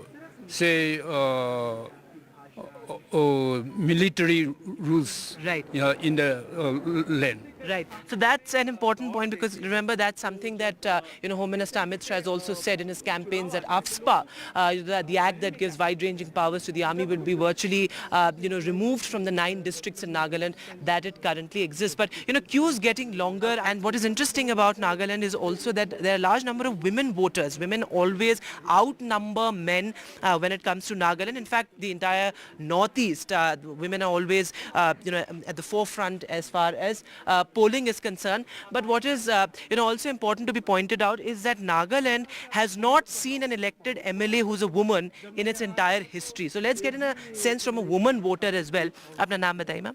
निशा देवी. निशा जी, ये बताइए आप vote कराई हैं? Vote अपना दिखा दीजिए निशान. आप बहुत अच्छे, ठीक है. अच्छा, अब आप ये बताइए कि महिलाओं के लिए, नागालैंड की महिलाओं के लिए क्या मुद्दे हैं? क्या सोच के आपने आज वोट करने गए? यहाँ पर हम देखा महिलाएं काफ़ी अच्छे नंबर में आई हैं यहाँ पर वोट करने. क्या सोच के आप वोट करने गए हैं? आजकल तो है एडवांस हो गया है, स्मार्ट कोहिमा हो गया है, स्मार्ट सिटी बनने वाला है जी, तो अच्छा है जी. तो अभी सरकार जो अच्छा काम कर रही है जी. हाँ, सरकार तो अच्छा, यहाँ बहुत अच्छा काम किया है जी. हाँ जी. All right, so let's get in a sense from some other voters as well. Sir, आप अपना नाम बताइए. मनोज कुमार. ये बताइए सर, नागालैंड के लिए मुद्दे क्या है? देखिए, नागा पॉलिटिकल इशू की बात हुई, ठीक है, उसके बाद आफ्सपा की बात करी गई कैंपेन्स में, लेकिन लोगों के मुद्दे क्या हैं? ये सब तो देखिए राजनीतिक मुद्दे हैं. यहाँ जो लोग रहते हैं उनके लिए क्या मुद्दे हैं? Employment, youths are still surplus, youths are unemployed. Economic resource भी काफ़ी कम है. इन्वेस्टमेंट पॉलिसीज आनी चाहिए, इंटरनेशनल एजेंसीज आनी चाहिए, बड़ी बड़ी कंपनियां यहाँ इन्वेस्टमेंट करें. देखिए, पानी यहाँ का इतना अच्छा पानी है, इतना अच्छा पानी है कि बहुत अच्छा पानी है यहाँ का. तो इन्वेस्टमेंट आपने अच्छा एक पॉइंट रेज किया. There the issues of people here are no different from the issues we face up north, whether in Delhi or Uttar Pradesh. All right, so that's a look at Meghalaya and Nagaland. But let's now get to the latest on Tamil Nadu, where there's a very, very key bypoll taking place, the Erode East bypoll that has seen a big, political battle ahead of it. It's a prestige battle for both the DMK as well as the AIA-DMK. The DMK seeing this as a referendum, and this is the first election under EPS as the sole leader of the AIA-DMK. He's sole in control over there. NDTV Sam Daniel sent us these reports. Joining us now, Congress candidate Mr. EVK Zilangovan. You had the entire cabinet campaign for you over the last few weeks. How confident are you? This is nothing new. If you look into the past by-elections, always all the ministers, they work for their party. There's nothing new, and I don't think there's anything wrong in that also, because basically all the ministers belong to that party and they're party worker. So when the party is facing the election, naturally they come and vote for it. It's been happening for the past so many years. So nothing new. And I'm sure I'll definitely win this election with a big margin. Also, this election has been marred by allegations of cash for votes, gifting of smartphones, watches and things like that. Do you think that's a big disservice to democracy? No, I don't think so, because it's a false propaganda. I mean, they've been putting into both the ruling and opposition party that they are distributing money. It's not true. The people who are going to face the defeat, they always find an excuse, and this is one of the excuses like that. Thank you so much for your time. That was Mr. EVK Zelangovan, the Congress candidate for Erode East, talking to us in Erode with Suresh, Sam Daniel, for NDTV.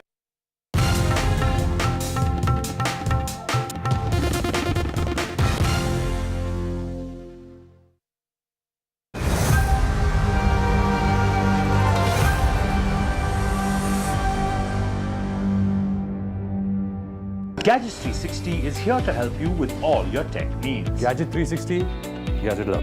Gadgets 360, Gadgets Love. You too can get some gadget love with buying guides, expert reviews, and all the latest news on Gadgets 360. When a glimmer of hope gave way to a new global threat, we were there. As our soldiers squared off against a hostile neighbor for yet another freezing winter, we were there. When brutality overwhelmed justice and a mockery was made of the rule of law, we were there. When the death of our first Chief of Defence Staff united our ship, we were there. Hope, justice, the truth. Left, right and centre with me, Vishnu Shom, Monday to Thursday, 9 p.m. on NDTV 24/7. Legacy is often seen as a burden of expectations. It comes with its own set of challenges. The challenge to take it forward, challenge to reimagine, challenge to be in the present, and also challenge to think about the future. What accountability are you talking about? As long as the core values and principles remain uncompromised. Debates are essential not just for journalism, but for humanity. It ignites our mind, opens it up for counter-opinion. To hear all views, opinion of all hues. Which is why the oldest running debate show on Indian news television is not 22 years old, but it is young at 22. इस initiative को मैं अभिनंदन करता हूं कि सच को सच के रूप में पेश करने का उन्होंने साहस दिखाया. So let us begin the big fight.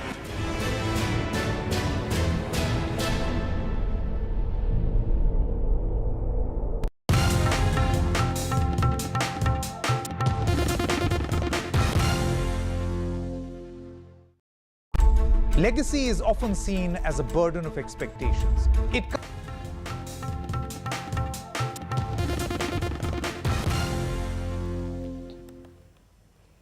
Welcome back. Prime Minister Narendra Modi will inaugurate the second largest airport in Karnataka after in Shivamoga today. Now, the airport was the dream project of Karnataka's four-time Chief Minister B.S. Yediyurappa. And it's today that the Lingayat tall leader celebrates his 80th birthday, and the airport, Prime Minister Modi's aircraft, will be the first to land at this airport, which is named after the noted Kannada poet Kuvempu. The Kuvempu Airport in Shivamoga is built on 775 acres of land under the Udan scheme and is touted to be the second largest runway in the state after the Bengaluru airport. So very key, and once again, Prime Minister in Karnataka. Remember, it's an election-bound state, so the Prime Minister there to inaugurate this airport. Let's go across to Shrija for more. And Shrija, tell us more about this airport. And as you said, it's going to be it's the second largest in Karnataka, and a key, development coming ahead of elections. Well, yes, in fact, Prime Minister Narendra Modi will be touching down at the Shivamoga airport. Now, he is the first person to, in fact, touch down at the Shivamoga airport. Of course, a lot of significance. Firstly, what we do know is that this particular airport has been an ambitious dream project of B.S. Yediyurappa, the four-time CM of Karnataka and also an 8-time MLA who had very recently had announced his retirement from electoral politics. And that's why one of the major reasons why it is too significant. And more importantly, we see that right after this particular inauguration at the Shivamoga airport, and some of the highlights, what I could point out is, yes, the Kuvempu airport that has been named after the poet Kuvempu, Kannada poet Kuvempu. We see it's been built on at least nearly 775 acres. More importantly, the airport also has the longest runway of nearly 3,200 meters. Now, this is the longest after the Kempegowda International Airport in Bengaluru. We understand from the BJP also and some of the airport authorities that this will be later expanded as well. But for now, what we do know is that the Kuempu Airport has been designed to operate Boeing 737, Airbus A320, and also can handle especially nearly 300 passengers per hour at the passenger terminal building. In fact, remember this particular inauguration also coincides with the B.S. Yediyurappa's grand celebrations. That is, he's turning 80, and also one of the reasons why he chose this particular date. More importantly, right after the inauguration at Shimoga, Prime Minister Narendra Modi will arrive in Belagavi. Now, that is also the second largest politically significant constituency for the BJP after Bengaluru district, because it constitutes the highest assembly seats, which is at least about 18 assembly seats. Right. And if you're looking at the trend, that is the last elections in 2018, out of the 18 assembly seats, BJP had won nearly 30.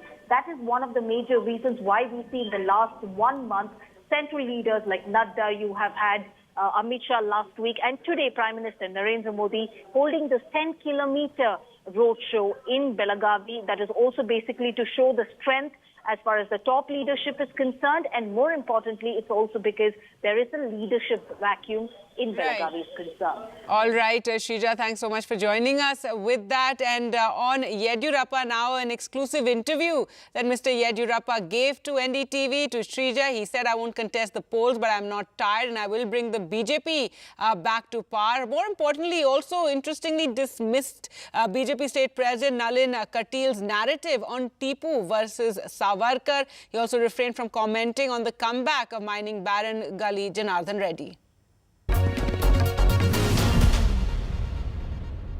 You have always been indispensable for the BJP. What made you take the decision to quit from active politics? I am very clearly told to the people of Karnataka that I am not going to retire from the politics. I am not tired. Actively will participate in the election campaign, and I will see that we will get absolute majority in Karnataka and also get more seats for Lok Sabha also, and Prime Minister Narendra Modi ji must become the Prime Minister again. That's my ambition. For that, I will go around in the state and I will tour. I will get the absolute majority in Karnataka also in next assembly election. Okay.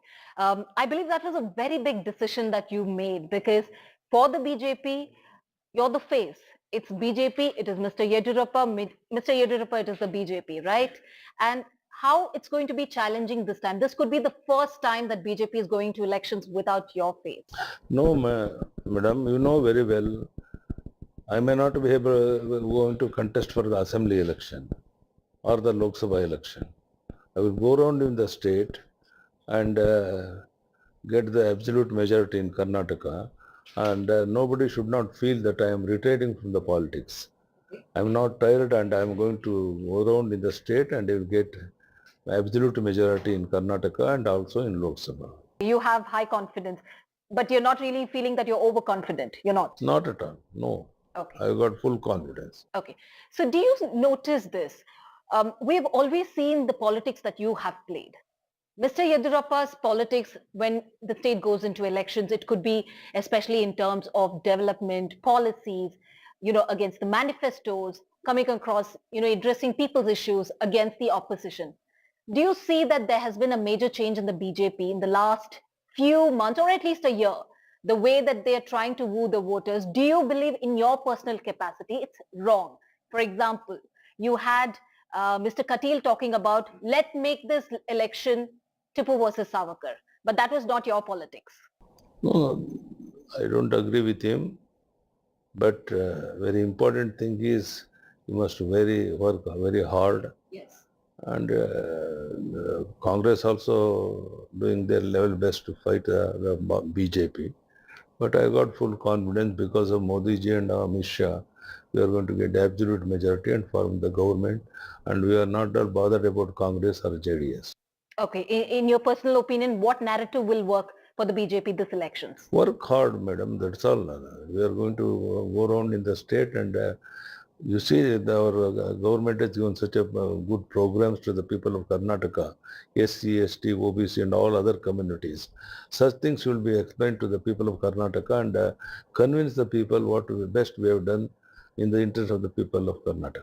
The entire Karnataka is witness to when you stepped down as the chief minister. We saw the seers, you galvanized somehow the support. They all said that if Yediyurappa is not there as the face of the BJP, you will face the wrath as far as the elections are concerned. Now we are not there as the face of the BJP. What happens then? Madam, I am not going to contest for assembly election. That's all. Isn't that a disappointment? No, not at all. I will try to convince our people in Karnataka. Because of so many reasons, I am not going to contest for assembly election, and I will give more time to get absolute majority in Karnataka. And I have got confidence. I am going to convince people of Karnataka, and we are going to get absolute majority in Karnataka, and we will go around in the state. Afterwards, you will see the changes within 1 month. Okay, now you are on the BJP parliamentary board. You have seen the Karnataka politics play out as far as the BJP is concerned. Again, in your opinion, do you see, if Yediyurappa is not there, who else can be or the face of CM? Do you see somebody in your mind? That decision will be taken from the party after the election only. Now I don't want to comment about all the such things. At present, Basuraj Mamata as Chief Minister is doing very well, and he is going around on the state, and he has given so many programs to the state of Karnataka, and particularly SC, ST, OBC. They have given more programs, and I think they are going to support us in the election. Bomai's government did, of course, move up the reservation for the SC/ST as well. But I believe the centre will have to approve now. It was passed within the assembly recently. Is that a poll gimmick? Will that happen? Let us see, or wait and see what decision they are going to take. Okay. I want to ask you this question. The Congress, the opposition, has been levelling corruption allegations, 40% corruption. They say there is PSI scam. There is a strong anti-incumbency wave. How is BJP tiding? We already given complaint to the about Congress. There are corruption, other things, and they will face the consequence. And unnecessarily, Sisodia and Shivakumar for telling so many things against Bharatiya Janata Party is not correct. And we will see that these false allegations, people are not going to believe, and otherwise they have done so many mischief and corruption, and we are going to take a decision, and we have already given complaint to the Lokayukta. They will face the consequence.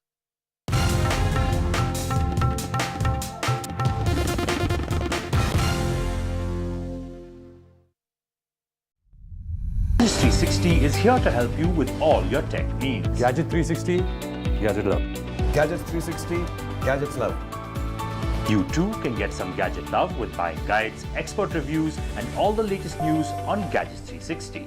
When a glimmer of hope gave way to a new global threat, we were there. As our soldiers squared off against a hostile neighbor for yet another freezing winter, we were there. When brutality overwhelmed justice and a mockery was made of the rule of law, we were there. When the death of our first Chief of Defence Staff united our nation, we were there. Hope, justice, the truth. Left, right and centre with me, Vishnu Shom, Monday to Thursday, 9 p.m. on NDTV 24/7. Legacy is often seen as a burden of expectations. It comes with its own set of challenges. The challenge to take forward, challenge to reimagine, challenge to be in the present, and also challenge to think about the future. What accountability are you talking about? As long as the core values and principles remain uncompromised. Debates are essential not just for journalism, but for humanity. It ignites our mind, opens it up for counter-opinion. To hear all views, opinion of all hues. Which is why the oldest running debate show on Indian news television is not 22 years old, but it is young at 22. इस initiative को मैं अभिनंदन करता हूं कि सच को सच के रूप में पेश करने का उन्होंने साहस दिखाया. So let us begin the big fight.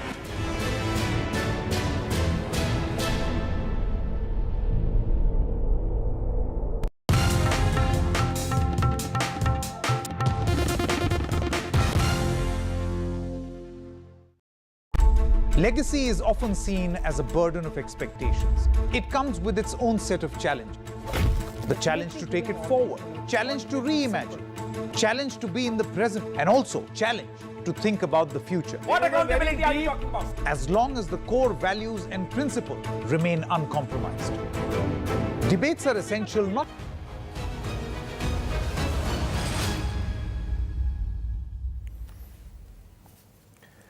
Hello and welcome to NDTV. I am Ankit Tyagi. We are tracking two top stories this afternoon, ladies and gentlemen. One, of course, Manish Sisodia, the Delhi's Deputy Chief Minister who was arrested yesterday. And the other big focus remains on the elections in the northeast. Meghalaya and Nagaland, two states which are voting as we speak. We'll talk about those elections as well. And of course, Manish Sisodia, Aam Aadmi Party has called it a black day. A big protest planned by them remains the focus here on NDTV. Let's start with what's happening in Delhi and then we'll move to the election states and the battleground of Nagaland and Meghalaya. In the national capital, Aam Aadmi Party has announced a nationwide protest. The party wants to come out in big numbers, show their support, protest against the arrest of Delhi's Deputy Chief Minister Manish Sisodia, who was arrested yesterday after 7 hours of questioning by the CBI. Now, massive security deployment across the national capital. Let's just play out some visuals, in fact, which are coming in, fresh visuals since morning, where we saw huge deployment around the CBI headquarters as well. And then these visuals which are coming in from Fatehpur Beri police station, where senior leaders of the Aam Aadmi Party, Sanjay Singh, Gopal Rai, the cabinet minister in Delhi, all of them have been under detention. You also see these visuals of yesterday where Manish Sisodia was accompanied by Sanjay Singh when he went full-on political optics, ladies and gentlemen, before he was arrested by the CBI, before he went for the questioning. Now, let me very quickly tell you the top 5 things which are taking place at this moment, the latest on the Manish Sisodia saga. Number one, his medical examination will be conducted by an AIMS medical team, which is reaching the CBI headquarters for that. Also, there is a nationwide protest which is starting in the national capital at 12 p.m. Manish Sisodia's party, Aam Aadmi Party, has pledged, has said that they are going to protest outside the Delhi BJP's headquarters. So they are preparing for that. Meanwhile, massive security net has been thrown all across the national capital to prevent the Aam Aadmi Party from congregating around the CBI headquarters and also at the BJP office. Also, what we know is that Manish Sisodia will be produced in the court at 3 p.m. where the CBI will be seeking his custody. I'm being joined by my colleagues to give you a 360-degree perspective. We'll go across, in fact, in just a short while from now to the CBI headquarters where Arvind Gunasekar, my colleague, will be joining us. We'll also be joined by Tanushree Pandey, who is tracking the developments of the Aam Aadmi Party, and Priyanshi, who is on the ground, taking a look at how this entire protest and the politics around it is panning out. Remember, the CBI arrested Manish Sisodia in the 2021 liquor policy, alleged liquor policy scam. The CBI is investigating about 30 crore rupees kickbacks that allegedly the Aam Aadmi Party, through their now arrested worker Vijay, had received from the South Group, which also consists of another high profile, in fact, name, that is K. Kavita, of the daughter of KCR MLC of the BRS party in Telangana. She also under the scanner of the CBI. Now, Mr. Sisodia's troubles mounted after there were new revelations which were made by the CA of the former CA of K. Kavita, and also by an IS officer who was a secretary-level officer, who was, in fact, working under Mr. Manish Sisodia, who gave some details about how the policy was formed, how it was not kept as far as the GOM is concerned, and how instructions were given for these policy on WhatsApp, not written on files. Allegation is Mr. Sisodia also leaked the information to certain people, which benefited many those who were then later got the tenders as far as this policy is concerned.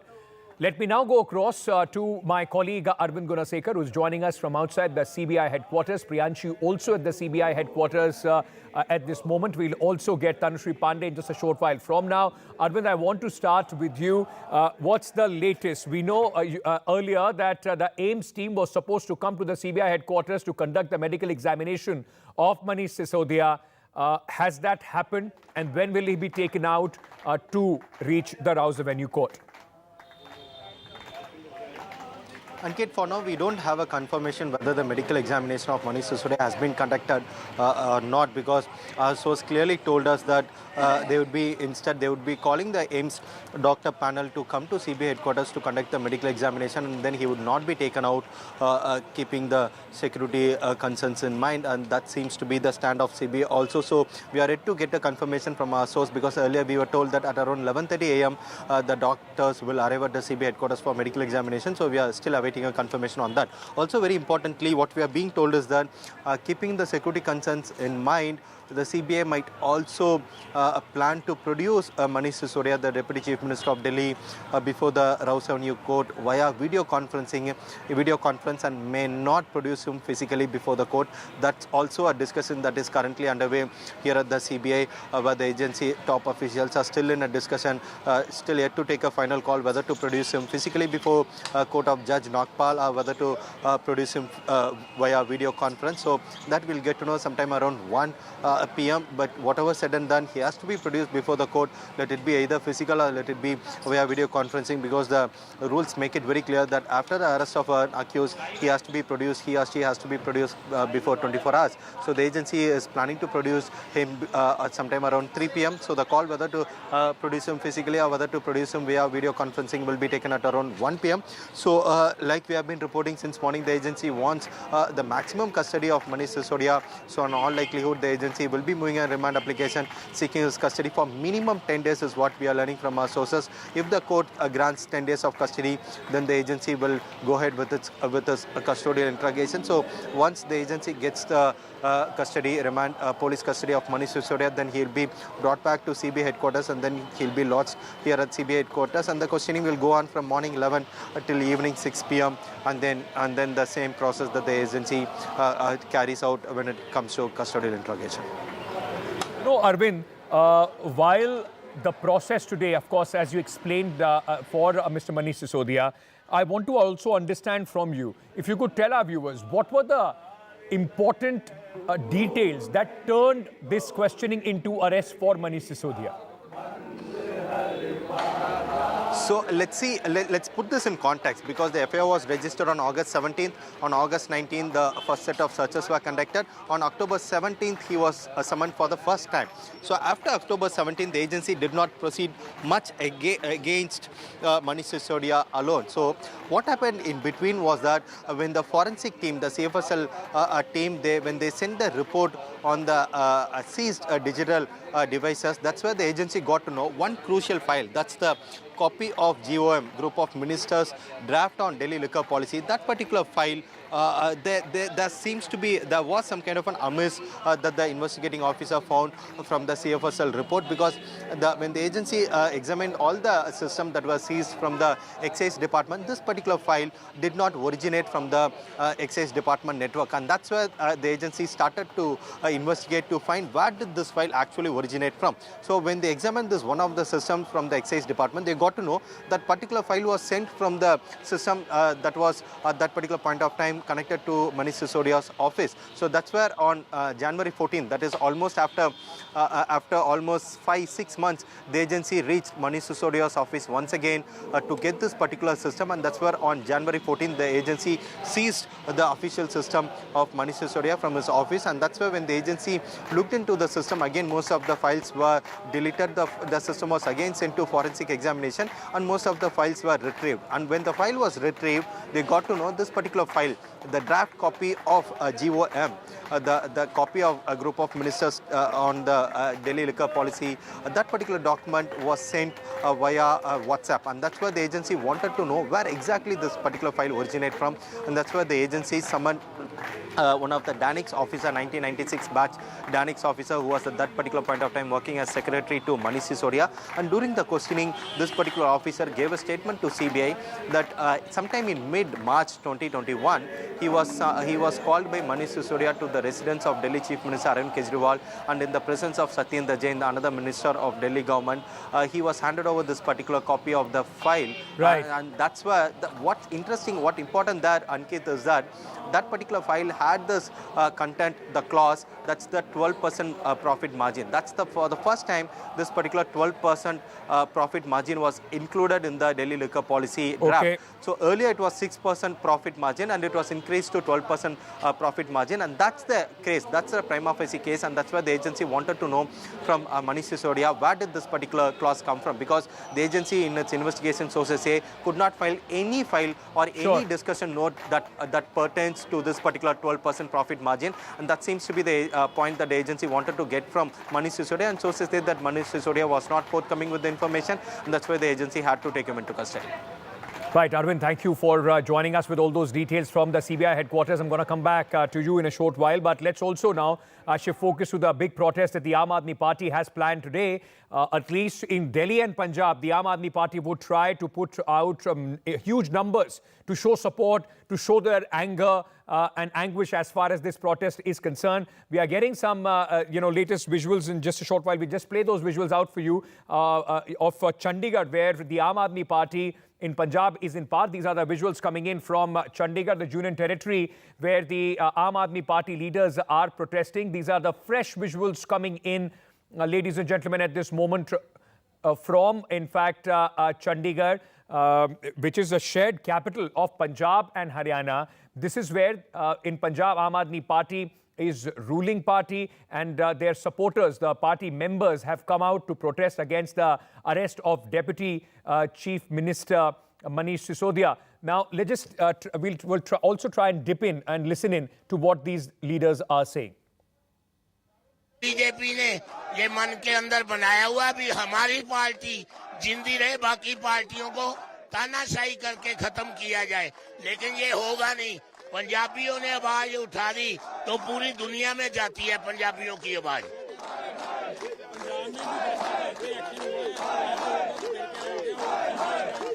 The Aam Aadmi Party supporters and workers, those in Chandigarh, we are expecting similar kind of protest here in Delhi as well, where the police has made massive arrangements as far as the national capital is concerned. Let's also, ladies and gentlemen, just a short while back, the Delhi Chief Minister Arvind Kejriwal has tweeted.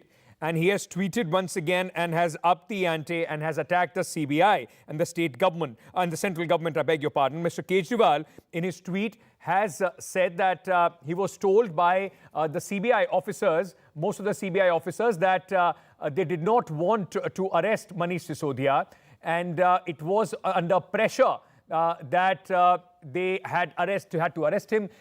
In his tweet, he says that all of them, the CBI officers, have huge respect for him and there is no evidence against him, but the political pressure to arrest him was so high that they had to obey their political masters. So Arvind Kejriwal once again trying to use the CBI and put out a political message there. Priyanshi, my colleague, joining us outside the CBI headquarters. Priyanshi, the problem with these assertions that Mr. Kejriwal makes usually, in which he says he has been told by his sources in the CBI that there is no way to confirm or deny at least what he has been told. But the fact remains that the Aam Aadmi Party doing their best at least to create a political, sort of optics to say that there is huge resentment, anger against the arrest of Deputy Chief Minister. That's right, Ankit. As you mentioned, that there's no way to sort of validate these claims that Mr. Kejriwal is making. You must remember that even during the Gujarat elections, Mr. Kejriwal had said that an IB report says that Aam Aadmi Party is going to form the government in Gujarat. So that also drew a lot of flack, and this statement is also expected to draw a lot of flack, as he said that most of the CBI officers were not, let me just read that out, were against Manish Sisodia's arrest, and all of them have huge respect for him, and there's no evidence against him. This is, remember, the narrative that the Aam Aadmi Party has maintained ever since the beginning of this case. Last year, when Manish Sisodia's house was raided, was searched, his bank locker was searched by the Central Bureau of Investigation. Even then, the Aam Aadmi Party said that the CBI found nothing. Mr. Manish Sisodia said that they only found jewelry worth 70,000 rupees in his bank locker, which is belonged to his wife and his children. So they said that they found no evidence against him, but they're only arresting him because they have political pressure from the BJP to weaken the Aam Aadmi Party. All Aam Aadmi Party leaders are saying that this is to wipe off the Aam Aadmi Party, as the Aam Aadmi Party is growing and it is becoming a challenger to Prime Minister Narendra Modi in 2024 as well. So that is what the Aam Aadmi Party is saying, that all of these efforts are to only weaken the Aam Aadmi Party and stop it from becoming a primary challenger to the BJP at the national stage as well. Now, if we talk about how Mr. Manish Sisodia's arrest really impacts the Aam Aadmi Party's national plans. Now, Manish Sisodia, as all of us know, is the number 2 to Mr. Arvind Kejriwal. He's been with the Aam Aadmi Party, he's a founding member, and he's been with Mr. Kejriwal ever since their NGO days. So he was really the number 2 in the Aam Aadmi Party after Mr. Arvind Kejriwal. Now, what the sense is that Mr. Sisodia really managed the Delhi government while Mr. Arvind Kejriwal focused on the expansion plans of the Aam Aadmi Party and for the national plans of the Aam Aadmi Party. So now that Sisodia is arrested, many fear, and there are several questions whether Mr. Arvind Kejriwal's national plans and campaigning plans in upcoming elections such as Chhattisgarh, Madhya Pradesh and Karnataka, will those also be impacted, and will he have to spend more time in Delhi focusing on the Delhi government, because usually that work was done by Manish Sisodia. So with his arrest, Aam Aadmi Party's national plans could also be impacted. You know, make no mistake, anybody who covers the Aam Aadmi Party or has seen the Aam Aadmi Party's rise, Priyanshi, would tell you that the arrest of Manish Sisodia is a bigger dent, a bigger impact on the Aam Aadmi Party and the government of Delhi than even Satyendra Jain, who was very, very important in the scheme of things. So this is a real dent as far as Mr. Kejriwal is concerned. Sisodia was handling 18 of the 32 departments of the government of Delhi. In fact, he was handling additional departments which were being earlier handled by Health Minister Satyendra Jain. Health, PWD and Home were all given charge to Manish Sisodia. Now Mr. Kejriwal is in a catch-22. If he replaces him, gets new people, political questions will be raised that for 10 months you did not replace Satyendra Jain. How can you replace Manish Sisodia? And if he does not, then it is going to have a serious impact on the functioning of the government of Delhi. Let's very quickly listen in to certain reactions which are coming in on this story. The Aam Aadmi Party quite angry as far as the arrest is concerned. Meanwhile, the BJP calling it justice taking its course. देश के सबसे लोकप्रिय शिक्षा मंत्री भाई मनीष सिसोदिया जी को मोदी सरकार ने गिरफ्तार किया। ये नरेंद्र मोदी जी की सरकार का कायरतापूर्ण परिचय है। ये नरेंद्र मोदी सरकार की कायरतापूर्ण कार्रवाई है। कोई कायर सरकार ही ऐसी कार्रवाई कर सकती है। एक ऐसे शिक्षा मंत्री जिन्होंने पूरे देश को बेहतरीन शिक्षा का मॉडल दिया, एक ऐसे शिक्षा मंत्री जो पूरी दुनिया को अपने शिक्षा मॉडल से प्रेरित कर रहे हैं, आप उस मनीष सिसोदिया को गिरफ्तार कर रहे हैं जो दिल्ली के लाखों बच्चों का भविष्य सुधारने के लिए काम कर रहे हैं। केंद्र सरकार ने सारी की सारी जो मर्यादाएं थी लोकतंत्र की, उनको खत्म कर दिया। मनीष सिसोदिया जी को गिरफ्तार किया, बिना किसी सबूत के किया, राजनीतिक कारणों से किया। चलिए ठीक है, आपने हमारी पार्टी की सारी लीडरशिप को इस वक्त जो है गिरफ्तार कर रखा है, क्योंकि सीबीआई ईडी कुछ नहीं है। जो सब कुछ हो रहा है वो भारतीय जनता पार्टी के मुख्यालय से हो रहा है। वही लोग हैं जो बताते हैं कि आज इसको गिरफ्तार करना है, आज इसके ऊपर झूठा मुकदमा करना है, आज इन लोगों को पकड़ना है, और हम पूरे देश को दिखाना चाहते हैं किस तरीके से इन सभी एजेंसीज का दुरुपयोग हो रहा है। मनीष सिसोदिया जी के ऊपर जिस प्रकार से कार्रवाई हुई है, मुझे लगता है केंद्र सरकार अपने जो विरोधी है उनको इस प्रकार से उनका आवाज़ बंद करने की कोशिश कर रही है। चाहे महाराष्ट्र हो, चाहे दिल्ली हो, चाहे झारखंड हो, मैंने कहा कि वेस्ट बंगाल हो, जहाँ जहाँ उनकी सरकारें नहीं है, जहाँ जहाँ से सरकार को सवाल पूछे जाते हैं, उस सभी जगह पे सरकार ईडी और सीबीआई का दुरुपयोग करके अपने विरोधियों को एक तो जेल में डाल रही है या उनको सरेंडर करने पर मजबूर कर रही है। मनीष सिसोदिया को गिरफ्तार किया गया है। आम आदमी पार्टी उनको बेचारा दिखाने की कोशिश कर रही है और यहां तक कि उनको चाचा की उपाधि देते हुए बड़े बड़े दावे किए जा रहे हैं शिक्षा के क्षेत्र में। लेकिन मैं सवाल पूछना चाहूंगा कि वो चाचा जी कहां थे जब गरीब महिलाएं रो रही थी कि उनके पति और उनके पिता दोपहर को भी शराब पीना शुरू कर दिया था क्योंकि आपने 1+1 की स्कीम लागू कर दी थी। आप तब कहां थे जब हमारी गरीब माताएं और बहनें जब जाती थी मंदिर और गुरुद्वारे में, वहां शराब के पास में ठेके खुले हुए थे। To BJP saying that in fact the liquor policy was flawed. That is the reason why at this moment Mr. Sisodia is going through what he is. And in the meantime, the Aam Aadmi Party is beginning. The leaders are coming in and starting their protest. These are live pictures which are coming in from the national capital, where the arrest of detention of certain Aam Aadmi Party leaders and workers is taking place. So a huge, impact that you will see. The Aam Aadmi Party trying to create a big protest all across the country. Remember, at least in 4 states, namely Delhi, Punjab, Goa, where they have 2 MLAs, and also in Gujarat now, where 5 MLAs of the Aam Aadmi Party are in the assembly. The party has some base, some ground presence, and they will try and make sure that at least their presence is felt as far as these states are concerned. So the Aam Aadmi Party coming out in huge, trying to come out in huge numbers at least. We will have to wait and see whether that happens or not. These visuals which are coming in from Chandigarh. So in Delhi, in Chandigarh, the party is trying to mount a massive protest. Let's listen into a few of these angry voices of the Aam Aadmi Party which are coming in. विरोध प्रदर्शन करना चाहा था, मगर क्या police ने हम लोग को कहा है कि यहाँ नहीं खड़ा होना है क्योंकि 144 रखी है। तो हमारा उद्देश्य जनता तक आवाज पहुँचाना है कि हिंदुस्तान में, भारत में अंग्रेजों से भी बुरी हालत हो गई है। जो ईमानदार पार्टी है उसके डिप्टी सीएम को, संवैधानिक पद पर बैठे हुए को, जिसके खिलाफ कोई भी जांच में गड़बड़ी नहीं निकली है, उसे फिर भी अरेस्ट कर लिया गया है।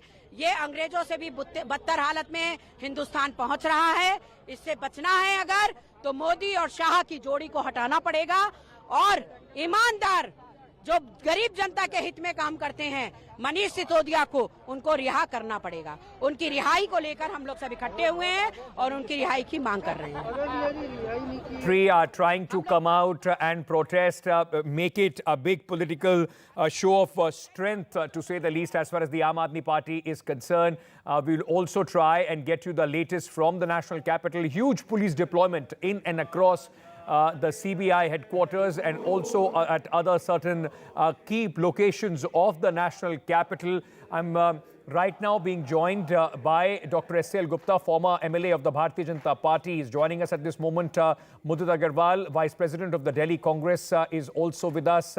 Abhinandan Mathur, spokesperson of the Aam Aadmi Party, with us as well. Welcome. Thank you so much to all of you for joining us on the broadcast.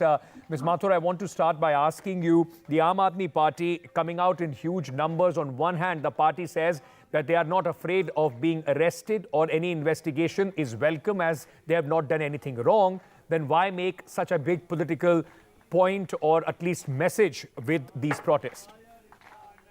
Right, Ankit, there are 2 aspects to what is going on. One, of course, is the legal aspect. And like you said, we are not afraid of the legal aspect. You know, we will obviously apply legal remedies and we believe we are innocent and therefore, you know, the law will take its course. there is no doubt that there's also a political aspect to what is going on, and that political aspect is a very significant one. Now, there is a socio-political sort of environment in which this is happening, and we feel that it is vendetta. Manish Sisodia ji is an elected and a very popular deputy chief minister. He has all the right, when he believes that this is political vendetta, he has all the right, and we have all the right as, people who support him, as his supporters, to protest this. So I don't think that in a democracy, this should actually surprise anyone. Because as we all know, the way that the BJP functions is, sometimes in a very ad hoc manner. There is no need for, due process. There is very, very selective targeting of their opponents and so on. So while the law takes its own course, we have no option but to actually go on the streets. Okay. And we will. And believe me, the kind of traction that we're getting from the people of Delhi, you will see by this evening that a lot more people will be, speaking out, because it is only today that people are actually waking up to what the BJP has done. Okay.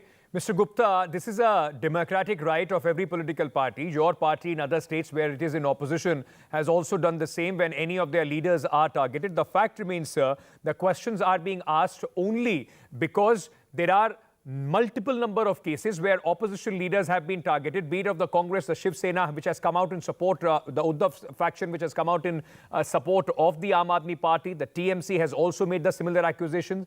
Whenever it is a BJP leader or somebody from the opposition who joins the BJP, the agency seems to be going slow on them. If they are in the opposition, there is certain amount of energy and swiftness that we see as far as the investigating agencies are concerned.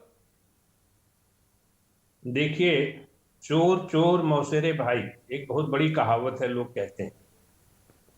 ऐसा ही कुछ हो रहा है कि जो लोग पकड़े जाते हैं वो सब आपस में मिल जाते हैं और भाई बहन का रिश्ता निभाते हैं। नंबर 1, अभी मैं संजय भाई को सुन रहा था, ये केस शिक्षा मंत्री के अगेंस्ट नहीं है, आबकारी मंत्री के अगेंस्ट है, नंबर 1। नंबर 2, देश में अव्यवस्था फैलाने के लिए, राजधानी में अव्यवस्था फैलाने के लिए अगर ऐसा सब किया जाएगा किसी भी एक संवैधानिक एजेंसी के अगेंस्ट तो गलत है। नंबर 2, अगर ऐसा ही है, यही तरीका था, तो सुप्रीम कोर्ट क्यों गए मेयर की इलेक्शन के वक्त? नहीं जाते, यही सड़क में घूमते, सड़क में चिल्लाते, वहीं से मौका मिलता। ये तो कोई बात नहीं है। Ma'am, let him complete. I'm going to come to you. आपके पास ऑप्शंस हैं, आप जाइए। अगर सीबीआई ने आपको अरेस्ट किया है तो कोई ना कोई पॉइंट्स है जिसकी वजह से nothing concern with the BJP. आप बीजेपी क्यों कर रहे हैं? सीबीआई, अगर देखिए सेंट्रल में सेंट्रल गवर्नमेंट है तो ऑब्वियसली जितनी एजेंसीज होंगी वो तो उसी के अंडर होंगी। अब आप ये कहते हैं कि हर चीज सीबीआई में है तो सेंट्रल गवर्नमेंट करा रही है। आपके पास 1000 सर, आप यही आरोप लगाते थे कांग्रेस पार्टी के ऊपर, यूपीए पर आप केज पैरेट कहते थे सीबीआई को। और दूसरा सवाल इस वजह से भी उठता है कि जैसे आप बता रहे थे चोर चोर मौसेरे भाई, तो अगर हेमंत बिस्वा शर्मा जो मुख्यमंत्री हैं असम के, जब तक वो कांग्रेस में है तब तक बीजेपी उनके ऊपर सवाल उठा रही थी। आज मुख्यमंत्री हैं, बीजेपी में है, ईडी का उनके ऊपर जो केसेस थे उस पर कुछ नहीं हो रहा। चाहे बीएस येदियुरप्पा हो, चाहे आपकी पार्टी के और भी कोई नेता हो, ऐसा क्यों लगता है कि आपकी पार्टी में आके सब? अभी कल कांग्रेस का अधिवेशन हुआ था, उस अधिवेशन में दुनिया भर की चीजें पास हुई। अरे क्यों नहीं भाई, अगर उन्हें शक है कि बिस्वा के अगेंस्ट कुछ नहीं किया जा रहा तो इसको भी इशू बनाते, लेकिन वो कुछ इशू नहीं बना रहे क्योंकि ऐसा कुछ है नहीं। जो इशू कोर्ट आपको छोड़ दे, कोर्ट से ही आपको मतलब आप सब कुछ कोर्ट पे डालेंगे कि हम कुछ भी करें, उसके बाद कोर्ट से जाके आप ले आइएगा, जैसे कि एमसीडी में हुआ। और देखिए, भारतीय जनता पार्टी से कोई कंसर्न नहीं है। पार्टी से कंसर्न तब होता जब पार्टी कुछ कर रही होती। सेंट्रल ब्यूरो ऑफ इन्वेस्टिगेशन एक इंडिपेंडेंट एजेंसी है, कानून अपना कोर्स कर रहा है। ठीक है, अगर ये दूध के धोए हैं तो अपने आप निकल जाएंगे, उसमें सड़क पे आने की क्या जरूरत है, चिल्लाने की क्या जरूरत है? ये समझ, वो कह रही आम आदमी पार्टी के उनका अधिकार है, करें। तो अभी किसी ने ये तो नहीं मना किया, ना सीबीआई ने ना बीजेपी ने, तो हम क्यों मना करेंगे भाई? अभी आप पूछ रहे थे सड़क पे क्यों आ रहे हैं?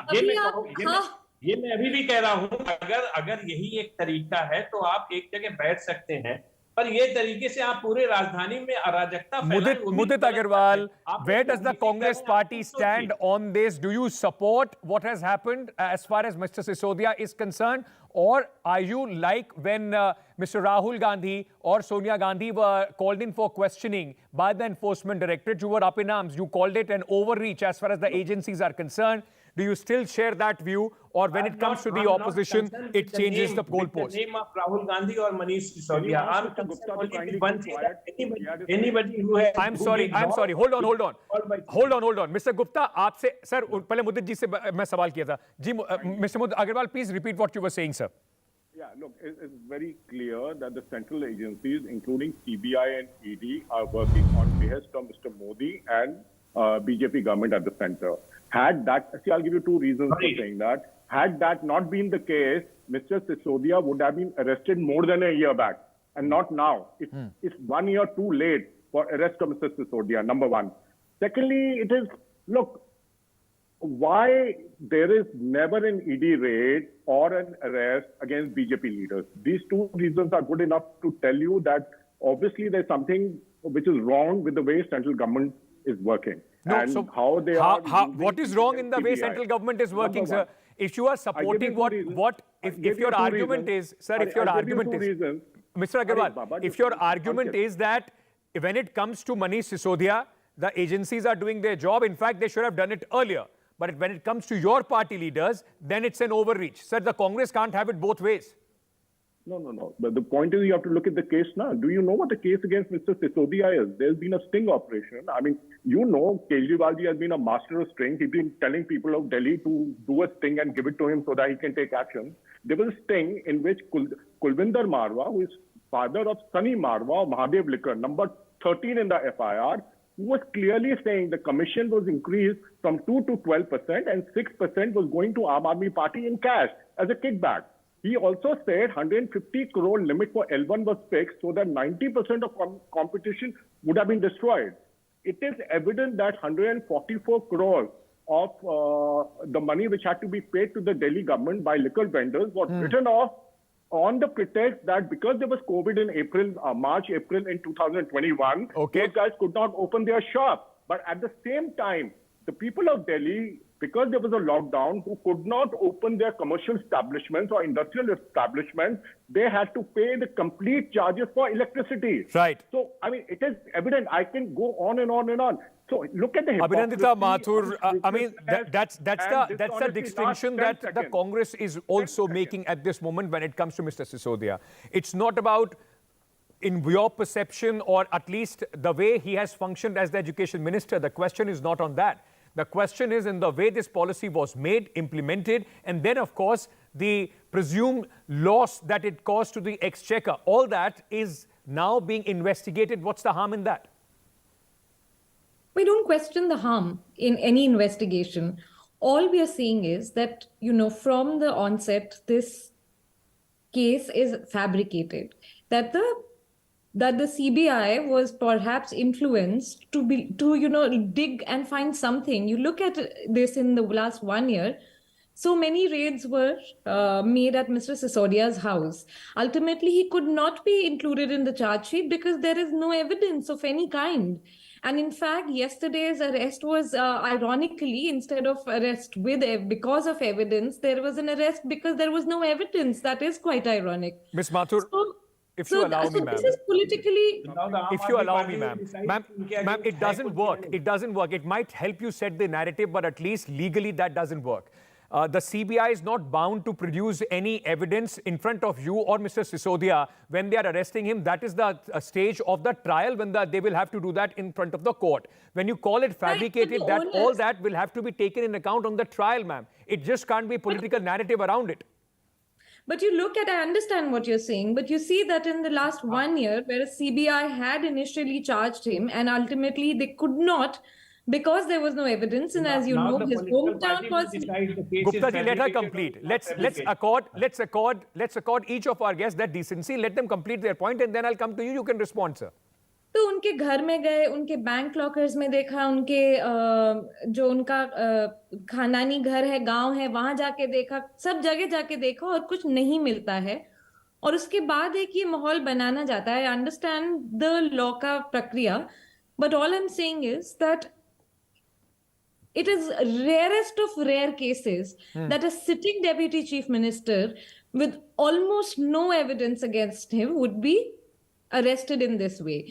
And it is also happening in the light of, you know, what the BJP is doing when it comes to the MCD and so on. So it's very important to see the larger picture. Mr. Gupta, Mr. Gupta, क्या क्या कहीं ना कहीं दिल्ली में MCD में जो आपको हार मिली, 15 साल बाद बीजेपी वापसी नहीं कर पाई, सारे झगड़ों के बाद कोर्ट से आपको मुंह की खानी पड़ी, उसके बाद आप मेयर नहीं बना पाए, उसका गुस्सा मनीष सिसोदिया पे उतर रहा है, ऐसा आरोप लग रहा है आप पे?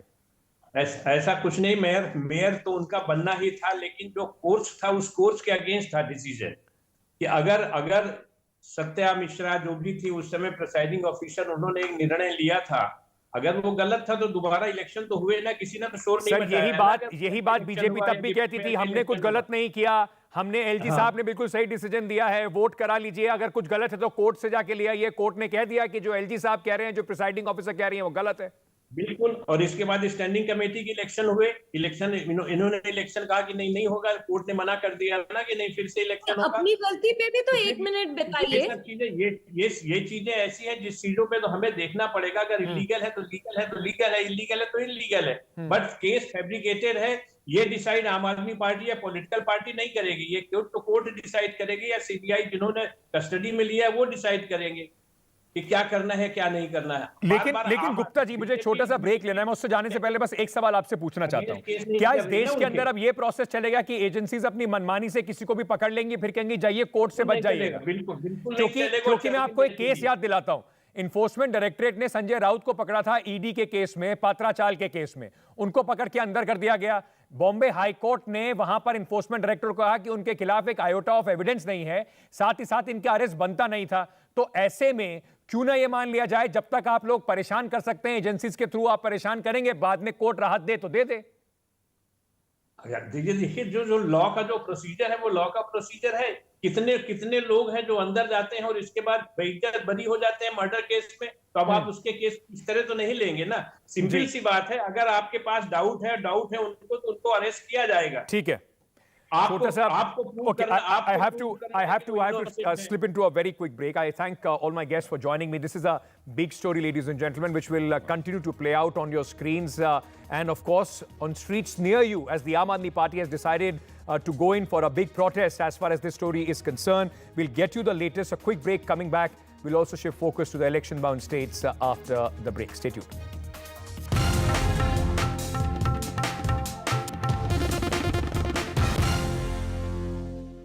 11,000 placements last year. At Amity, we are committed to nurturing passionate. Gadgets 360 is here to help you with all your tech needs. Gadget 360, Gadget Love. Gadgets 360, Gadgets Love.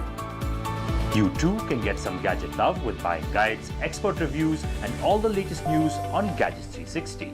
When a glimmer of hope gave way to a new global threat, we were there. As our soldiers squared off against a hostile neighbor for yet another freezing winter, we were there. When brutality overwhelmed justice and a mockery was made of the rule of law, we were there. When the death of our first Chief of Defence Staff united our nation, we were there. Hope, justice, the truth. Left, right and centre with me, Vishnu Shobh, Monday to Thursday, 9 p.m. on NDTV 24/7. Legacy is often seen as a burden of expectations. It comes with its own set of challenges. The challenge to take it forward, challenge to reimagine, challenge to be in the present, and also challenge to think about the future. What accountability are you talking about? As long as the core values and principles remain uncompromised. Debates are essential not just for journalism but for humanity. It ignites our mind, opens it up for counter-opinion. To hear all views, opinion of all hues. Which is why the oldest running debate show on Indian news television is not 22 years old, but it is young at 22. इस initiative को मैं अभिनंदन करता हूं कि सच को सच के रूप में पेश करने का उन्होंने साहस दिखाया। So let us begin the big fight.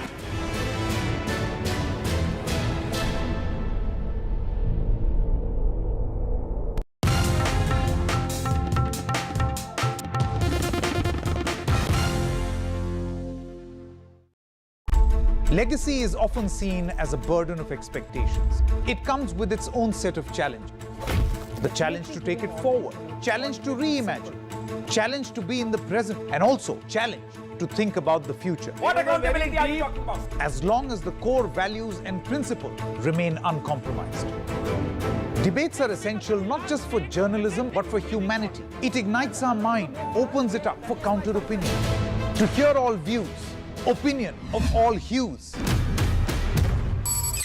Which is why the oldest running debate show on Indian news television is not 22 years old, but it is young at 22.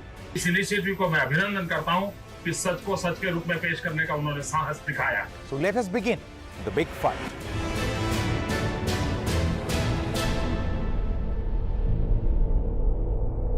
Gadgets 360 is here to help you with all your tech needs. Gadget 360, Gadget Love. Gadgets 360, Gadgets Love. You too can get some gadget love with buying guides, expert reviews, and all the latest news on Gadgets 360. When a glimmer of hope gave way to a new global threat, we were there. As our soldiers squared off against a hostile neighbor for yet another freezing winter, we were there. When brutality overwhelmed justice and a mockery was made of the rule of law, we were there. When the death of our first Chief of Defence Staff united our nation, we were there. Hope, justice, the truth. Left, right and centre with me, Vishnu Shob, Monday to Thursday, 9 p.m. on NDTV 24/7. Legacy is often seen as a burden of expectations. It comes with its own set of challenges. All right, let's shift focus to our other tops focus here on NDTV. The elections which are underway for the states of Meghalaya and Nagaland. The Bharatiya Janata Party is in par in both these states with regional, in fact, satraps. In Meghalaya, the BJP is going alone this time after a rift with Conrad Sangma's NPP and hopes to increase its tally. Remember, Meghalaya has become quite an interesting election with the BJP putting in all their might, fighting all the 60 seats. Their alliance partner, former alliance partner, Conrad Sangma's NPP also fighting all the seats. And the Congress, which was left without a single legislator, despite being the single largest party in 2018, as Mr. Mukul Sangma, under his leadership, all the legislators of the Congress party shifted to the TMC. The TMC is now hoping to make big inroads in Meghalaya as well. Their best hope in the 3 states which have gone to polls is Meghalaya, where the party is hoping that with Tripura and Meghalaya, a good performance will at least propel them to the national party tag. Their hopes were dashed in Goa. Now all hopes of the TMC in Meghalaya, where the party has invested a lot of resources. Mamata Banerjee and Abhishek Banerjee have gone there quite a few times. Let's, in fact, at this moment, listen in because the voting has been going on at this moment and Meghalaya is expected to vote in high numbers. Let's listen in to what in that Conrad Sangma had told my colleague Ratandeep Chaudhary just a short while back. Joining us on this broadcast exclusively is Meghalaya Chief Minister, Mr. Conrad Sangma. Mr. Sangma, this is the first election perhaps in the history of your party NPP and you as a leader of the party where you are going into an election as a ruling party. The polling is continuing, we see long queues. What is the initial feedback you're getting? The initial feedback we're getting is very positive. In fact, a lot of people are very happy. A large turnout is there. People are coming out in large numbers to vote. And so we expect that this should be very positive for us. And we expect that the party will get much higher numbers than what we had time. And we are confident that this time will inch towards even the halfway mark. This is a tough election for you, given the fact that you're not only contesting against opposition parties like the Congress and the Trinamool Congress, but also your allies, and particularly the BJP has kind of, in its poll campaign, had directly attacked you and your party. So how confident are you that you will be able to, fight the national parties and also the regional parties? See, number one, you have followed me in almost in every elections that we have contested in the past. And you've seen that we have always fought elections on our own. and we don't go for pre-poll alliances. So therefore, it has always been the case that the party goes on as NPP, we go for elections on our own, and we don't have pre-poll alliances. That's number one. And number two is that the fact that this time we are seeing a multi-cornered fight, and the fact that there are multiple parties that are coming in, and in a way the parties which are against the National People's Party, which is our party, are many. So therefore the anti-votes that are there among who are there against us, we will see a split in that. So the fact that there are more political parties, I personally feel that it's going to benefit. How are you dodging the anti-incumbency if it has set in? Because the opposition says, and even some of your allies says, that there is anti-incumbency given the fact there have been allegation of corruption against the government. See, the allegations are always there, and it is the work of the opposition to always put allegations. We have been very transparent in every single way, where we have put up all kind of independent and judicial inquiries as per the desire of the opposition. So we are very clear and transparent on that. So allegations will always be there. Number two, the numbers that have shown in terms of development and the work that has happened at the grassroots level, the issues that have been resolved, which have been pending for a very, very long time, these are very pro-people issues, and people are finally seeing that there is a party that actually is moving forward in these issues. So there's a sense of hope and a sense of confidence among the people that it is the NPP that will be able to provide that stability, the peace and the development for the state. 70 के दशक के बाद मेघालय में कभी किसी सरकार को absolute mandate नहीं मिला, फ्रैक्चर्ड मैंडेट था. पिछली बार आपने भी एक गठजोड़ की सरकार चलाई. इस बार क्या लगता है, आपने बहुत सारे अपने रैलीज में, मैंने जब आपको कवर किया, आप ये कहते रहे आपके वोटर को कि एब्सोल्यूट मैंडेट चाहिए इस बार. क्या वो आ रहा है, या फिर गठजोड़ की सरकार बनेगी? अगर बनेगी तो कैसी सरकार बन सकती है? जिस तरीके का माहौल अभी है हमारे स्टेट में, और जिस तरीके का रिस्पॉन्स हमें ग्रासरूट से मिल रहा है पब्लिक से, हमें पूरी उम्मीद है कि हमें पिछले इलेक्शन से बहुत ज़्यादा सीट्स हमें मिलेंगे इस बार, क्योंकि लोग काफ़ी खुश हैं जिस तरीके से हम लोगों ने काम किया है. और एक तरीके से आप देखेंगे तो पॉलिटिकल सीनियरों में ऑपोजिशन भी टूट के बिखर गई है, तो कोई एक यूनाइटेड ऑपोजिशन नहीं है. तो ये सब का जो रिज़ल्ट है, इसका पॉजिटिव रिज़ल्ट आएगा, और मुझे पूरी उम्मीद है कि हम लोग को पिछले बार से ज़्यादा सीट्स मिलेंगे. और जिस तरीके का सेंस अभी आ रहा है पॉलिटिकली, क्योंकि ये 50 साल में नहीं हुआ, तो एक सेंस आ रहा है कि हम लोग शायद इस बार हाफ ए मार्क हम लोग क्रॉस करें. Joining us at this moment is the BJP candidate for the high-profile South Tura constituency, Mr. Bernard Marag, who is taking on the Chief Minister Conrad Sangma. Mr. Marag, polling has started. What is the initial information you're getting? How is the response of the people? People are very excited. People, they are feeling victory already. So there is enthusiasm, there is a high hope, and these are the people who have been deprived, and these are the people who have been, left out in terms of development, the schemes. And in spite of we voting for this one CM, even myself, even my family, then even the voters of South Tura, all have been deprived, and we feel that justice should prevail, and that is basically why people are voting. They are voting for change, and I'm hoping that the turnout will be higher than the previous years. Prime Minister Modi also had campaigned on the last day here in Tura after a long gap that any Prime Minister actually campaigned in elections in Tura. So for the BJP, it is a big push that you are doing in Garo Hills, particularly for this seat, and overall in the state, in a Christian-dominated state. So how do you see, as a top BJP leader of the state, the prospect of BJP? See, it is a history. It is a history because this is the first time that our Honorable Prime Minister Narendra Modi ji has campaigned. Even our Honorable Union Minister of Home, Amit Shah ji, he has also campaigned. And this is the first time in the history of Tura that a Prime Minister and the Union Home Minister have campaigned for a candidate.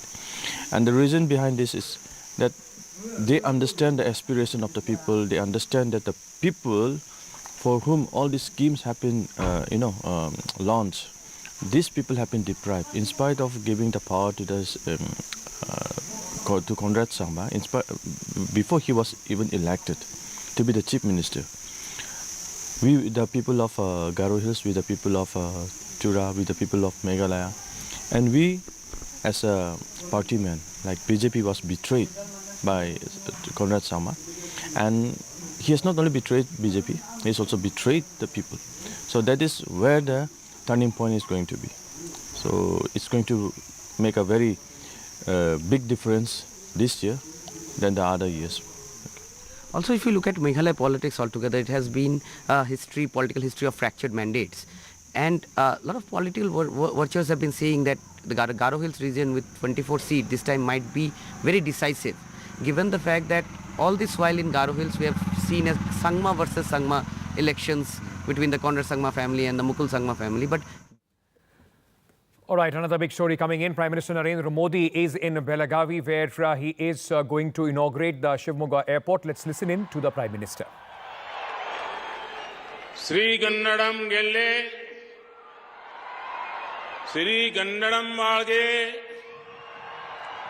Jai Bharat Janajatiye Tanujate, Jaya He Karnataka Mate. एक भारत श्रेष्ठ भारत के लिए ऐसे समर्पण भाव को रखने वाले राष्ट्र कवि कुवेंपु की धरती को मैं आदरपूर्वक नमन करता हूं। आज मुझे एक बार फिर कर्नाटका के विकास से जुड़े हजारों करोड़ रुपए के प्रोजेक्ट्स के लोकार्पण और शिलान्यास का सौभाग्य मिला है। अभी अभी शिवमोगा में हूं और यहां से मुझे बेलगावी जाना है। आज शिवमोगा को अपना एयरपोर्ट मिला है। लंबे समय तक जिसकी डिमांड थी वो आज पूरी हुई है। शिवमोगा एयरपोर्ट बहुत ही भव्य बना है, बहुत ही सुंदर है। इस एयरपोर्ट में भी कर्नाटका के ट्रेडिशनल और टेक्नोलॉजी का अद्भुत संगम नजर आता है। और ये सिर्फ एयरपोर्ट नहीं है, ये इस क्षेत्र के जवानों के सपनों को नई उड़ान का अभियान है।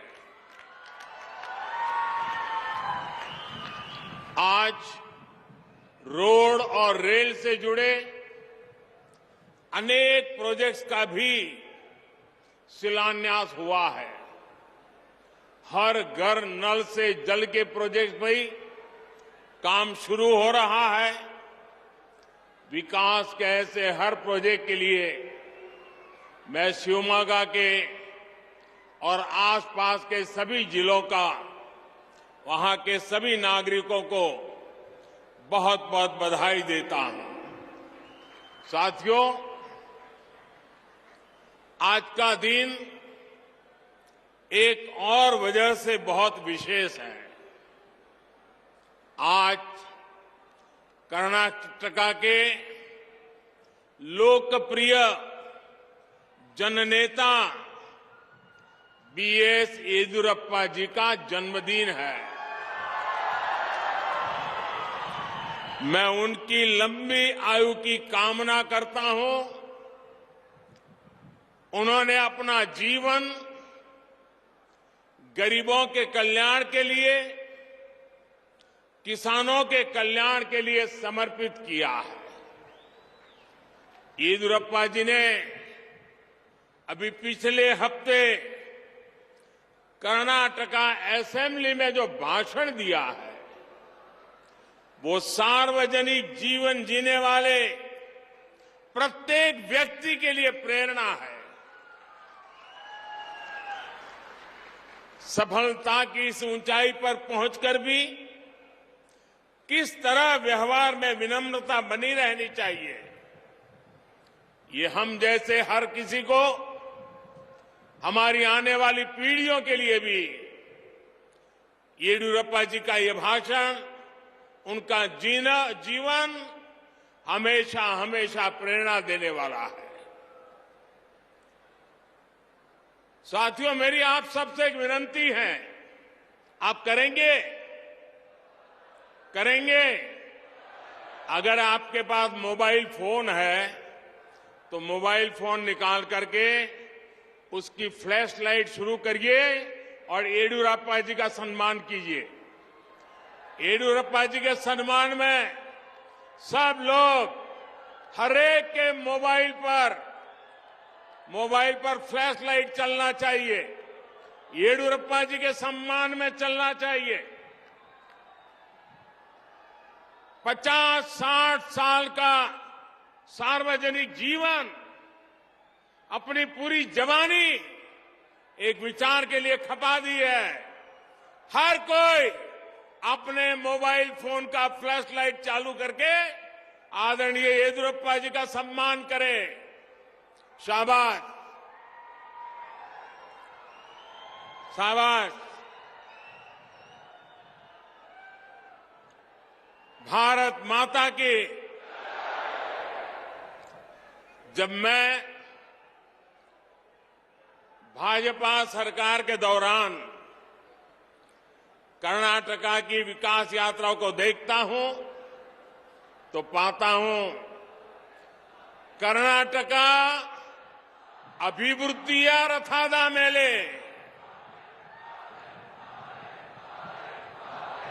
ಈ ರಥವು ಪ್ರಗತಿಯ ಪಥದ ಮೇಲೆ बीते कुछ वर्षों में कर्नाटका का विकास अभिवृद्धि के रथ पर चल चुका है। ये अभिवृद्धि रथ प्रगति पथ पर दौड़ रहा है। ये प्रगति पथ रेलवे, रोडवेज, एयरवेज और हाईवेज यानी डिजिटल कनेक्टिविटी का है। साथियों, हम सब जानते हैं कि कोई गाड़ी हो या सरकार, डबल इंजन लगता है ना तो उसकी स्पीड कई गुना बढ़ जाती है।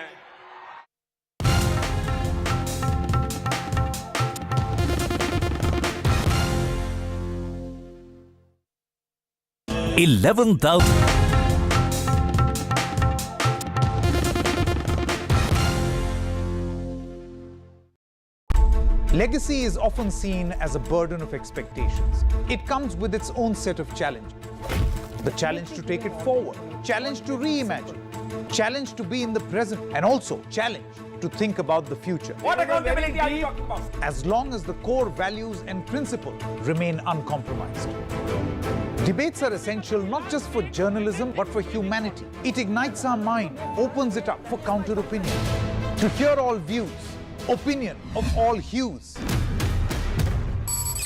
Which is why the oldest running debate show on Indian news television is not 22 years old, but it is young at 22.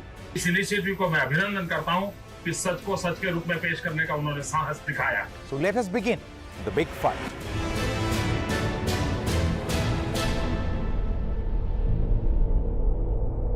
Gadgets 360 is here to help you with all your tech needs. Gadget 360, Gadget Love.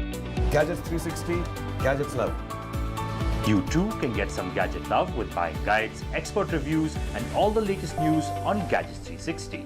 When a glimmer of hope gave way to a new global threat, we were there. As our soldiers squared off against a hostile neighbor for yet another freezing winter, we were there. When brutality overwhelmed justice and a mockery was made of the rule of law, we were there. When the death of our first Chief of Defence Staff united our nation, we were there. Hope, justice, the truth. Left, right and centre with me, Vishnu Shobh, Monday to Thursday, 9 p.m. on NDTV 24/7. Legacy is often seen as a burden of expectations. It comes with its own set of challenges. The challenge to take it forward, challenge to reimagine, challenge to be in the present, and also challenge to think about the future. What accountability are you talking about? As long as the core values and principles remain uncompromised. Debates are essential not just for journalism but for humanity. It ignites our mind, opens it up for counter-opinion. To hear all views, opinion of all hues. Which is why the oldest running debate show on Indian news television is not 22 years old, but it is young at 22.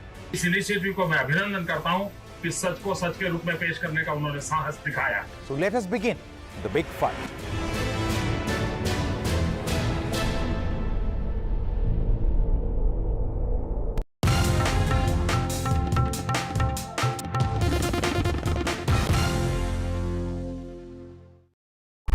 Legacy is often seen as a burden of expectations. It comes with its own set of challenges. The challenge to take it forward, challenge to reimagine, challenge to be in the present, and also challenge to think about the future. What accountability are you talking about? As long as the core values and principles remain uncompromised. Debates are essential not just for journalism but for humanity. It ignites our mind, opens it up for counter-opinion. To hear all views, opinion of all hues. Which is why the oldest running debate show on Indian news television is not 22 years old, but it is young at 22. इस initiative को मैं अभिनंदन करता हूं कि सच को सच के रूप में पेश करने का उन्होंने साहस दिखाया. So let us begin the big fight.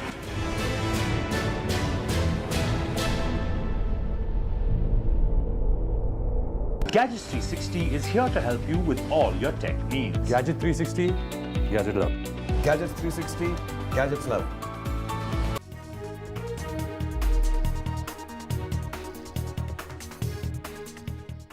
देश में 74 एयरपोर्ट ही थे, जबकि भाजपा सरकार अपने 9 साल में 74 नए एयरपोर्ट बनवा चुकी है. देश के अनेक छोटे शहरों के भी पास जब उनके अपने आधुनिक एयरपोर्ट है, आप कल्पना कर सकते हैं कि भाजपा सरकार के काम करने की रफ्तार क्या है.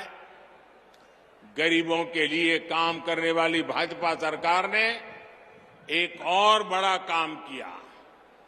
हमने तय किया कि हवाई चप्पल पहनने वाला भी हवाई यात्रा कर पाए. इसलिए हमने बहुत ही कम कीमत पर हवाई टिकट देने वाली उड़ान योजना शुरू की. आज जब मैं देखता हूं कि मेरे कितने ही गरीब भाई बहन पहली बार हवाई जहाज में चढ़ रहे हैं, और उससे मुझे बहुत संतोष होता है. शिवमोगा का एयरपोर्ट भी अब इसका गवाह बनेगा. साथियों, नेचर, कल्चर और एग्रीकल्चर की धरती शिवमोगा के लिए ये नया एयरपोर्ट विकास के नए द्वार खोलने जा रहा है. शिवमोगा वेस्टर्न घाट के लिए मशहूर मलेनाडु का गेटवे है. जब नेचर की बात होती है तो यहां की हरियाली, यहां के वाइल्ड लाइफ सेंचुरीज, नदियां और पहाड़ अद्भुत है. आपके पास मशहूर जोग जलपाता भी है. यहां प्रसिद्ध एलिफेंट कैप है.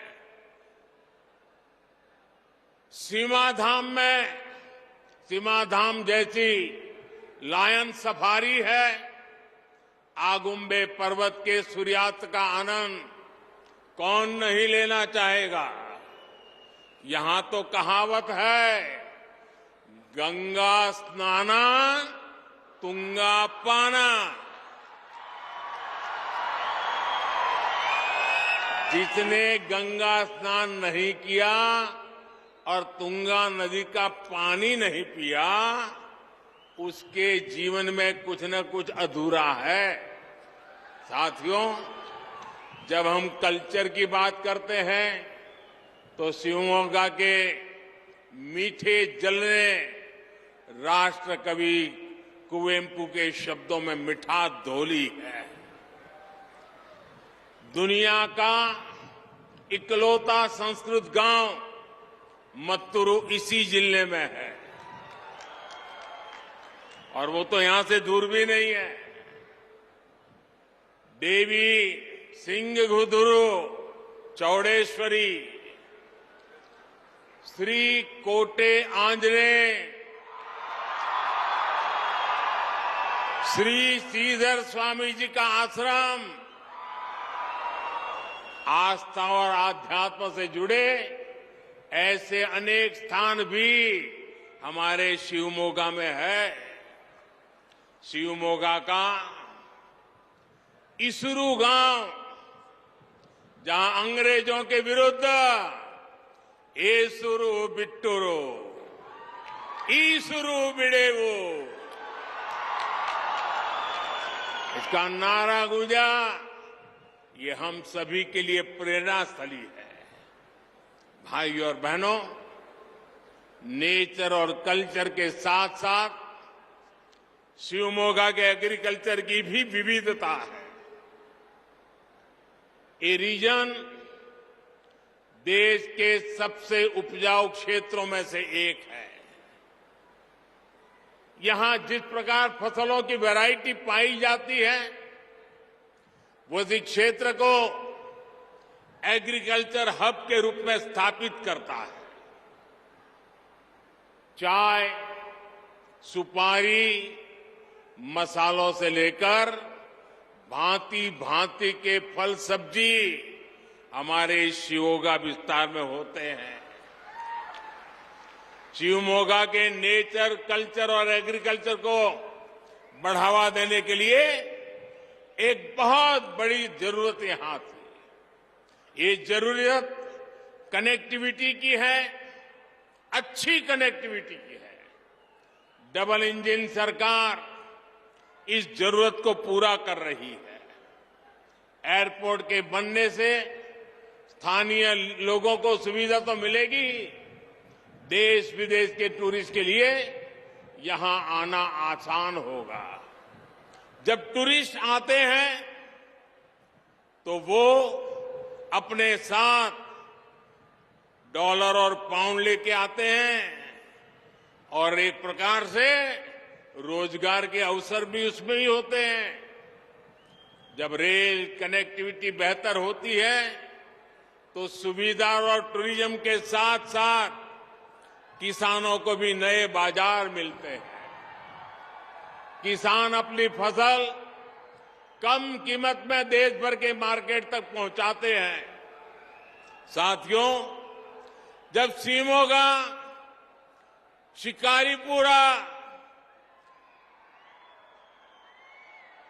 रानी बेंदूर नई लाइन पूरी होगी तो शिवमोगा के अलावा हावेरी और दावणगेरे जिलों का भी उनको भी लाभ होने वाला है।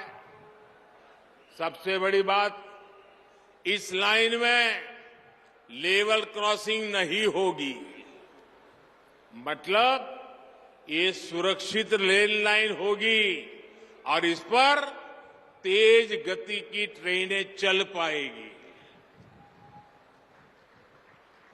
कोटे गंगोर अब तक एक छोटा पड़ाव स्टेशन था।